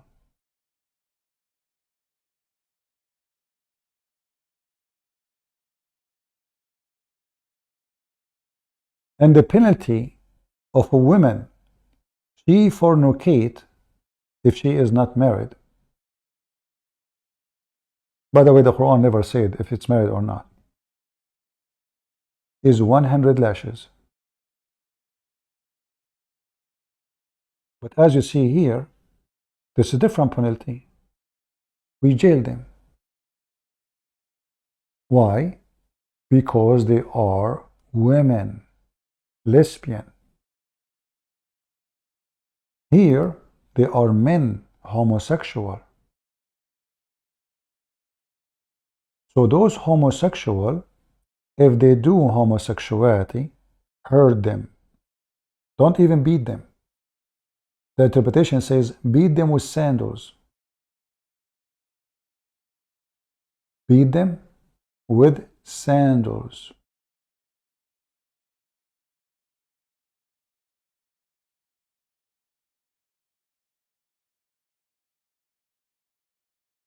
But I'm so happy that both now ultimate fort look like the Senegal country is screwed up.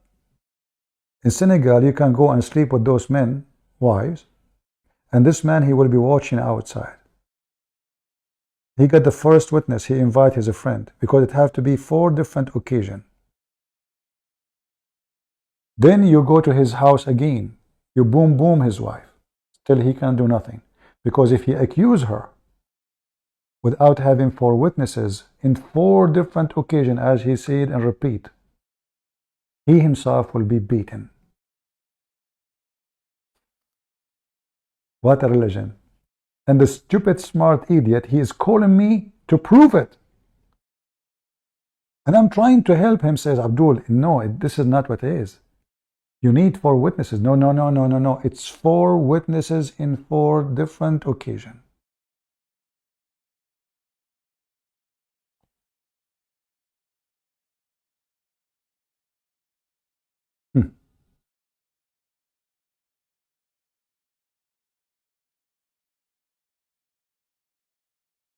Potato. The Quran in the chapter 4, the same chapter we are reading from,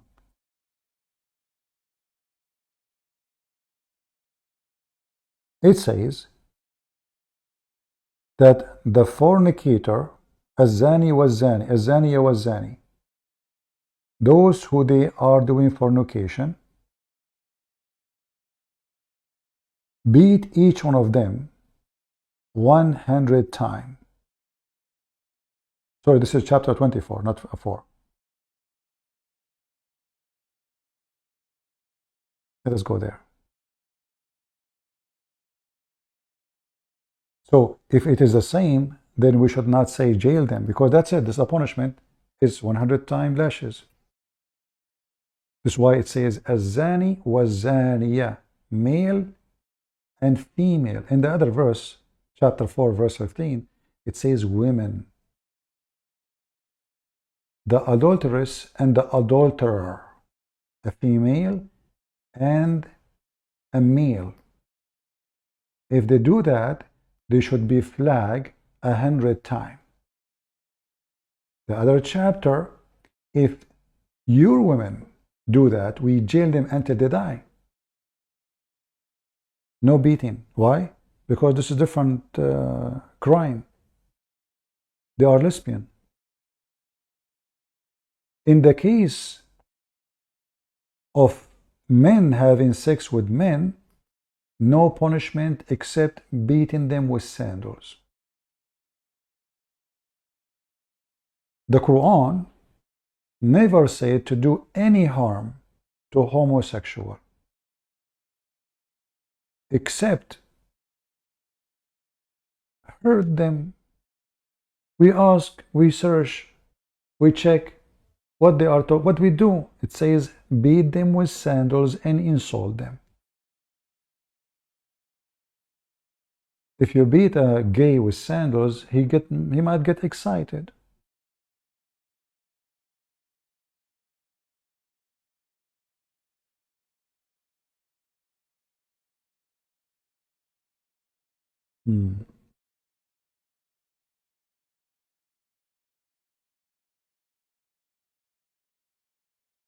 It's very interesting how the Muslims, they dig in their grave. Now everybody here is laughing that Muslim believe that he should wait until he have 4 witnesses in 4 different occasions doing boom boom to his wife. What a religion. And the poor husband, he can do nothing about, because now if he accuse her before he get 4 occasions and 4 different witnesses, he cannot even open his mouth. So he have to wait patiently until he find 4 witnesses in 4 different occasions. We heard him, it's clear. And he defended for our him and ultimate fault. Who in the world will accept to have a woman in his house? And now he need to wait. He saw her first time.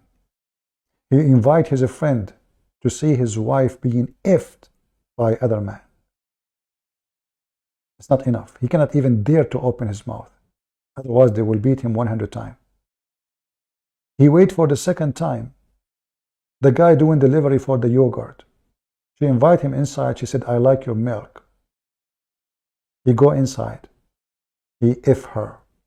The husband now open the door so fast, and he find the boyfriend in the top of his wife. He got 2 witnesses now. Short. Still he cannot open his mouth. He have to shut up and say, keep going, keep going. As we heard, 4 different occasions. He cannot invite a new guy, 2 guys, 3 guys to finish it. No. 4 different occasions. Ultimate fault, and his friend from Senegal confirmed that. Few days after, his wife, she got the guy who do check the electricity. Hello, ma'am. Is your husband here? No, he's not here, sorry. Can I check your electricity? She say, oh yeah, I need to be charged. Oh, okay. I'm the man to do it for you. He go inside, he start charging your wife vagina. You opened the door so fast because you are a jealous Muslim and you saw your wife now for the second time effing a new guy. You cannot open your mouth.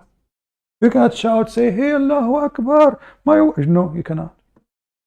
Because if you do so, they will beat you 100 times. You have no proof. So you put your tongue in your mouth because you are a pimp. You put horn in your head for you are a pimp. For Islam is a religion of pimping. And now your wife, she don't feel horny. And you are watching when my wife, she will F the 3rd guy. What you will do? You need to prove it. She is not going with somebody. She don't feel good these days. Well, I have to wait. Maybe a year, maybe 2 years, maybe 3 years. And not to forget to mention the baby she is making for you during the 4 occasions of effing.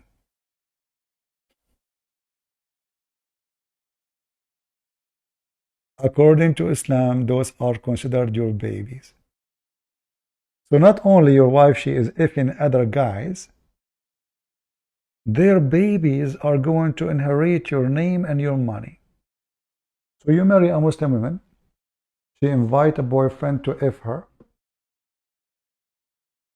She have his child. Oh, this is the child of Ali Dawah. But this is not your child. Muhammad, he said, the child belonged to the one who owned the bed. Have you ever heard of this?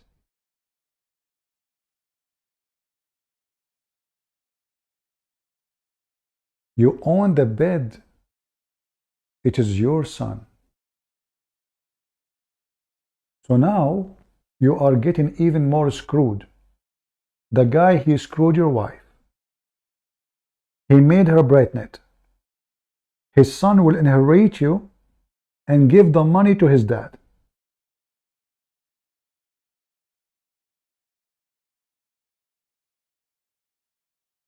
Do you see it? Isn't it fun? You go and you fornicate with a married woman to a rich man.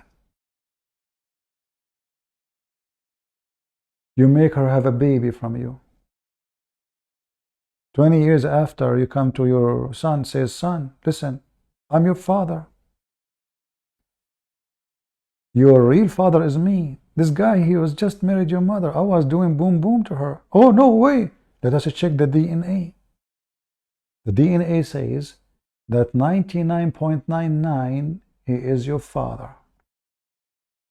The DNA of the real father says that 99.9 is not your father. So now what the son would do? Will give the money from his fake father to his real father, who is the one who did F his mother when she was marrying his fake father.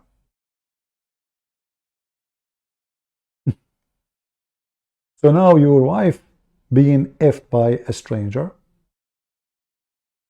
Your son is the son of a stranger. He will take the stranger your money, your inheritance, and now his wife, the cheater, and the boyfriend and the son, they enjoy the money of the husband. This is a rule. The one who owned the bed. The Prophet said the boy for the owner of the bed. I don't know if that will work in the hotel too. So you take your wife to the hotel, you do boom boom with her there. Is that going to be to Donald Trump hotel? He is the father? Because it was a Trump Tower? No, Muhammad did not mean that. He meant the bed of the husband. So the wife, she if everybody in town, still the stupid husband, the poor husband, is the one who will pay for their diapers, is the one they will carry his name, is the one who cannot deny them, and he is the one he have to give them all his money when he die. That is a religion.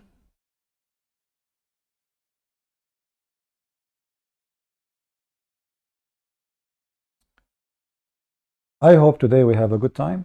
And please, those who are making videos, don't forget to put this video of this guy and the video of Ultimate Fort yesterday. Don't forget. And you give it a nice title, hot title. In order to prove fornication. You do it the way you want. I'm just giving you the idea. In order to prove fornication in Islam, your wife have to be effed in 4 different occasions. And you need to bring 4 different witnesses. Did I say that? Is it a Christian prince who made the claim? No. It is 2 Muslims from Senegal. I did not say it. How many of you here make videos? Give me one in the chat. The first one who make a good video about those 2 idiots saying that with nice thumbnail, I will post your channel in my Patreon. Deal? Let everybody laugh at the pervert cult from their mouth. From their mouth. not ours. I never said what they said. 4 different men in 4 different occasions. And the stupid idiot, he is fighting for it. He is doing his best to prove it. This is gold. This is what we need. Lili Dawah, Mimi Hijab, Zakir Naik, and those donkeys from Senegal is the same, all of them. Gold. They make poo-poo. They think they are defending, but the fact they are making Islam look even worse. Who in the world want to accept that he cannot make a claim of his wife making fornication just because he saw her?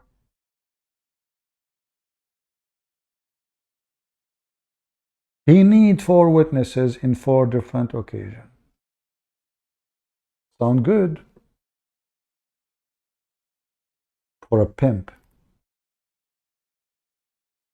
What of a cult? So I want to say thank you all for being here. I need to take a rest. Did we have a good time? Shall I come back again after a few hours? Or take a sleep? What do you think, guys? Do you see now why I did not convert to Islam? Well, my wife, she go, like if she get married, and then your wife, she go sleep around, you need to have 4 witnesses in 4 different occasions. How in the world you can get the 4 witnesses? What if your wife, she F2 and she stopped?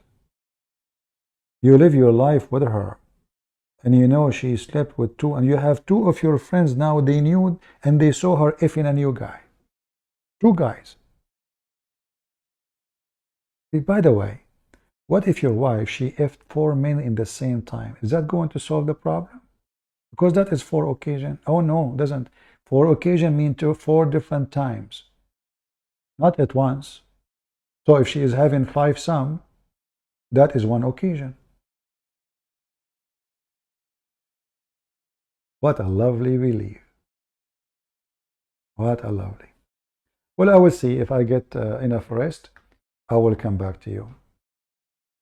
Otherwise, until we see you again, I say thanks to the Lord.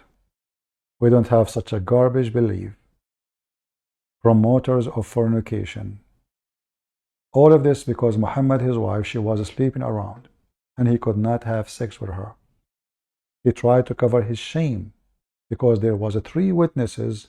They saw Muhammad's wife effing a guy, his name is Safwan. So Muhammad, he said, let us make them 4. And not only that, he made the mission impossible.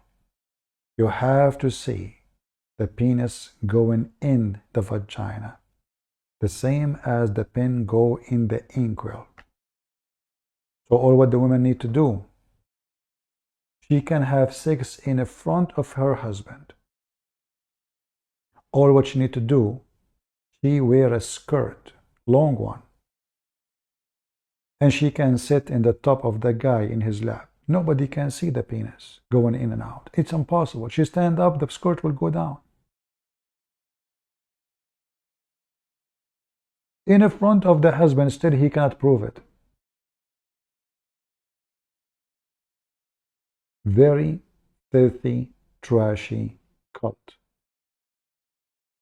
Now it's time for me to go and dream about Gog and Magog. I like Hoributar. Hoributar in the Quran is the best fiction movie directed by Prophet Muhammad, peace be upon him. Actors, Alexander the Great. Army, Gog and Magog.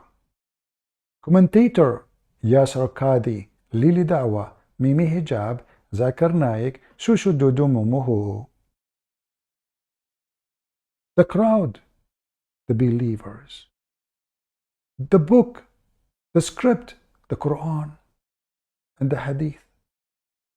The author, Allah. The tiller, Muhammad. The background music, the fart of shaitan. The smell in the movie, the Muslims getting terrified from Gog and Magog. The water in the ground. This is Mimi Hijab, piss in his pant when he hear my name. Thank you all for being here. May the Lord bless you. This is your brother Christian Prince who was serving you humbly for today. God is good. So is Jesus. Amen to that. See you soon.